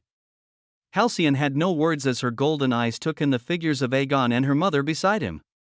Springforge's verdant hair danced angrily as she gazed towards them and then towards the billions of paragons, hegemonies, antiquities, and downlords that were still sprawled out across the cosmic battlefield. She then gazed at hundreds of cosmos from afar that were under the house in her name, a sense of profound emotion coursing through her as she spoke out angrily, the house of Springforge. None of the fruits of labor from this empire can be taken away. Scatter. Scatter before I change my mind. With his eyes flashing emotionlessly, his will imposed itself in the surroundings as he stated blandly. Gradually, the great conqueror was running out of patience and time as the being on the throne of tyranny tapped his finger on its armrest, his essence surging out as the primordial sentinels were wrapped with a light of teleportation and began to fade away. The figures of King Augustus and others from the first cosmos Noah had arrived and also disappeared along with anyone in the few cosmos Noah had under him that had become his vassals. Springforge also turned defiant as she raised her hands towards her downlords and antiquities, her voice echoing out. Any of those that do not resist. Will be able to come with me. Sha. A verdant light spread from her and covered the most powerful figures from the house of Springforge, more than half of them fading away as the other half. Gritted their teeth while letting the green only pass through their bodies. Many unexplainable emotions coursed through the hearts of all those watching as after a minute passed with constant teleportations, it came down to the tyrant situated upon the throne of tyranny. And the two women beside him, with a gaze of anger. Springforge shook her head while locking eyes with the golden-haired Havenbreaker staring down towards them coldly. Halcyon remained impassive as Noah. His helm disappeared from his head as his devilishly handsome face became clear for all to see. I enjoyed the experience of the primordial empire. O champion of reality. His voice rang out grandly as the regality and defiance within could be felt clearly, Aegon's eyes sharpening as he looked ready to change his mind at any second. But the figures of the three beings around him began to be wrapped up with a silver spatial light. Noah's multicolored eyes, Springforge's verdant eyes, and Halcyon's golden eyes all reflected onto the faces of Aegon and Havenbreaker as a few seconds later. They all faded as at this moment, they were cut off from the primordial empire, as their figures faded. Havenbreaker came beside the majestic bust of Aegon as she wrapped her arms around him from behind, her face filled with apparent love as she voiced out, I will never leave you, my champion. Her golden hair and eyes caused her to look dazzling as she said this, her fair hands taking Aegon's chin and turning him to gaze deep into her eyes as she repeated herself, me and you. Against the enemies of reality, a proclamation of love. The cold Aegon gazed into the eyes of Havenbreaker as his face softened, his vibrant origin shining brilliantly as he turned to gaze towards the crimson wound that now affected his empire as he repeated what he just heard, against the enemies of reality. The destiny of different beings weaved and churned into a myriad of directions. Nobody being the wiser on where everything was heading even at this moment, nobody. But possibly a single being. Chapter 1333, The Birth of the Infinite Empire. Two lovers floated peacefully amidst the wreckage of shattered galactic and universal boundaries. I will never leave you, my champion. These words echoed out in the minds of all those watching with their heads bowed down low off the edges of the cosmic battlefield, and they echoed in the mind of the man that had just seen his daughter and friend leave his side in protection for another being, even if their relationship was strained. Even if they had things to work on. They still chose to leave him regardless, but one person stayed by his side.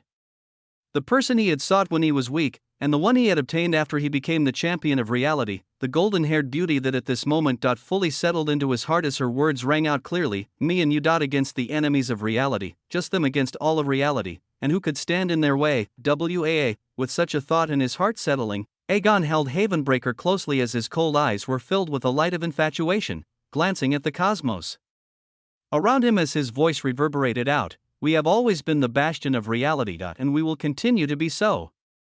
His voice was like cascading sunlight on a dark stormy day. The remaining forefathers, downlords, antiquities, and many more existences privileged enough to watch today's scenes looking towards the pair of existences with fervent eyes. Today, we were reminded of the power of primordial beasts as after this. We will redouble our efforts as we won't just protect the primordial empire, we will actively hunt these creatures until we wipe them from existence. Glorious words rained down. There was a second of a delay before, the masses listening to him roared out in fervor. So what if nearly a third of their cosmos were lost? What if there were betrayers in their camp? As of today, all those who didn't stand with them were purged, as after all this, the primordial empire was bound to be stronger than ever. My champion.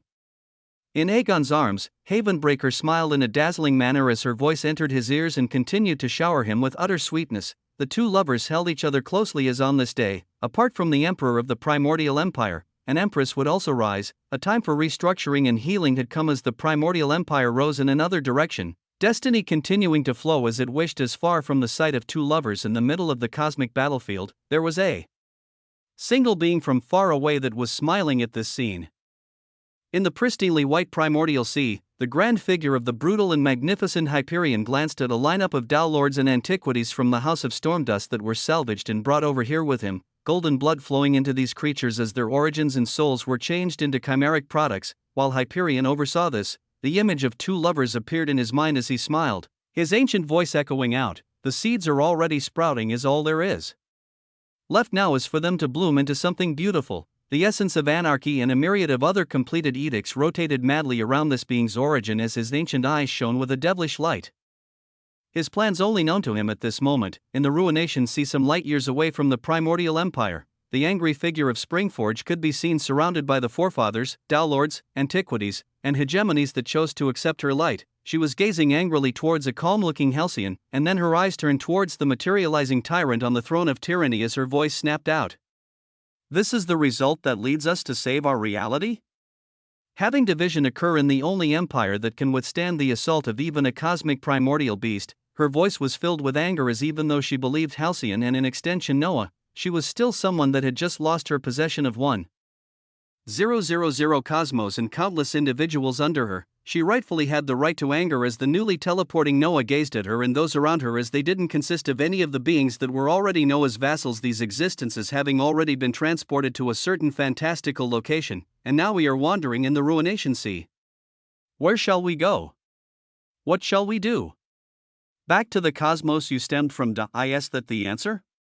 She ground her teeth while she spoke as she only saw Noah looking at her with a curious smile, realizing this being wasn't even looking at this situation as seriously as she was, as it annoyed her to no end. But before she could continue any further, Halcyon stepped forward and glared at Noah upon his floating golden purple throne. "Before we proceed, you wish to bind us to you? Yes?"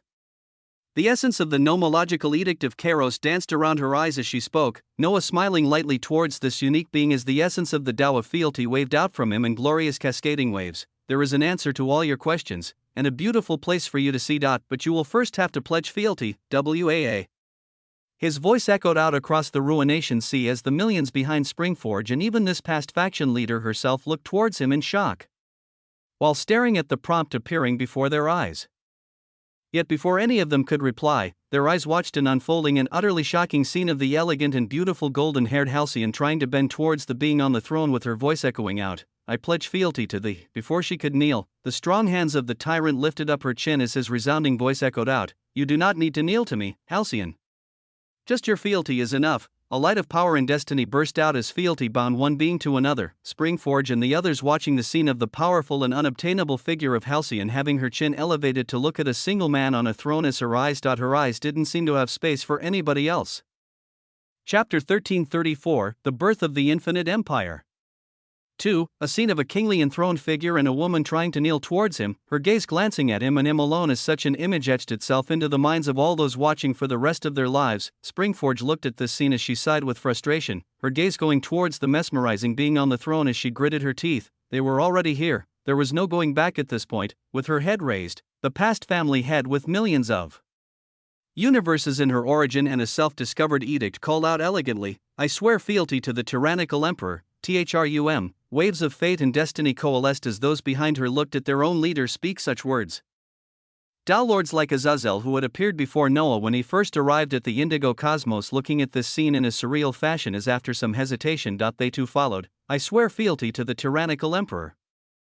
Hegemonies, antiquities, downlords. And even the few forefathers in the surroundings all gritted their teeth as they followed the example of their leader and pledged fealty to a single man. Destiny and fortune flew around wildly, especially on the figure situated on the purple golden throne as he raised Halcyon to look at him straight, his voice echoing out, "Now I can invite you all to my home, BZZT."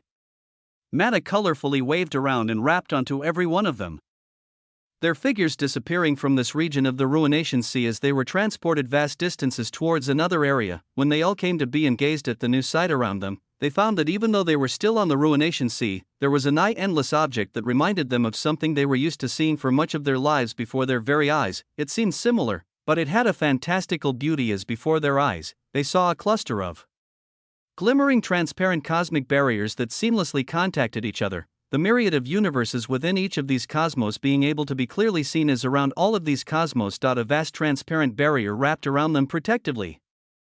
It was a cluster of dozens of cosmos as it reminded them of the primordial empire on a smaller scale, but the scintillating white light released from its glimmering barriers that were so transparent between the cosmos made them think they were looking at something else entirely. I welcome you all to my infinite cosmos. Or more aptly now, we should call it the infinite empire, WAA.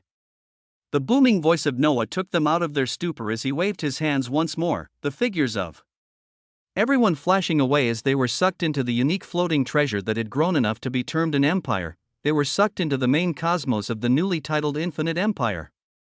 The primordial cosmos that Noah's dark universe stemmed from, as all of them were transported into the novice universe that held Tao galaxies of verdant Tao fruits and herbs among many other things, soon to exceed 100 cosmos in total. It's the place I call home, as well as the place that will be the true bastion of reality.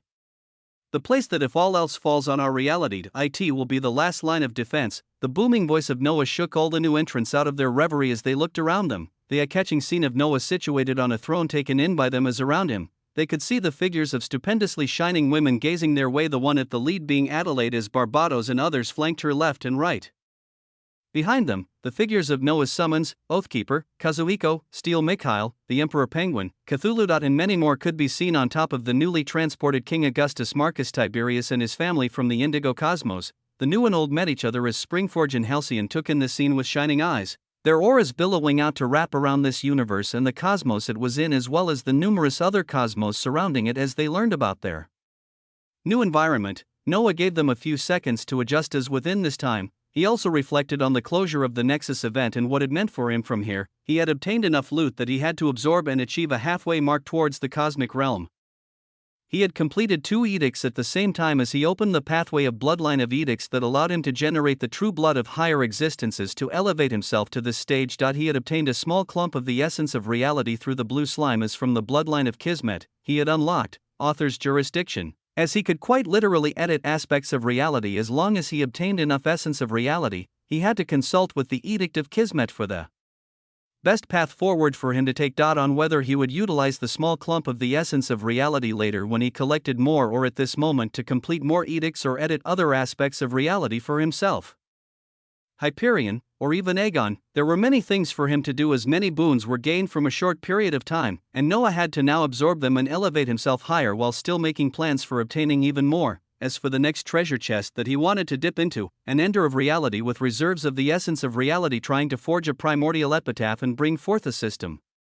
It was an expansive and dangerous treasure chest that Noah would more than likely still poke in the future. He thought of all of these things and more as after a few seconds of Halcyon and Springforge recalibrating, the primordial ruination clone tapped his finger upon his throne as he gathered the attention of all his nearby surroundings, flashing with a spatial light as his universal body appeared, the body that only those in the infinite cosmos had seen, the body that Halcyon and Springforge as well as all others from the primordial empire had yet to see, showed itself in all of its glory. It was the size of multiple galaxies as it looked extremely stellar and ancient. Weaker being seeing his universal form for the first time, nearly blanking out in awe as Springforge gazed towards him with her jaws nearly falling off the void of space. Halcyon's eyes glimmered with intense light as her golden eyes reflected this scene, everyone watching this shining stellar being with billions of universes flowing through his body as his voice reverberated out.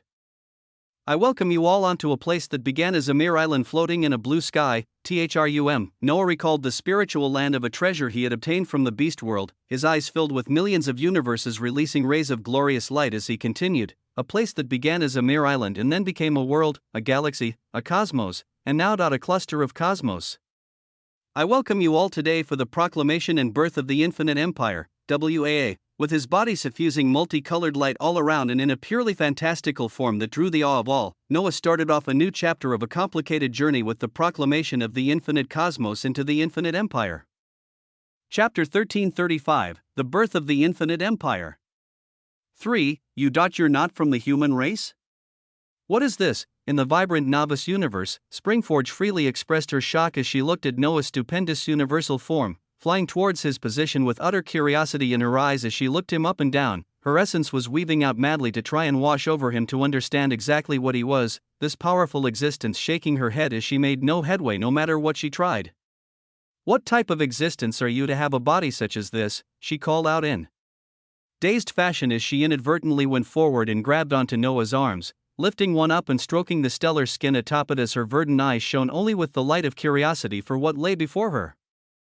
Yet such an action caused the gorgeous silver-haired Elena by the side to bubble forth with a dangerous aura, Adelaide raising her hands as she smiled lightly and stopped anyone from taking any drastic and unwarranted actions. Ani Springforge, BZZT, yet a dangerous aura still rose from behind Springforge's Halcyon gazed towards her with cold golden eyes, shaking this family head out of her stupor as she cleared her throat and stepped back from the existence who glimmered much too brightly. Noah looked at these beings as he smiled brightly, beginning the grand introduction of two sides that had yet to fully meet, and whether it was pure coincidence or weaving of destiny, a momentous event was about to occur as Halcyon, Springforge, and all the other forces from the primordial empire who were just introduced would get to witness, as Noah made the introductions between Halcyon and Springforge with the group of dazzling beauties led by Adelaide and eventually Kazuhiko and the other prominent beings around him. A universal clone similar to the one floating beside the throne of tyranny appeared outside of the infinite empire, BZZZT.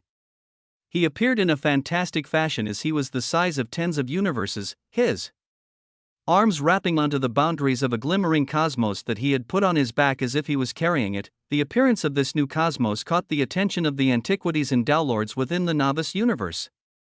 Those in the middle of introductions turning their eyes towards this direction as they watched the glorious scene of the boundaries of another cosmos enter the folds of the infinite empire, a brilliant white gold light wrapping onto and accepting it as it seemingly became one with the cluster of cosmos. The number was 99 before this. After collecting over the past days, this cosmos marked the 100th as after its assimilation into the cluster of cosmos. The whole stellar cosmic object began to vibrate and tremble as it released gorgeous glows of colors and awe. What's happening now?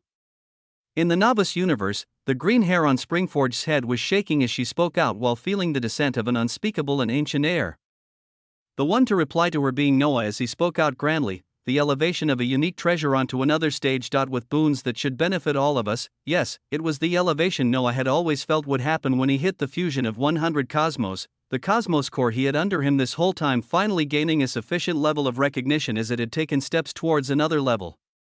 BZZZT, waves or cascading power washed over the boundaries in space within the universes of all the connected 100 cosmos, rainbow-colored lights reflecting onto everyone's eyes as they were exposed to a light show that concluded with the myriad of lights actually coagulation towards the center of the very novice universe they were in within the primordial cosmos. The cluster of lights was forming into an exquisite structure that only became visible after a few seconds, the eyes of all feasting on the birth of a vibrant set of golden steps millions of light years in size, these set of steps leading up to a glimmering golden throne, and beneath it, there were exactly 100 other thrones placed below it. A set of stairs showing 100 thrones shining with a myriad of colors as they all bowed toward a single golden throne that was empty at this time. Around it, a transparent barrier more impenetrable than even a cosmos formed as this enclosed structure began to give off a holy and untouchable feel, everyone watching in a stupor as Springforge's sonorous voice echoed out once more. Now what the hell would that be? What could it be?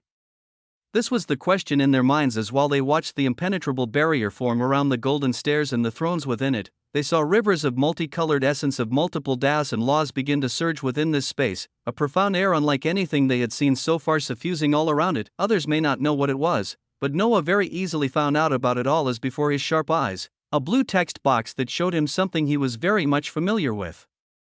Appeared, Cosmic Filament Core Management, Cosmic Filament Core, Infinite Empire, Beasts, FXXX, AXXX, DXXX, CXXX, BXXX, AXXX, SXXX. Epic XXX, Legendary XXX, Mythical XXX, Phantasmal XXX, Transcendent XXX, Saint XXX, Void XXX, Soul XXX, Domain XXX, World XXX, Starforging XXX, Nebula XXX, Black Hole XXXX, Quasar XXXX, Galaxy 3 427 924 665 399. Galactic Filament 969 845 078, Universe 10 925 259, Universal Filament 23924, Plants Whitefall Trees, Snowvine, Sacred Rye, Pygmy Melon, Icefire Persimmon, Ice Phoenix Fruits, Spirit of the Arctic, Frozen Angelica, Regal Flora, Sheelan's Cold Stone, Resonant Ochre, Arctic Flora, King's Collard, Athromire, Phantom Mulberry, Firestarter, Frigid Apple, Fate's Orchard, Chaotic Amaranth, Ether-Infused Willow, Immemorial Dragon Fruits, Mythical Fruit of Life, Fruit of Destiny. Annihilatory Dorians, Tenebrous Tea Leaves, Seeds of Time, Primordial Apples, Strawberries of Ruination. Available for planting, Loot Cherries, Peach of Fusion, features size regulation, unlocked, movement, unlocked, anchor, unlocked, boost surroundings, unlocked, architecture, unlocked, frozen barrier, unlocked, offensive maneuvers, unlocked, time dilation, unlocked, treasure hunter, unlocked, interstellar travel, unlocked, law space, unlocked, blacksmith's forge, unlocked, division, unlocked, alchemy hall, unlocked, library, unlocked, world integration, unlocked, universe gateway, unlocked. Pocket Universe, unlocked, Assimilation, unlocked, Trait Blessing, unlocked, Tao Birth, unlocked. Universal Empowerment, unlocked, Universal Singularity, unlocked, Cosmic Holy Land, unlocked, hashtag $% hashtag, locked, upgrade conditions. The fusions of all the cosmos from 5 different realities will give way to the advancement into the primordial relic seed of reality. Chapter 1336, The Birth of the Infinite Empire. 4. At 100 cosmos, the past infinite cosmos was finally considered a cosmic filament. A cluster of cosmos as such a distinction allowed for the improvement of many features as well as the unlocking of others. From Cosmic Core Management, the ability was now Cosmic Filament Management, as under it, there lay something beautiful, apart from the numbers and many new things to explore. Noah's eyes honed in on a singular thing at the very end of the blue panel that described the conditions to elevate the unique treasure within his hands into the next rank. He had to fuse the cosmos within 5 separate realities before it could advance forward in rank. And this advancement would make it a seed of reality. In the possible future, Noah would actually be capable of having such a thing as a mere treasure under him, as the current infinite empire would be elevated to become a primordial relic. It was a fantastical concept to think about as Noah forcefully shook himself out of his reverie, browsing through everything else as his mind sent waves of communication toward a certain location. What are the relevant changes and upgrades? Across all features, Noah's voice echoed into the consciousness of the cosmic core as it replied swiftly, cosmic treasures can now be forged in the blacksmith's forge with the requirement of unique materials and transmutations. Though not at the level of naturally born cosmic treasures like ruination, elixirs to increase comprehension and assimilation in all laws and all levels of DAS can now also be made in the alchemy hall. The monotone voice of the cosmic filament core continued on without a pause, more and more fantastical things being said one after another. Cosmic DAS can now be forged freely, with the upper limit being how many cosmos are fused within the infinite empire, with 3 cosmic DAS rivaling the quality of ruination and the primordial DAS now capable of being forged. Words that brought Noah immense happiness echoed out as they continued. Even now, the time dilation in specified spaces can now rival that of ruination, being at the ratio of 1000 to 1, and this feature is even more enhanced when we discuss the newly unlocked Cosmic Holy Land, the grand area that had appeared in the novice universe that was larger than multiple galaxies, an exquisite structure of golden stairs with thrones sprawled gloriously throughout, as above all these thrones a single golden one prevailed. The details of this new feature floated out seamlessly before Noah's mind. Cosmic Holy Land, the land of progress and enlightenment for the Emperor, overseeing the cosmic filament core and a specific number of chosen kings under him that are given unique authorities. Within the Cosmic Holy Land, the concentration of all known law and Tao essences are increased by a factor of 1,000. Forging an area where just by spending a sufficient amount of time in, one can comprehend and easily assimilate Taos and laws.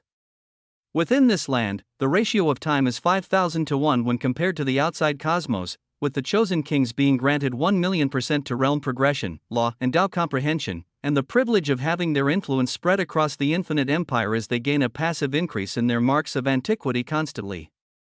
The one residing on the throne of the emperor is granted 100,000,000% to realm progression, law, and Tao comprehension, a doubling of all of his different essence resources, and the responsibility to carry the cosmic filament core forward to become a seed of reality that once it sprouts and blooms. The words stopped there as Noah's eyes turned questioningly towards the consciousness of the cosmic filament core. "This is just how I put it, Master." It was a cluster of undecipherable information after the mention of carrying the responsibility of bringing forth the seed of reality, as I thought it would be better to not include the undecipherable portions. The monotone voice that seemed to gradually be showing more and more emotion rang out as Noah smiled while shaking his head, looking towards the single golden throne sitting above all others in the cosmic Holy Land, as the figure of his universal form disappeared to teleport into this vibrant Holy Land. His primordial ruination clone remained behind on the throne of tyranny as he watched his other body arrive in the stellar space and sit calmly upon the golden throne.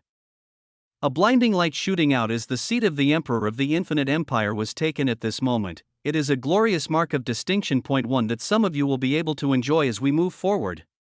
His primordial ruination clone answered the dazed Springforge that had asked what was going on. The figure of his main body in the cosmic Holy Land, becoming covered by multicolored rivers of essence and fog that swirled around this unique location, disappearing from everyone's eyes as Noah's clone took the center of attention. They all gazed towards him for direction and answers as he smiled lightly. Even the gaze of this primordial ruination clone on the throne of tyranny as a duty fell upon him.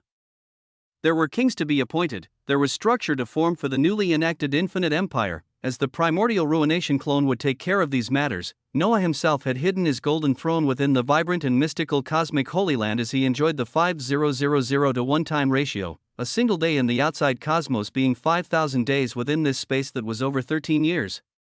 Noah used this increased time on hand as he pulled out the duplicated shards of a cosmic core and shards of a primordial heart, his origin beginning to bubble hungrily as it was ready to forge billions of cosmos. At the same time, the essence of Kismet dawned upon him as the flames of Kismet danced wildly within his origin. Noah looking at the best paths he could take from here on out as he prepared for his grand return to the primordial sea where the waves of destiny were clustered around the most at this point in time. Chapter 1337, halfway towards the cosmic realm.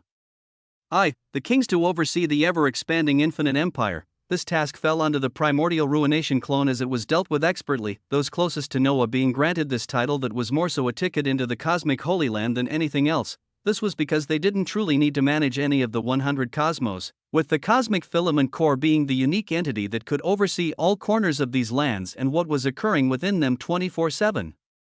But it was a title of distinction and honor as those who received it could only be gazed at with a light of envy. Among those chosen were of course Adelaide and the many other women Noah was involved with, along with Kazuhiko, Oathkeeper, the Sword Emperor, Emperor Penguin. And many others close to him being among the 100 kings, as 2 slots were even given to the most powerful combatants apart from Noah in the Infinite Empire. Currently the 2 women wielding the Edicts of Amelioration and Kairos go into the Holy Land to test it out. A second out here is 5,000 seconds within, and each throne is like its own small galaxy as you will not be bothered when you train, Noah voiced out to the newly appointed kings of the Infinite Empire who gazed towards the faraway Holy Land in a stupor. And one could see a transparent glimmering gold crown rotating atop each of their heads at this moment as it showed their elevated status. With his go-ahead, the chosen kings began to disappear into the cosmic Holy Land where within Noah's main body had already been devouring countless shards of a cosmic core and the shards of a cosmic primordial heart, his origin currently vibrating with a terrifying suction force as countless universal singularities bloomed and settled. His entire universal form was surrounded by an incredibly beautiful array of colors as the body continued to change every millisecond with the birth of new universes inside it, making this power-up session one that would cause others to be lost in awe just from staring at him. This time around, he wasn't even taking crystals in his hands to enjoy the feeling of draining the unique essence and have it coursing through him and forging the universes, with him eventually switching to activating the sin of gluttony as his mouth turned into an endless black hole that devoured all incoming shards of a cosmic primordial heart and shards of a cosmic core from his expansive space. All of them entered into him as they were broken down to give the promised rewards. The phenomenon of Noah forging tens of millions of universes within his origin every second currently playing out, tens of millions of new universes every second. It was a surreal reality as not too long ago.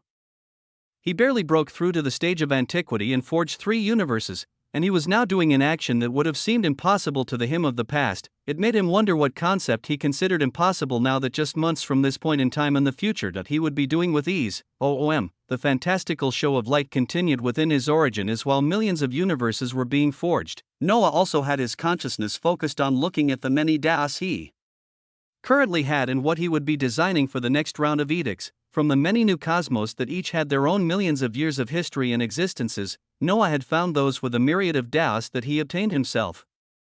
New cosmic das like permafrost or grand das malleability, unique das with their own uses as with permafrost. Noah could freeze an entire universe to a destructive level with a wave of his hands when considering his current power, and malleability to forge anything into a malleable weapon, even their own body. Each of them had their own unique uses as there were a list of them to go through as he saw how he could match them up with his current ones and what edicts could be born from them. And when it came to producing more cosmic das, the limiter had been raised from 3 into the number of cosmos currently in the infinite empire as to top it all off. 3 cosmic das at the level of ruination and the primordial das could be made. Das rivaling what made up the base materials of cosmos, what made up the endless ruination sea and the primordial seas. Now, Noah had the authority to do such a thing as the possibilities in his mind were many, but he was practical as he began step by step, his eyes shining with a brilliant light as he called out the names of ideas he had only theorized until now. Design the cosmic Tao of runes and the cosmic Tao of blueprints. Yes, master, his voice echoed out as his wishes were followed, das that weren't necessarily offensive or defense being forged at this moment as it was for Noah's upcoming project of tackling systems and the design of their primordial epitaphs. Runes and blueprints. There were many aspects of power that used runes, something Noah didn't know top much about, and the primordial epitaph itself was a form of a runic blueprint as Noah planned to dissect these two things and be entirely knowledgeable in both. As at the end of it all, he planned to forge an edict that involved these 2 das as well as ruination or the primordial Tao. An edict where he could finally utilize one of these supreme cosmic das, an edict that Noah expected to not just touch the level of minor. If Hyperion can have 2 of his own completed greater edicts, why can't I? He compared himself to someone as special as an ender of reality, someone that had already completed 2 greater edicts and many more minor edicts as he was halfway through becoming a higher existence. Others might say this comparison was unfair, and it would be true as Noah was still underestimating himself if he only compared himself to an ender of reality. Chapter 1338, halfway towards the cosmic realm. 2. His eyes shone with boldness and power as during this time, his origin had become even more vibrant as with the devouring of so many shards of a cosmic core and shards of a cosmic primordial heart, his origin was now saturated with an unbelievable number of universes as it still rose higher. If one counted them all, they would be able to see the fantastical number of more than 30 billion universes, with this number changing to 31 and 32 billion within seconds as Noah rushed towards the halfway point of the cosmic realm in mere seconds. He made it look too easy when others were still stuck with a few thousand universes all their lives, and even prominent destined existences like Halcyon and Springforge had only formed a few million in all these years, yet he brilliance and glory leaked out of him as with every passing of a second now, a billion universes bloomed as his body alone palpated with magisterial power. As one being forged billions of universes while also designing cosmic das, events continued to unfold. Elsewhere as there was a particular one worthy of note atop the healing primordial empire, the figure of Aegon was floating above the vast empire that now had erased the crimson wound running across it. The area where Hyperion had plucked out cosmos being filled with others as Aegon merely closed up the huge rift of ruination with the remaining cosmos, his calm gaze still carried a trace of wrath as even though the cluster of cosmos was still as brilliant as ever, he still felt that it now had some imperfections. I leave for such a short time and so many things happen. A sonorous voice resounded behind him as without his knowledge, a veiled being clad in white appeared in a mesmerizing fashion, adorned in an exquisite dress and a veil covering her head. She released an aura of power and purity as even the essence of ruination in the surroundings didn't bear to ever approach her. Aegon turned towards her direction as he still held his impassive expression, and yet those with extremely discerning eyes would be able to see a flash of a hidden emotion hidden deeply within the gaze of this champion. The ender of reality has risen and made his first actions, that is all. The brows of the veiled primordial before Aegon lifted as the one that Noah knew only by the name Cecilia, the being who had given him a minuscule portion of a primordial heart a long time ago. This Being made her return into this reality at this time, Aegon's words caused her to raise her head to the side as one could imagine a calm smile being etched on her face. When I left, you should have been nearing an average power of a cosmic primordial beast. Now that you have come in contact with one, the boosts of your system should have kicked in, as it is now an inevitability for you to surpass it. Her words were calm and filled with surety, speaking of something that only Aegon was privy to as he nodded calmly. I will be the only one, unrivaled and invincible. With my rate of growth rising to whatever is required to reach the level of the strongest enemy from my reality. Yes. One of the perks of the invincible system was the fact that Aegon would have his rate of growth and power scale upwards crazily whenever he met stronger enemies, with it continuing to rise until he was the only one who could call himself invincible within his reality. Within my reality. Such a thought crossed Aegon's mind as his eyes flashed with an unknown light, focusing on the figure of the primordial before him. Yes. I will be more proactive in clearing out the smaller beasts and will soon approach the primordial sea and drag it out of its hole when my strength has risen sufficiently. I want to complete more edicts first. His eyes were filled with confidence and strength as he said this, with the veiled primordial coming before him as slender white-gloved hands reached out from her pristine white dress and came forward to tap on his forehead. Aegon floated in the ruination sea calmly as if this was normal, the veiled primordial nodding her head as she spoke out calmly. Everything is fine with your soul record. You're even exceeding many of the parameters that other champions have a hard time passing with the invincible system. Aegon's eyes flashed as he nodded, as if this was to be expected, his eyes turning towards her questioningly as he asked, "What came from the incident we experienced before that you left to investigate?" He recalled an event not too long ago where a consciousness had actually hidden from them and been around them without their notice. Questions on exactly this as the veiled primordial pulled back while gazing upwards to a place only she could see. The culprit stems from the bloodline of Samsara. It might be another primordial or an animalless existence that has latched onto this bloodline. She replied calmly as Aegon's eyes opened wide. Why would such an existence have been listening to their conversation? After finding out about this, I visited Old Man Thalithus to design the Edict of Samsara to know who exactly was so bold as he was about to tell me when all of a sudden, that being achieved full inclusion into the bloodline of Samsara, WAA. Old Man Thalithus considers all those with full inclusion into one of his bloodlines to have certain rights and protection, so he then chose not to tell me. That old fool. Terrifying words left her mouth as the complicated weaving of destiny was revealed ever so slightly at this moment, just within the last hour during the battle in the Primordial Empire. Noah had completed the nomological edict of Samsara as it just so happened to coincide with the same time his identity was about to be known by the veiled primordial Cecilia, yet the first edict he chose to complete was Samsara. Through coincidence or destiny, a calamity was averted through this single action, so I simply returned here to check on how things are going after that. After all, I cannot change the mind of an elder primordial like Thalithus. Her words carried a trace of annoyance and respect as she spoke about this being, the primordial, and her champion continuing to talk as waves of unseen destiny reverberated out. Far from them, in a shining white sea, a certain ender of reality raised his head as his three eyes opened sharply. Waves of destiny and fortune surrounding them in a storm as the surroundings became tinged gold. Even further away in a newly founded infinite empire, Noah was surrounded by the essence of Kismet as his entire body glowed gold, and this essence began to flow around him madly at this time. Destiny and fortune, they interweaved around certain existences as the product that would result from this weaving was still not known. Chapter 1339, halfway towards the cosmic realm. 3. In the primordial sea, Hyperion raised his head towards a certain direction as his three eyes shone with a bright luster, his voice coming out in deep waves milliseconds later. My destiny rages at her mere appearance. Is she where my future path lies? If I can overcome her, his primordial eye of the Kaiser released rays of light as he looked on, these light rays forming into a unique channel above his eyes as his voice released coldly. The target primordial has appeared in this reality again. Not even if this Aegon is her favorite champion for her to visit this reality so much, do not expect so many chances to arise. His voice had turned commanding and domineering as he sent a message to a faraway location, a location not even within this reality, as those receiving it were terrifying beings. The consciousness on the other end seemed to understand what Hyperion was hinting at as there was a reply after a few seconds. The primordial relic will take some time to procure and send over to you, and the design for the ultimate plan of that primordial isn't yet complete, so we cannot move. If she routinely visits your reality, she will continue to do so as you need to be more patient, little ender. The voice had actually taken a stern and commanding tone as well, using the term little ender as it signified a far stronger and higher status ender of reality giving a lower one advice, BZZT. It was something that caused Hyperion's eyes to flash with an intense light as he listened no longer, his primordial eye of the Kaiser snapping heavily as he cut off the connection without even replying. This is why you have to rely on your strength.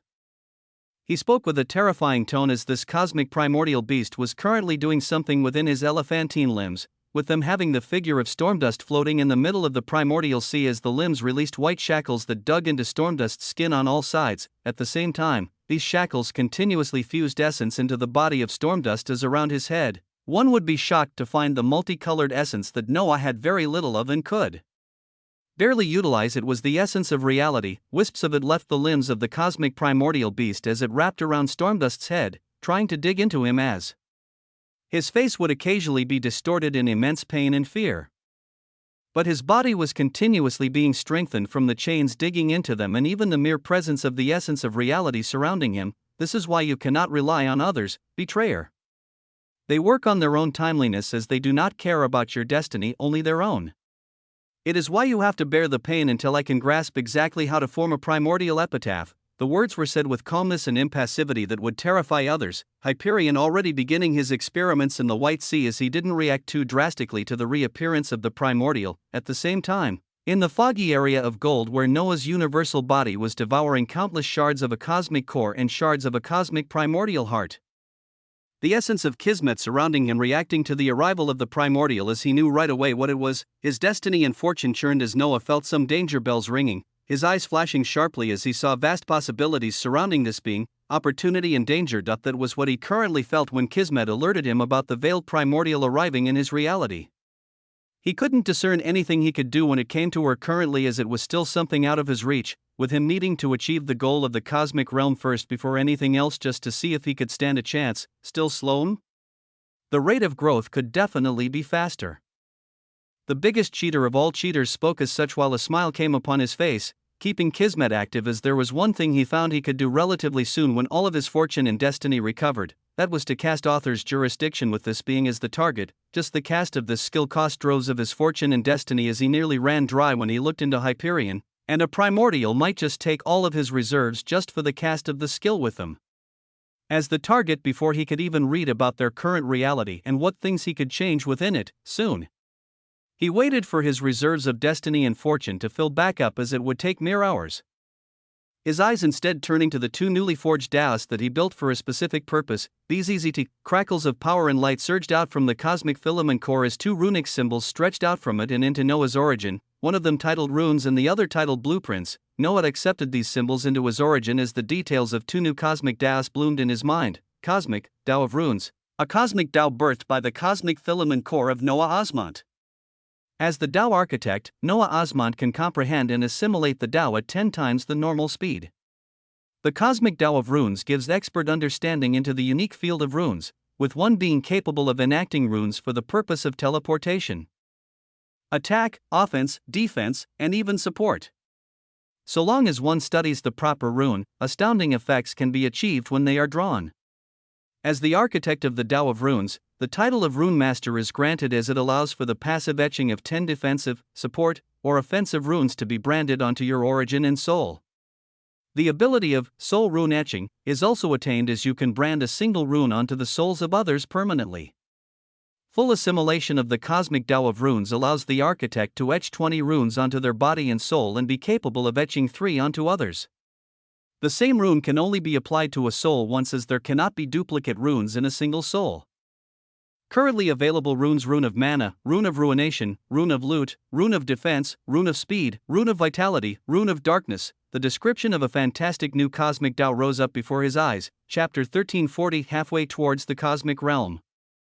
For the first Tao to be forged this time around was a Tao Noah had to make, as he had come across too many things with the concept of runes, runic circles when he cleared dungeons in the past, runic Tao lines from deconstructed Taos, runic sigils, runic symbols for the Taos he forged. Too many things had runes at their base as he sought to understand this more and also have it be used as a recipe for an edict that would help him forge a system The cosmic Tao of runes granted many unique boosts and uses as one of the main ones is allowing Noah to brand 20 runes onto his body and soul permanently, and he didn't know exactly how powerful these runes would be, as it would simply be like tacking on boosts of different types. He peered into something like the rune of mana and loot for better understanding. Rune of mana, radiant blue in color and unique in design. This rune can be branded onto one's soul as they experience a permanent effect of their mana reserves being multiplied by 100 times. The quality of one's mana is also continuously raised and refined over time until it achieves the purest quality of mana that makes the cost of all abilities as little as possible. Rune of Loot, golden color with exquisite etchings. This rune can be branded onto one's soul as they experience the permanent status effects of 100% increased loot quantity and 10% increased loot rarity. Noah looked at the results while nodding lightly, something like the rune of mana that would have little use to him being something indispensable to others. Just imagine an expert like Halcyon or Aegon suddenly having their mana reserves times by 100. It was a simple concept of runes with a shocking result that would make others green with envy. The rune of loot was even more unique as it was something even he wanted to brand onto himself, and he did just that as he called out lightly. Rune of Loot, THRUM, his surroundings vibrated with power as a unique essence rolled out, coming to coagulate before his eyes as it began forming into pristine etchings that he would have simply understood as the word loot before, but now, it wasn't just the mere cluster of symbols to form this word, as with his eyes bathed with the Tao of runes, he could see this symbol before his eyes containing wisps of a unique power that could influence reality, and yet it wasn't the essence of reality. He felt like he was touching upon a grand path as his essence of fortune and destiny seethed excitedly, knowing he had taken the right path towards his goals. And how could he not take the right path? He had confirmed with path to victory, after all. The rune of loot rushed towards and sunk into him as it went on to circle his origin and soul, binding onto one of his centermost splendiferous universe that began to shine gold. Noah, feeling the addition of 100% increased loot quantity and 10% increased loot rarity on top of what he already had. Beautiful. Noah admired his new design as within his origin, he only now noticed that his forged universes had already passed 50 billion, within the very same primordial cosmos of the infinite empire. There were many unique locations that could be found among the currently 100 cosmos of this empire, with many of them being clustered in the primordial cosmos where Noah's original universe stemmed from. There was the newly built cosmic Holy Land in the novice universe, along with the countless Law and Tao spaces, and within the dark universe itself where Noah stemmed from. Another feature that many knew as the library could be found here. It was the location that all new entrants in the infinite empire had to pay homage to when they arrived, as they further boosted their power. And there was currently a concession of women flying across space towards the physical location of this library that floated in stellar space. It was a vast structure lined by Greek-styled pillars and walls with a golden fog surrounding its sides, much of it looking like the archaic grand libraries as between the golden pillars. A vast number of bookcases with labels of offensive, defensive, or universal rank skills, universal filament skills. Many sections with multiple subsections could be seen as they stretched out as far as the eye could see. There were millions of beings lined up neatly near the entrance of the vast library, waiting their turn to go in and select skills to learn. These existences ranging from those in the void realm to those in the rank of paragons or antiquities, but the procession of women floating forward caused all of these existences in the surroundings to part way for them respectfully, their gorgeous group landing on the golden steps of the library as they bypassed everyone waiting. And of course others parted ways from them. Since they knew this group of women to be those closest to the emperor of this fantastical cluster of cosmos. Why do I sense fear and awe from the eyes of these little guys around you all? Springforge raised her eyes as she gazed in the surroundings while directing her question towards the woman leading them, Adelaide, but it wasn't her who replied, as the shorter Barbados, dressed in a frilly black dress, raised her eyes disdainfully, the illusory golden crown above her head symbolizing her title as one of the current 100 kings as she spoke while her curvaceous body glimmered brightly. Of course, they have reason to look in awe. But it's not towards our identity. It's just an extension of being around little fish. Her words caused Elena, who was adorned in a red dress by the side, to raise her eyes while Athena laughed lightly, her lips pursing as she released the words, "Junior brother," that only she could hear. Little fish? Halcyon was following behind Springforge as she asked quizzically, an illusory crown also on her head like all the women in the surrounding entourage, as her golden hair and eyes made her stand out even more with her beauty. At the forefront, Adelaide stepped into the vast library as she turned back and motioned for them to hurry, her blue eyes bright as replied, "Just the name that Sis Barbados met Noah with in the past." Come, let's get you guys acquainted with all the skills and skill trees that can boost your power by multiple times first before you get to know about all the stories, otherwise we'll be here all day. Her words held a hint of dignity and power within them as they moved everyone along, even Valentina and Anna, who seemed to be talking amongst each other in hushed tones behind everyone. Valentina was adorned in a short purple dress that hugged her curves as while she dripped of regality, she sent mental waves of communication towards Anna. Let's see, I bet 10 primordial hearts that he has at least been with one of them. Anna raised her strong eyes as she shook her head at seeing this powerful Tao Lord engage in such words. But she was thoughtful as she replied back slowly, I'll take the bet, he probably hasn't touched any of them yet. So you know it is only a matter of time? Valentina's mental waves contained a hint of mischief as one could hear her amusement from within, causing Anna to merely shake her head as she replied in a defeated manner, it's a matter of time for any powerful woman that comes near him. Words of wisdom that one could agree with and disagree with came out as the two women continued conversing amongst each other privately while walking through the golden pillars holding countless skills. At this time, Barbados let out a harumph as she jumped forward to a certain direction in the library while voicing out. Then they might as well start with the Bloodlord skill tree to gain access to a bunch of clones first. We'll then go through all the passive skills, in a fantastical library lined by golden pillars and a cloudy golden fog that held a hint of mysteriousness. A group of powerful women stepped in as Halcyon and Springforge were introduced to many things they had no idea about. Noah was in a world of his own as while those closest to him mingled with each other, his eyes were currently set on his origin as he saw the shining sight of over 50 billion cosmos that was still increasing, albeit at a slower pace, but it was still more than 50 billion either way, with 18 of them being rainbow-colored splendiferous universes that caused almost half of his body to seem multicolored. The rest were normal universes that were yet to be turned to their most profound state. But it was still a fantastic achievement. In this reality, Noah could effectively say he was among the 3 beings that had ever achieved a level of power at this stage, and he would soon catch up with the other as all he needed was more time and opportunities. Chapter 1341 Epiphany, a universal body that brimmed with over 50 billion universes. A grand milestone that Noah achieved with a bit of work, and now he looked to continue moving forward as after reveling in the achievement for some time, he turned his attention back to his newly forged Taos. His body undulated with mana as he willed the essence of the cosmic Tao of runes to activate, his voice coming out in waves, rune of mana, rune of ruination, primordial rune. The names of 19 runes that Noah considered most prevalent to him were called out as his body became surrounded by the unique sight of 19 archaic-looking rune symbols. As Noah looked at them with his deeper understanding of rules, he could see all of the interweaving lines and authorities that went on to make them, and this went even further when his eyes became covered by the essence of another Tao.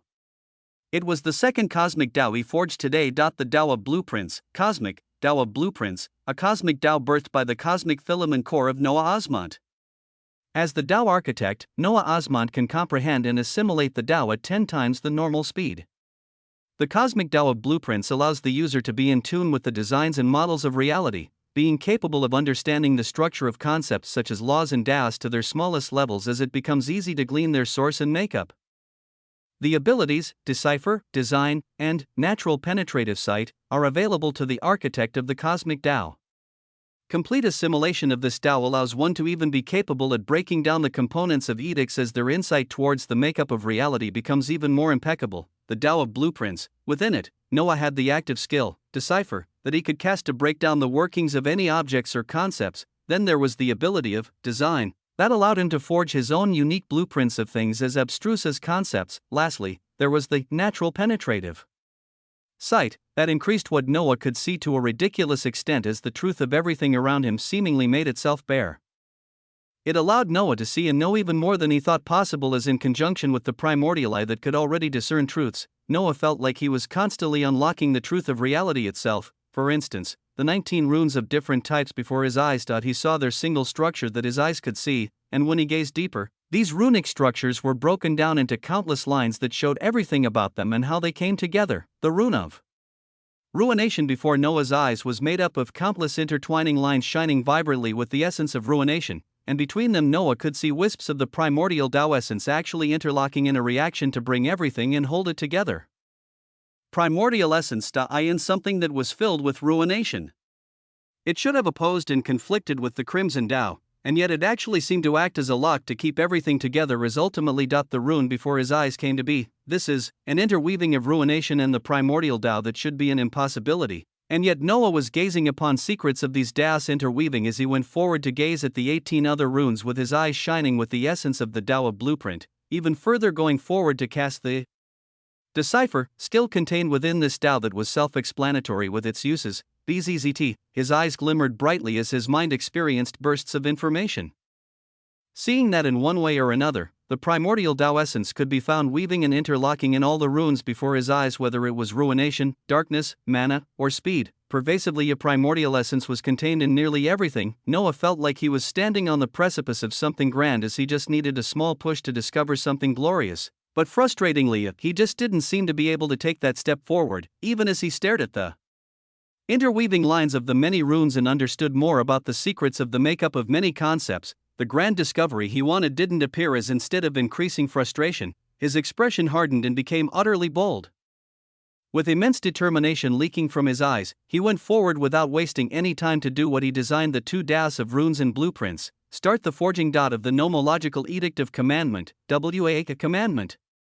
He already knew what the name of the edict would be as he had wanted to design this with the cosmic Taos of runes and blueprints to be an edict that would combine these abstruse Taos and many others to forge something that would allow him to bypass any mysteries.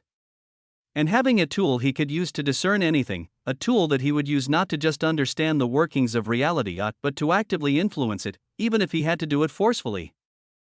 This was what commandment meant. An order or authority to carry out a certain course of action, and Noah wanted to forge such a thing as when it came to things like the inner workings of reality, edicts, or even the concepts of primordial epitaphs and systems that he didn't fully understand. He wanted to be capable of brute forcing his way across all of them by a mere commandment, OM.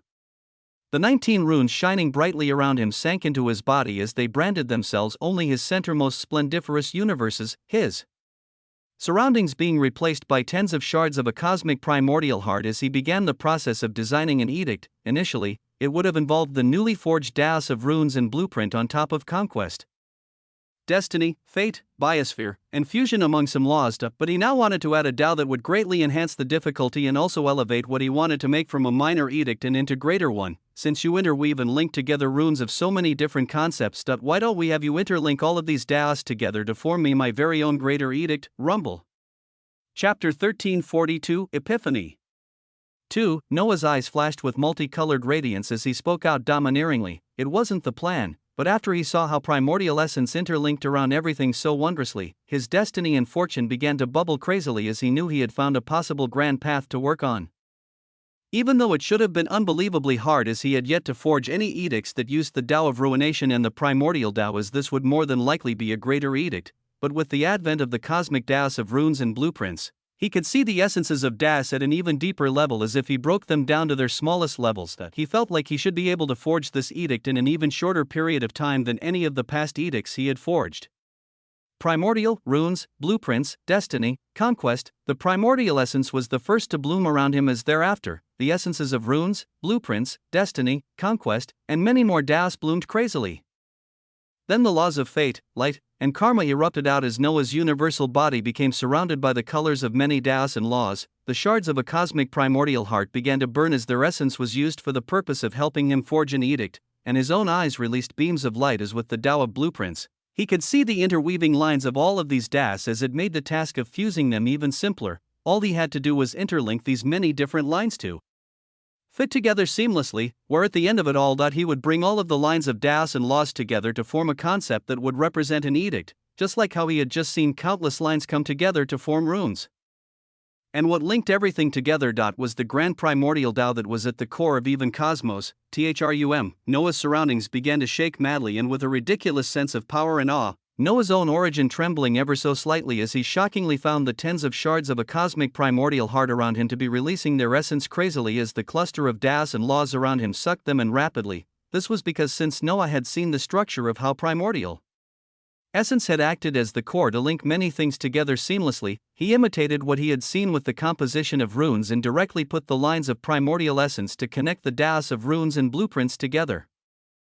And the laws of light, fate, and karma into conquest, fusion, destiny. All of the Taos and laws around him, his origin thumped like a live heart as he became increasingly shocked. Finding out the fantastical truth that all of the das and laws were coming together at a ridiculously fast and unbelievable rate due to him being able to see the lines of these das and interlinking bridges of primordial essence to combine them together, it was so unbelievable that his surroundings began to fluctuate crazily, reality itself bending and fluctuating as without Noah's full knowledge. He was doing something crazy that someone of his level should in no way have been capable of doing.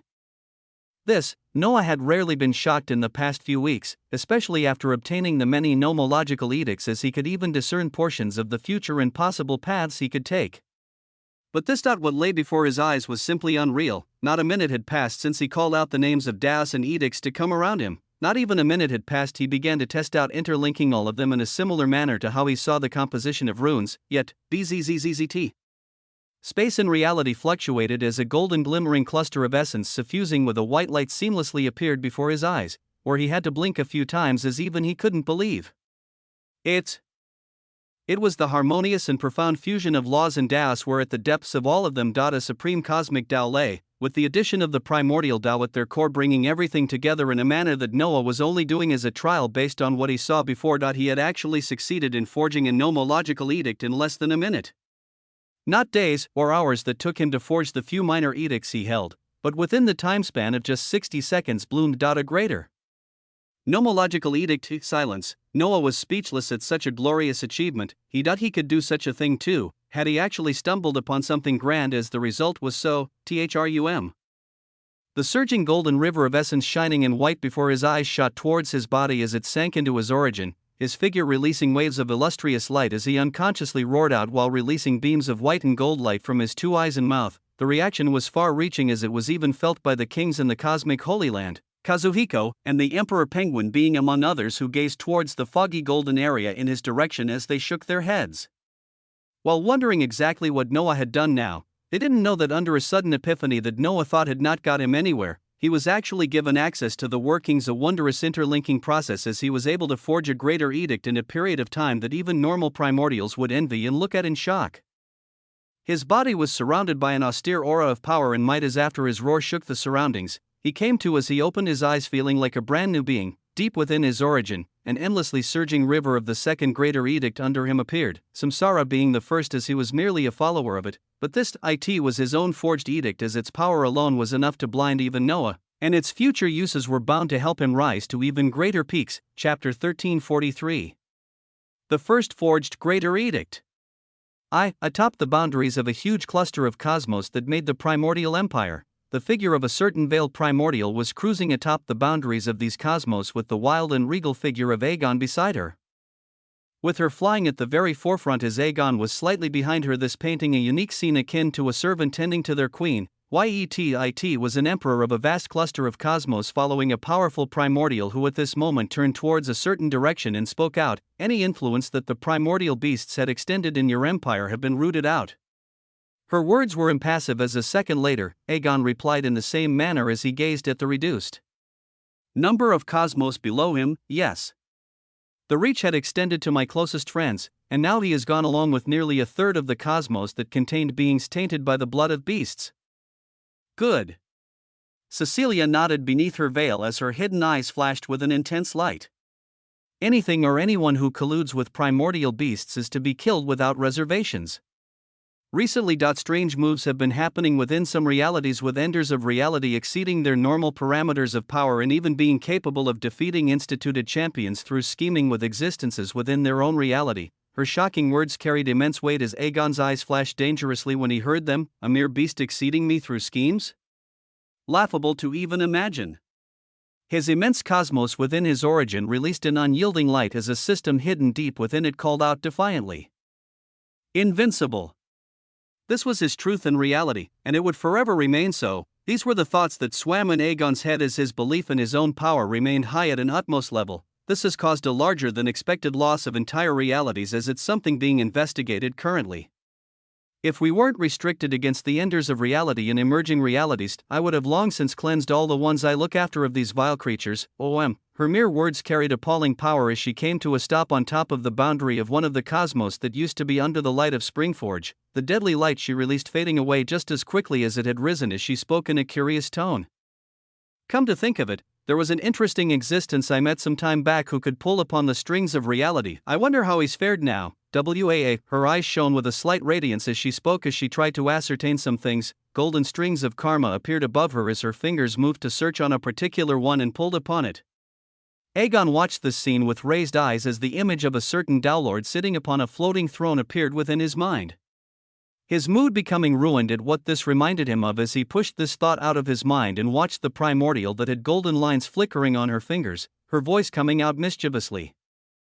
Let's see. Where are you at now? In the cosmic holy land of the infinite empire. Noah floated near his golden throne as an air of majestic power surrounded him, where even now he affirmed the current reality in the sequence of events that had just occurred, an epiphany of the highest order. The design of the cosmic Tao of blueprints was actually such a tool as it revealed to Noah the crux of an intricate secret, and he was able to weave together a greater nomological edict in a matter of seconds. Because of it, of course, the das and laws that he had already planned to include also were harmonious as they went along with each other, or if he tried to just add das for the sake of it he might have failed or even stumbled. This was why ruination or any other das were not included in the forging of this nomological edict, because they simply would not have weaved together well to form into what Noah wanted. He didn't know exactly what edict he would forge that would include both ruination and the primordial das. Even though his surging destiny and fortune were already dancing to try and steer him towards this direction as to top it all off, the ideas of supreme cosmic das to complement them and forging a ridiculously powerful edict began to rise up in his mind, one step at a time. His voice echoed out magisterially as his body stopped its radiant glow of colors, calming down as he felt the nomological edict of commandment coursing through him.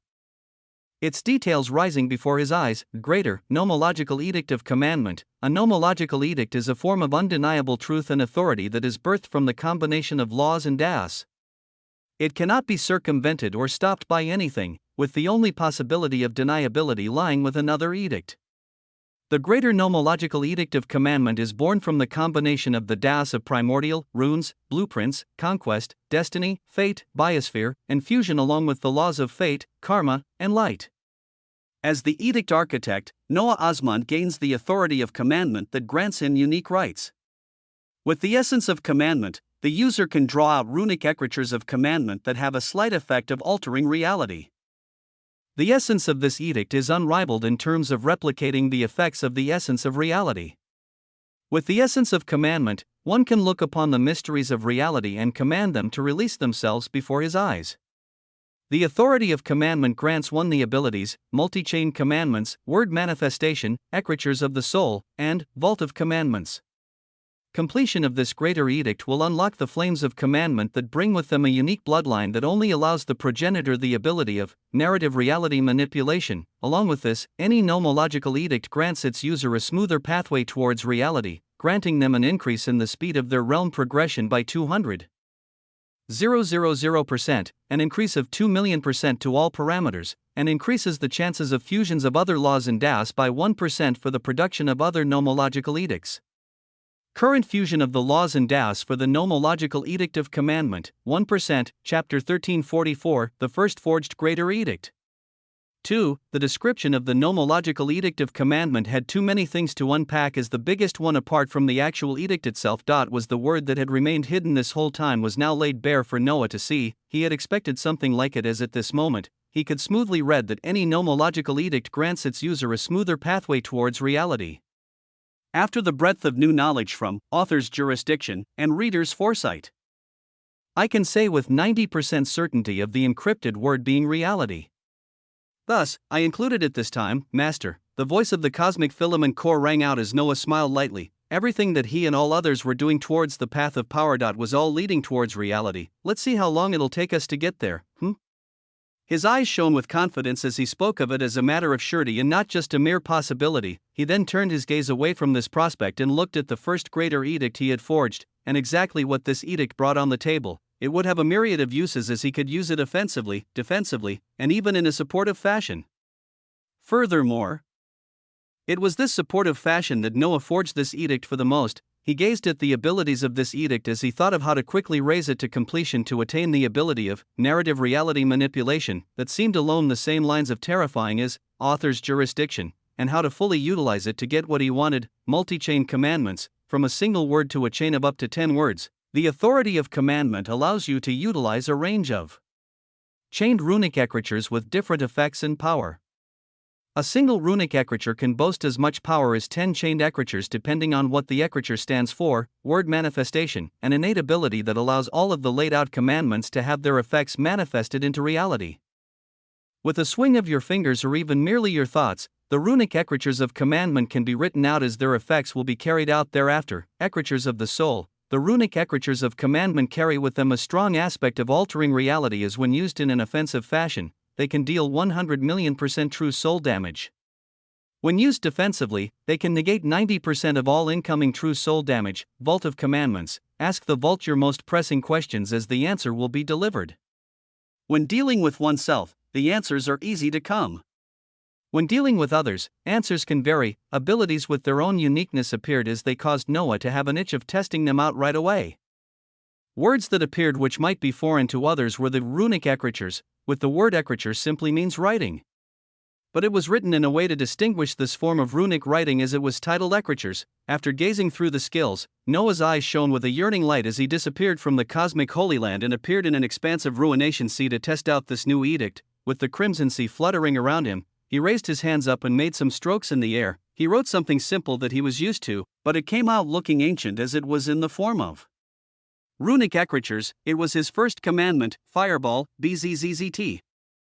The word was inscribed in golden letters that trembled with the essence of a greater nomological edict as thereafter, it flashed in the span of a millisecond as something terrific bloomed from the single word. It caused the surrounding ruination sea to turn an even darker shade of crimson as a millisecond later, an entire blazing universe of flames roared out madly from the runic ecritures of fireball, and covered the expanse of billions of light years, a devastating sight as if Noah had not left the cosmic Holy Land. He might have burnt even the thrones and the kings within it with terrible true soul damage. His eyes shone as after the test of an offensive skill that could wipe out anyone that didn't have a minor defensive edict instantly. He tried a few others as this time, he moved his thoughts to construct new commandments. Impenetrable shield.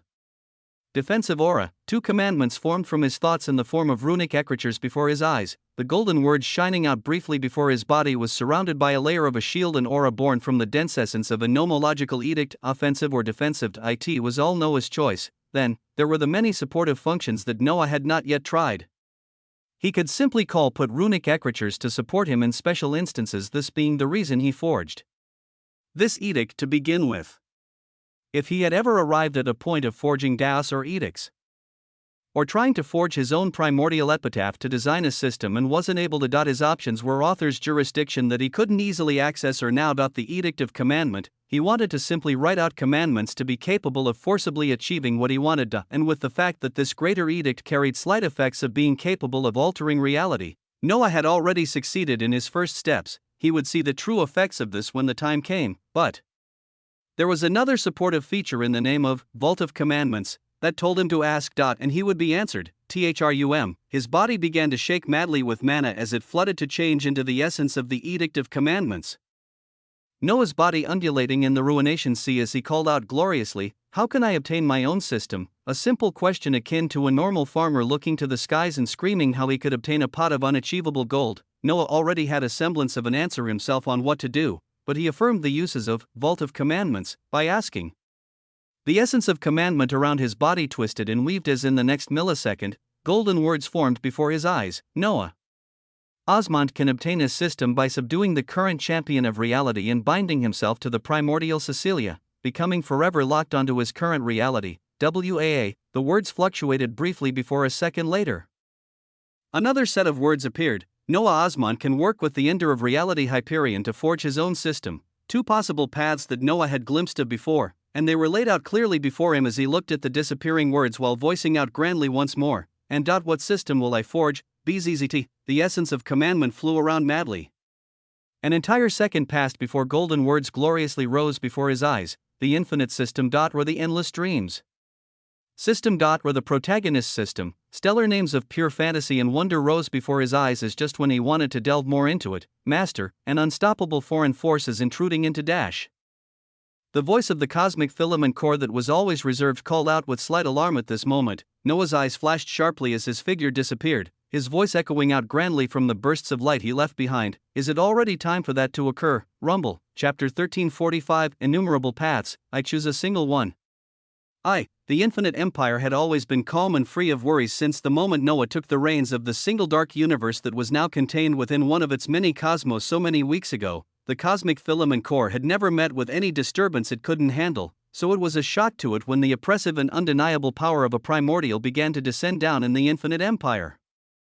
But as the core sent communications to its master, it realized that he was calm. In turn, the consciousness of the cosmic filament core also turned calm. If the master had no reason to worry, then he could shoulder everything that was to come. The vast consciousness of the cosmic filament core receded as it didn't put up any resistance. Deep in a unique spatial environment that could only be reached by the one controlling the cosmic treasure ruination, all of Noah's universal body clones and the main body that was just testing the nomological edict of commandment appeared within the ruination realm along with the clones and bodies of Noah's second human origin. Only the single human body of Noah, the one that he had all those years ago when he absorbed the fireball skill tree and began on this journey. Only this remained in the novice universe of the primordial cosmos as his eyes were calm without an ounce of fear while gazing towards the stellar space that had begun to vibrate. The cosmic Holy Land was nowhere to be seen. The Grand Library had virtually disappeared.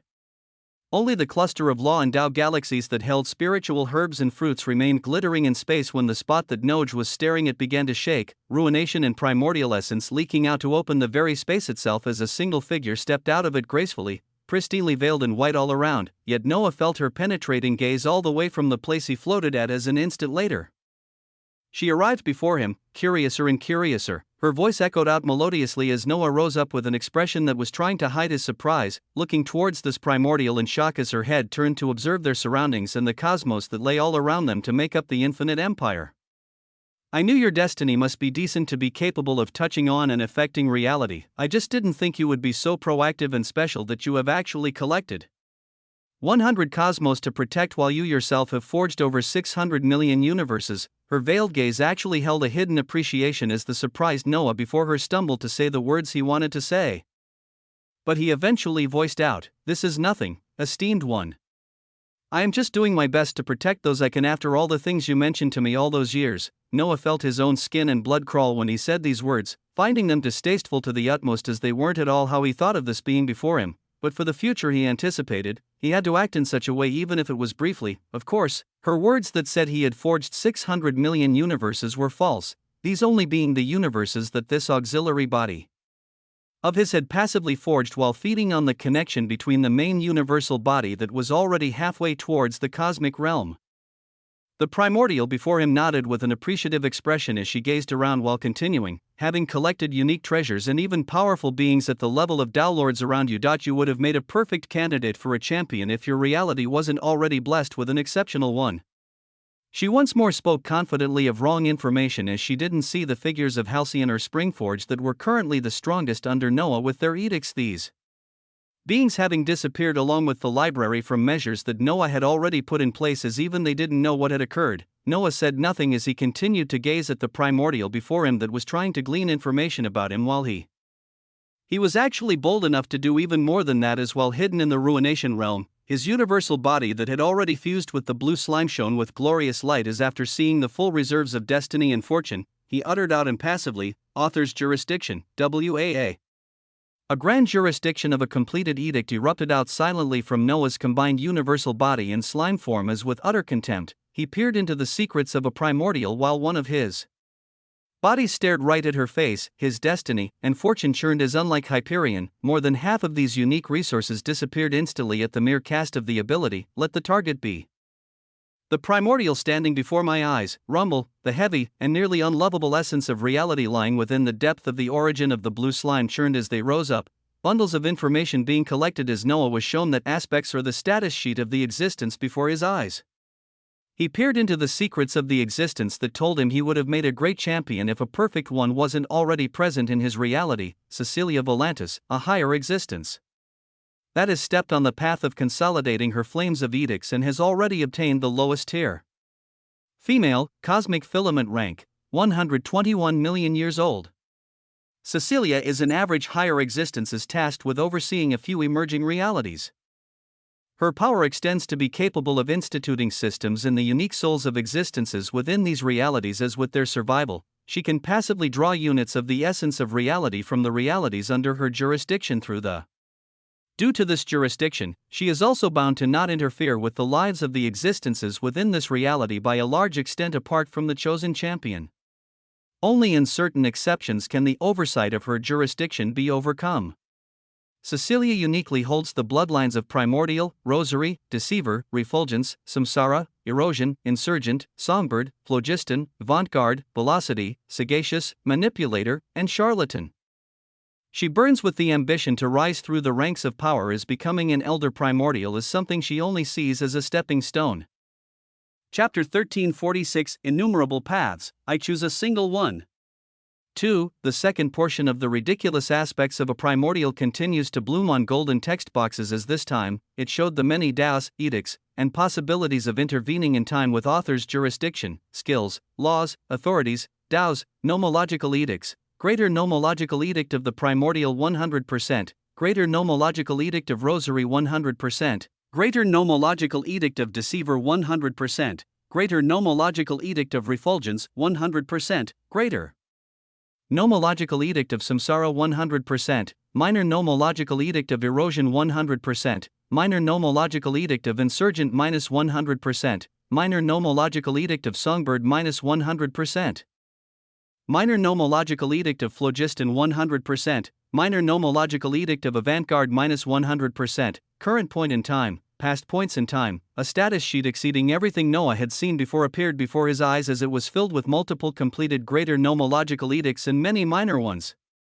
The most pressing thing was the fact that this existence before Noah's eyes had already exceeded the cosmic realm and entered the cosmic filament realm, such a thing throwing many possible plans from Noah out of the window as he also thought about Hyperion's plans. This being was working with a terrifying force of more than likely evolved primordial beasts similar to it or something else entirely, as the final plan of these beings was not Aegon, but this primordial Cecilia Volantis. It made one theorize many things on how exactly they planned to spill the true blood of this primordial, but going even further, Noah's eyes honed in on the listed greater nomological edict of primordial. He wondered how far different this was to the cosmic primordial Dauda and whether it was a direct relation to primordials, as their first edict was this. Then, there was the set of words that could not be seen even with author's jurisdiction. Words that dealt with the usage of the flames of edicts being put together to form something glorious. Something so fantastical that primordials used it as a form of jurisdiction to passively obtain the essence of reality from realities that they managed. This was how they continued to obtain dense reserves of the essence of reality that they utilized to bend realities to their will and forge systems on the champions they chose. And something unique that many did not know was that primordials were limited in what they could do within a reality, or even though at this moment that Cecilia knew of the existence of the ender of reality, she could only make sure that she had raised a strong enough champion to withstand it. Only in certain circumstances could she make a move. And Noah had to find out what these circumstances were. Noah's eyes gazed at the status sheet with an illuminating gaze as with the golden pen to make possible changes in his hands. He saw just the thought of wanting to alter the reality of this existence was continuing to cause his destiny and fortune to leak out constantly, as even though he wanted until he had full reserves, they were nearly depleted just seconds into author's jurisdiction. Cancel, WAA, his command echoed out as the status sheet he had memorized faded. In the novice universe, one of his bodies stared at the primordial Cecilia right in her veiled face as she had no idea she had her details peered through by the being that was floating in front of it. Towards her assertion that he would have made a great champion had one not already been active, he shook his head while speaking deprecatingly. Someone like me isn't cut out to be a champion. So I will let this glory fall upon others' shoulders. WAA, his eyes spoke the truth as Cecilia's veiled head looked at him closely before nodding, her voice continuing to echo out. Protect your cluster of cosmos for now and wait for the champion to clear the folds of primordial beasts. I would tell you to lend him a hand, but the strength I've given him should be more than enough for anything he comes to face. Alright, that's more than enough. Her voice towards the end seemed to have spent as much of its focus and energy on Noah as it could tolerate, the figure of this primordial gazing at the surrounding cosmos Noah had brought together as with a nod. She began to be wrapped around harmoniously by primordial essence and the essence of ruination. She had spoken to this lower existence that wasn't even a champion for far too long, his destiny being elevated as high as an unborn champion but being unlucky enough not to be one. There were some existences like him across the myriad of realities. They were special, But at the end of the day, they would not surpass the champions of their reality, as they wouldn't amount to much, simply forever bound to their reality for millions of years until their soul wastes away and they undergo true annihilation, to never be able to gaze upon the lands that primordials and elder primordials step on. What poor souls these existences are! With a paying gaze, she began to disappear as she left behind one last message with an impassive voice: strive to defend your home. It is the only important thing you will have in all your life. Whap! With such words, she disappeared. Noah's eyes flashed sharply as he nearly sneered, wanting to voice out that this home of his, this reality of his, was not the most important thing that he would have in all his life. Even as she gave advice and talked to him, he couldn't help but sense the arrogance and pride in the gaze of this being, as she truly expected him to be locked into this reality and forever remain under the shadow of the being she made champion. If Noah wanted to, he could have taken the route of subduing Aegon and then coming under her heel to obtain his system, and he could have even jumped up and down when he met her today to align himself with her. There were many paths and possibilities that he could take, but I will only choose one. Rumble. His body began to release waves of power as his eyes became domineering and dripped with majesty. He would choose a single path of the countless ones waiting for him, a path that he walked towards, the path of strength with his own forged power and might great enough to not only subdue his enemies, but to also help his family, whether the current one he was building or the past one he would not let go. Might that when he gazed towards a primordial, he would not have to put on an act nor take their prideful and pitying gazes towards him as an existence lesser than them, and it was possible for him to achieve this. He had just forged a greater edict in less than a minute, as this was only the first, and the systems that primordials were so proud of he would simply make his own. For this, he gazed towards the directing of the vast primordial sea, as no one knew it was soon time for him to have another dance with an ender of reality, for him to utilize the blueprint of the primordial epitaph that Eckhart gave him as he forged a system of his own, with the only resource being the abstruse essence of reality. Speaking of, he gazed towards the direction where the cosmic Holy Land and library were hidden from the prying gaze of the primordial, the cosmic filament core that only the master of the infinite empire could freely move around in or even find, as his eyes sparked with flames for something else he had to do. Let's get to devouring universes and obtaining more of the essence of reality. Just as the aura and might of a primordial faded from the infinite empire, Noah was ready to watch the universal singularity as he planned to devour its product to obtain his own essence of reality, however small it would be. Chapter 1347, Swallowing Entire Universes. Aegon stared above the crimson ruination sea around him as when he closed his eyes to feel a certain aura he was familiar with. He found that he could not sense it anymore. It was the aura of someone tied to him in a major way, and yet not, someone that seemed far away and was yet so close, always so fleeting. His eyes flashed sharply as this being did not stay long when she came into this reality, and every action she took continued to remind him of his position here, the position of the champion of a reality, bound to forever protect reality with a system that is restricted to this reality, the life of a champion. It was something no other beings had to worry or think about, but champions themselves faced these dilemmas daily. But when it came to Aegon, he was confident of his power. This confidence stemmed from repeated results in history for millions of years that taught him a single thing: invincibility. Hell, even now he was about to finish the forging of another edict after just a day, as he was working to complete 2 more before the final battle broke out. Who else could do such a thing apart from him? And also, his gaze left the high depths he was trying to see as they went below, noticing the figure of Havenbreaker coming his way just minutes after Cecilia had left. I have someone that I need to protect in this reality. His cold and impassive eyes flashed with emotion as he looked at the face of the being he never thought he could obtain, and yet his own power and influence had drawn her in as he now had her all to himself. My champion, she called out like a lullaby as a rare smile appeared over Aegon's lips. The thought of Cecilia already fading away as the champion became fixated on the only existence who was still by his side in his primordial empire. The ability of Isurian true devouring stemmed from primordial beasts, as it was their main pathway through realms, unique to them. They used it to devour universes and cosmos as they obtained wisps of the essence of reality, which when it built up in large amounts within their bodies, they were elevated to the rank of grand primordial beasts, and eventually a unique beasts among them would rise to become an ender of reality. Noah could utilize this ability as the rewards he would get were reduced heavily, as he wasn't a primordial beast himself.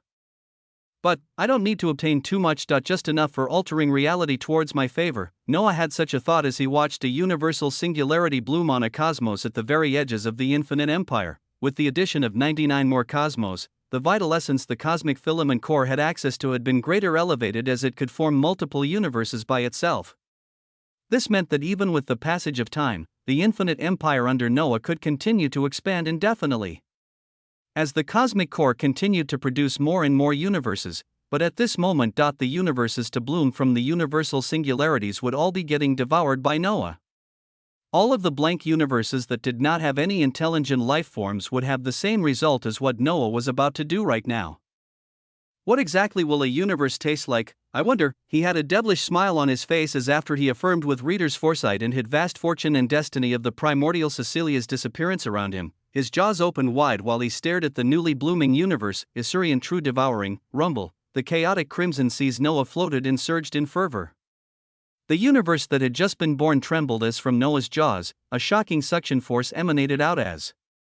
It seemed something denser than even a quasar was rotating madly inside his mouth. The boundaries of the blank universe were the first to go as seconds later. The very structure of this universe itself began to falter and break as it turned into streams of light that were sucked into Noah's mouth. It caused Noah's eyes to snap wide open as he felt a unique feeling within his origin, but even more so in his mouth as for the taste of a universe cheesecake.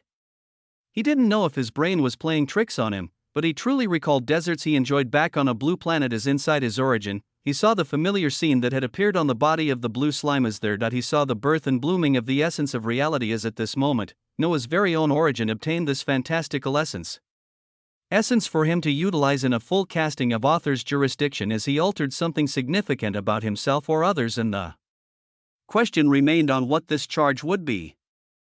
The nomological edict of Kismet swarmed around him for this as he went on to devour an entire universe, and the cosmic filament core would have enough vital essence to cause the universal singularities of at least 10 universes for Noah to devour on this day. Slowly but surely, he made his progress forward, the birth of Daos, edicts, treasures. All of this was crucial as it further complemented Noah and his strength, but nothing was as significant as the runic Dao line enhancers that he could brand hundreds of onto the Dao lines of deconstructed Daos. The crazy number of percentages that had crossed a billion in number had gradually been getting surpassed in the past few days, with Noah having already tripled this number due to all the new Daos he obtained throughout the infinite empire and the nigh endless Dao line enhancers he had. So in terms of strength, he was truly unrivaled as only two other beings on this reality could still look down upon him, and it was time for him to go meet one of these beings for a grand purpose, Noah's primordial ruination clone being the one to flash away from the infinite empire as his position was set for. The boundless primordial sea, chapter 1348, a tyrant and an ender of reality.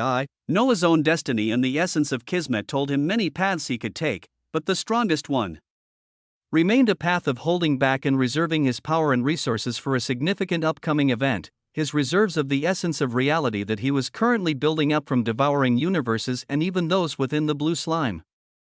He could use all them to quickly bring 2 or 3 edicts to completion and obtain more flames to increase the propagation of the true blood of higher existences, but Kismet showed him that this wasn't the most crucial thing he could do with this rare essence. The most crucial was for the usage to forge the abstruse system that, after discerning with the nomological edict of Kismet, it was bound to be the infinite system.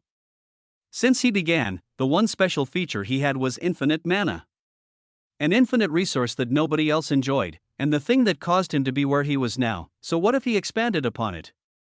What if he made himself even wilder, as mana wasn't the only thing he had an infinite amount of? What if the aspect of this infinite system truly stood for what it meant, as it would not be made up of a single system but as many as Noah could forge, rumble, destiny and fortune weaved chaotically at the mere thought of such possibilities. But this was the reason for his restraint with the essence of reality this whole time. Thus, Noah held himself back as while his main bodies continued to oversee everything around the infinite empire, his primordial ruination clone set off towards the primordial sea to once more meet the anomaly that was Hyperion, the cosmic primordial beast that was currently experimenting on a special existence to try and forge a construct that only primordials made, systems born for champions that were restricted to their reality. Noah teleported at the border of this being's home as he saw the undulating field of essence that still covered every inch of it.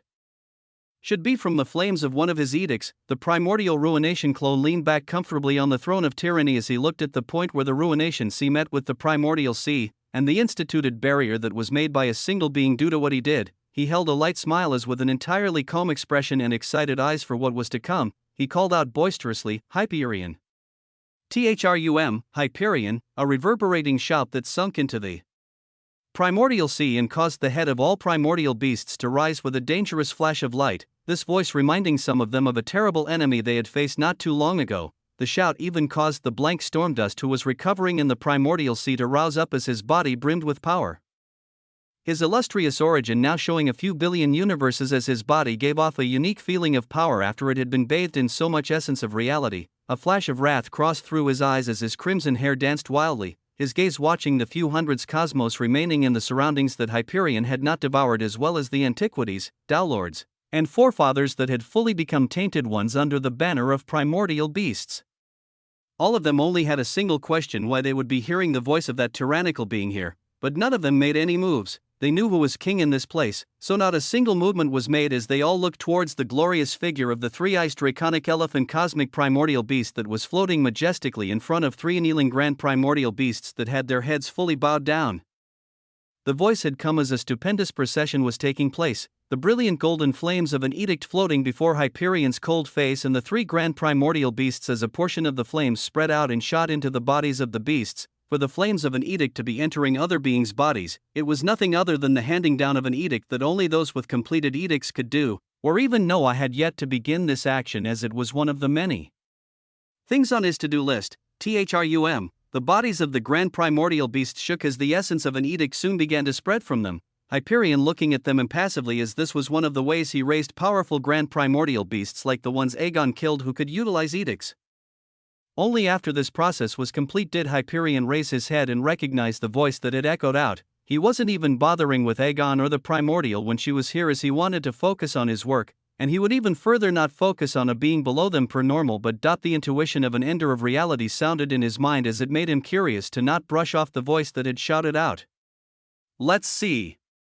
His archaic voice echoed out as his enormous body was wrapped by primordial essence, disappearing soon after as he left behind three newly elevated grand primordial beasts with edicts and even more swarms of other beasts, along with a strengthened Stormdust and the cosmos under him as he teleported towards the ends of the primordial sea.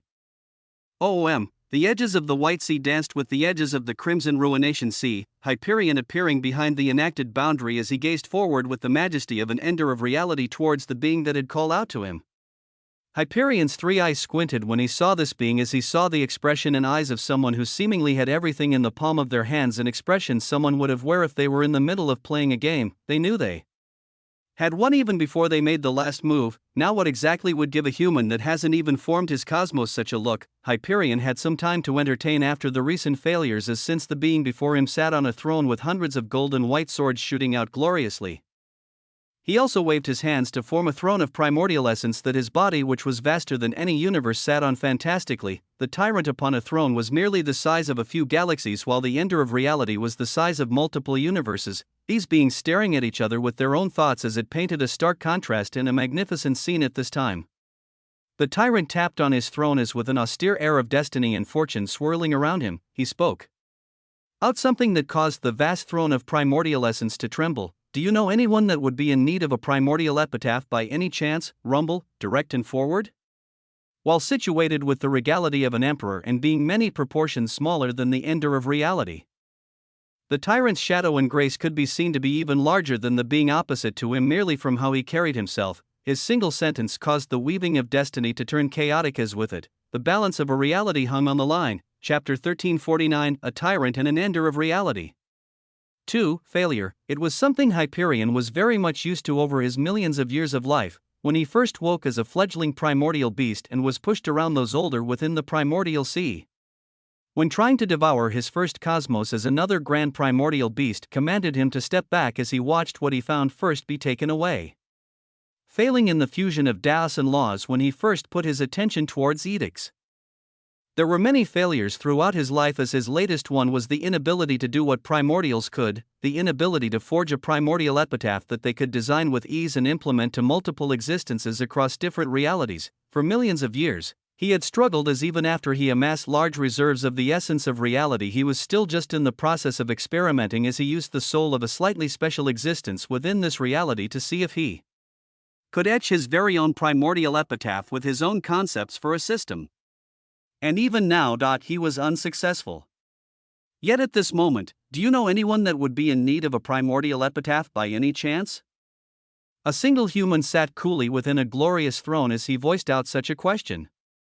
A question that stood at the root of his latest failure, as it was something that was one of the only sore spots this cosmic primordial beast had.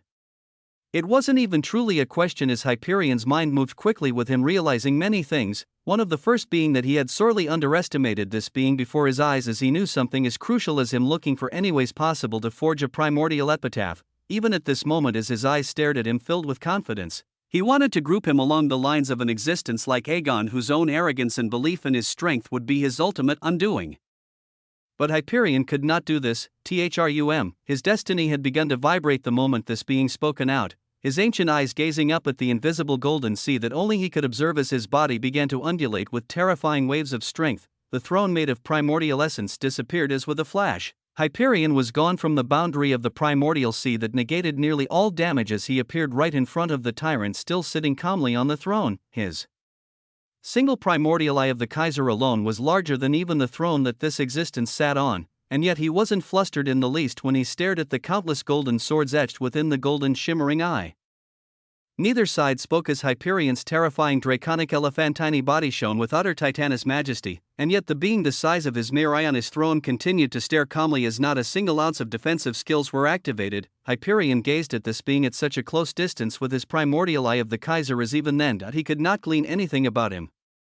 But the subject matter was something close to his heart. So Hyperion put aside his immense pride as his voice thundered out coldly, "How exactly would you have found out about that, WAA?" His voice boomed out in waves as it caused the surroundings to tremble, and yet the tyrant upon his throne replied back with a collected voice as he leaned back and tapped on his throne. "Does it really matter how? Did it matter?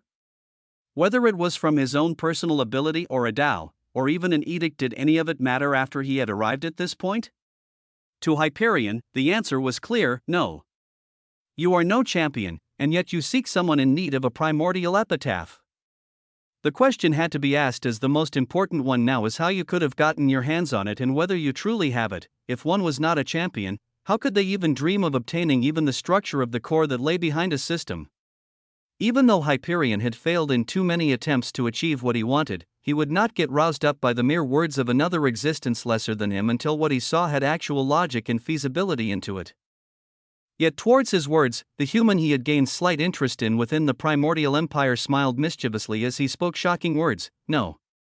Because unlike some existences, I am not bound and confined within my reality for as long as I live." BOM. The words were like dousing galaxies full of fuel into a burning inferno, the primordial eye of the Kaiser shining dangerously as an instant later, golden flames bloomed, golden flames that came from none other than the flames of an edict as they painted all the surroundings Aurelian, going forward to cover everything in the surroundings as they circled around the throne of tyranny. Dangerously, WAA, the golden swords on the backrest of the throne glistened as the quasi-cosmic treasures took in temperatures that would make them melt if they remained in these surroundings long enough. But Noah himself was unbothered as an instant later, golden flames of Kismet erupted around and covered his entire body as he looked an emperor bathed in gold, his voice still ringing out even as Hyperion nearly drowned him in flames, an ender of reality forever confided to this reality, his only route of freedom being nothing other than death. What a sad concept that is, BZZT. Towards an ender of reality, he said this, towards a being a realm higher than him, he said this. Every word he spoke caused the primordial eye of the Kaiser to shine even more dangerously as the golden swords within it spun madly, the cosmic primordial beast truly becoming roused as a subject at the depths of his heart, something nobody else should know nor should they be able to talk to him about. It was being put out in the open. Chapter 1350, A Tyrant and an Ender of Reality. 3. There are countless lifeforms born across the endless cosmos with a reality, but the most unfortunate ones to look at have to be primordial beasts, situated upon a throne. The voice of a being surrounded by the flames of a completed edict continued to speak calmly as he gazed into the primordial eye of the roused cosmic beast, born only for the purpose of destroying their home. As the moment this is completed, they perish. No lives of their own. No purpose. Just nothing. Even the most powerful one gaining the title of the Ender of Reality cannot change this, as his only path is to be eliminated by the tools of primordials or perish with their very own home. WAA, it is an unfortunate life. And yet here is a unique Ender of Reality that wants to change this destiny. An Ender of Reality that has failed thus far, blazing. The entire ruination sea was blazing ever higher with golden flames the more that Noah talked. with Hyperion's eyes swirling madly as it seemed like he would burn everything down right here and now. When in the next millisecond, the golden flames disappeared entirely, Hyperion's two eyes closed entirely as only his third primordial eye remained open, shining with an illustrious light that showed off utter coldness. This ender of reality gazed towards Noah without an ounce of emotion as his cosmos was letting out radiant glows of power. Listening as the last set of words came out, "To all your questions and what you seek, I am the answer," rumble, arrogant, domineering. The approach wasn't cordial or careful, but the tyrant came out to tell him that out of all of his failures and for what he sought he was the solution. Hyperion gazed at this being silently as his roused emotions settled, his ancient voice coming out for the first time in a while, an answer. As if I could just erase you out of existence right now, and we can see whether you truly are the answer. His words were accompanied by the primordial eye of the Kaiser shining with a deadly glint, the voice of the ender of reality continuing, "After all, wiping the arrogant look on your face would give great satisfaction, really? You'd be killing a clone of clone as I can be back here with another clone a few seconds later. If it is your hobby, you can go right ahead." Silence reigned as the two unflinching beings stared at each other on an impasse. It was the tyrant that reached out as he was the one who came here with all the cards. "Let's not play around. For me to naturally come here, there is something that I want. I will truthfully tell you that I do not care about your struggles as an ender of reality, nor whether you will break out of the confines of our reality. What I care about are my own gains, which I have realized I can obtain in a much smoother and quicker fashion if I reach out to an existence as special as you. My wish to forge a system is what I lack, is the essence of reality that you happen to have a lot of. What you lack is an ounce of knowledge on systems, as you hope it is the path that will lead you out of the confines of this reality. And I have that knowledge, so we do not need to dance around nor play games." "Oh Hyperion," rumble. The name of the ender of reality was uttered out freely as to top it all off. The area behind Noah trembled as it began to show an invisible and vast sea of destiny and fortune.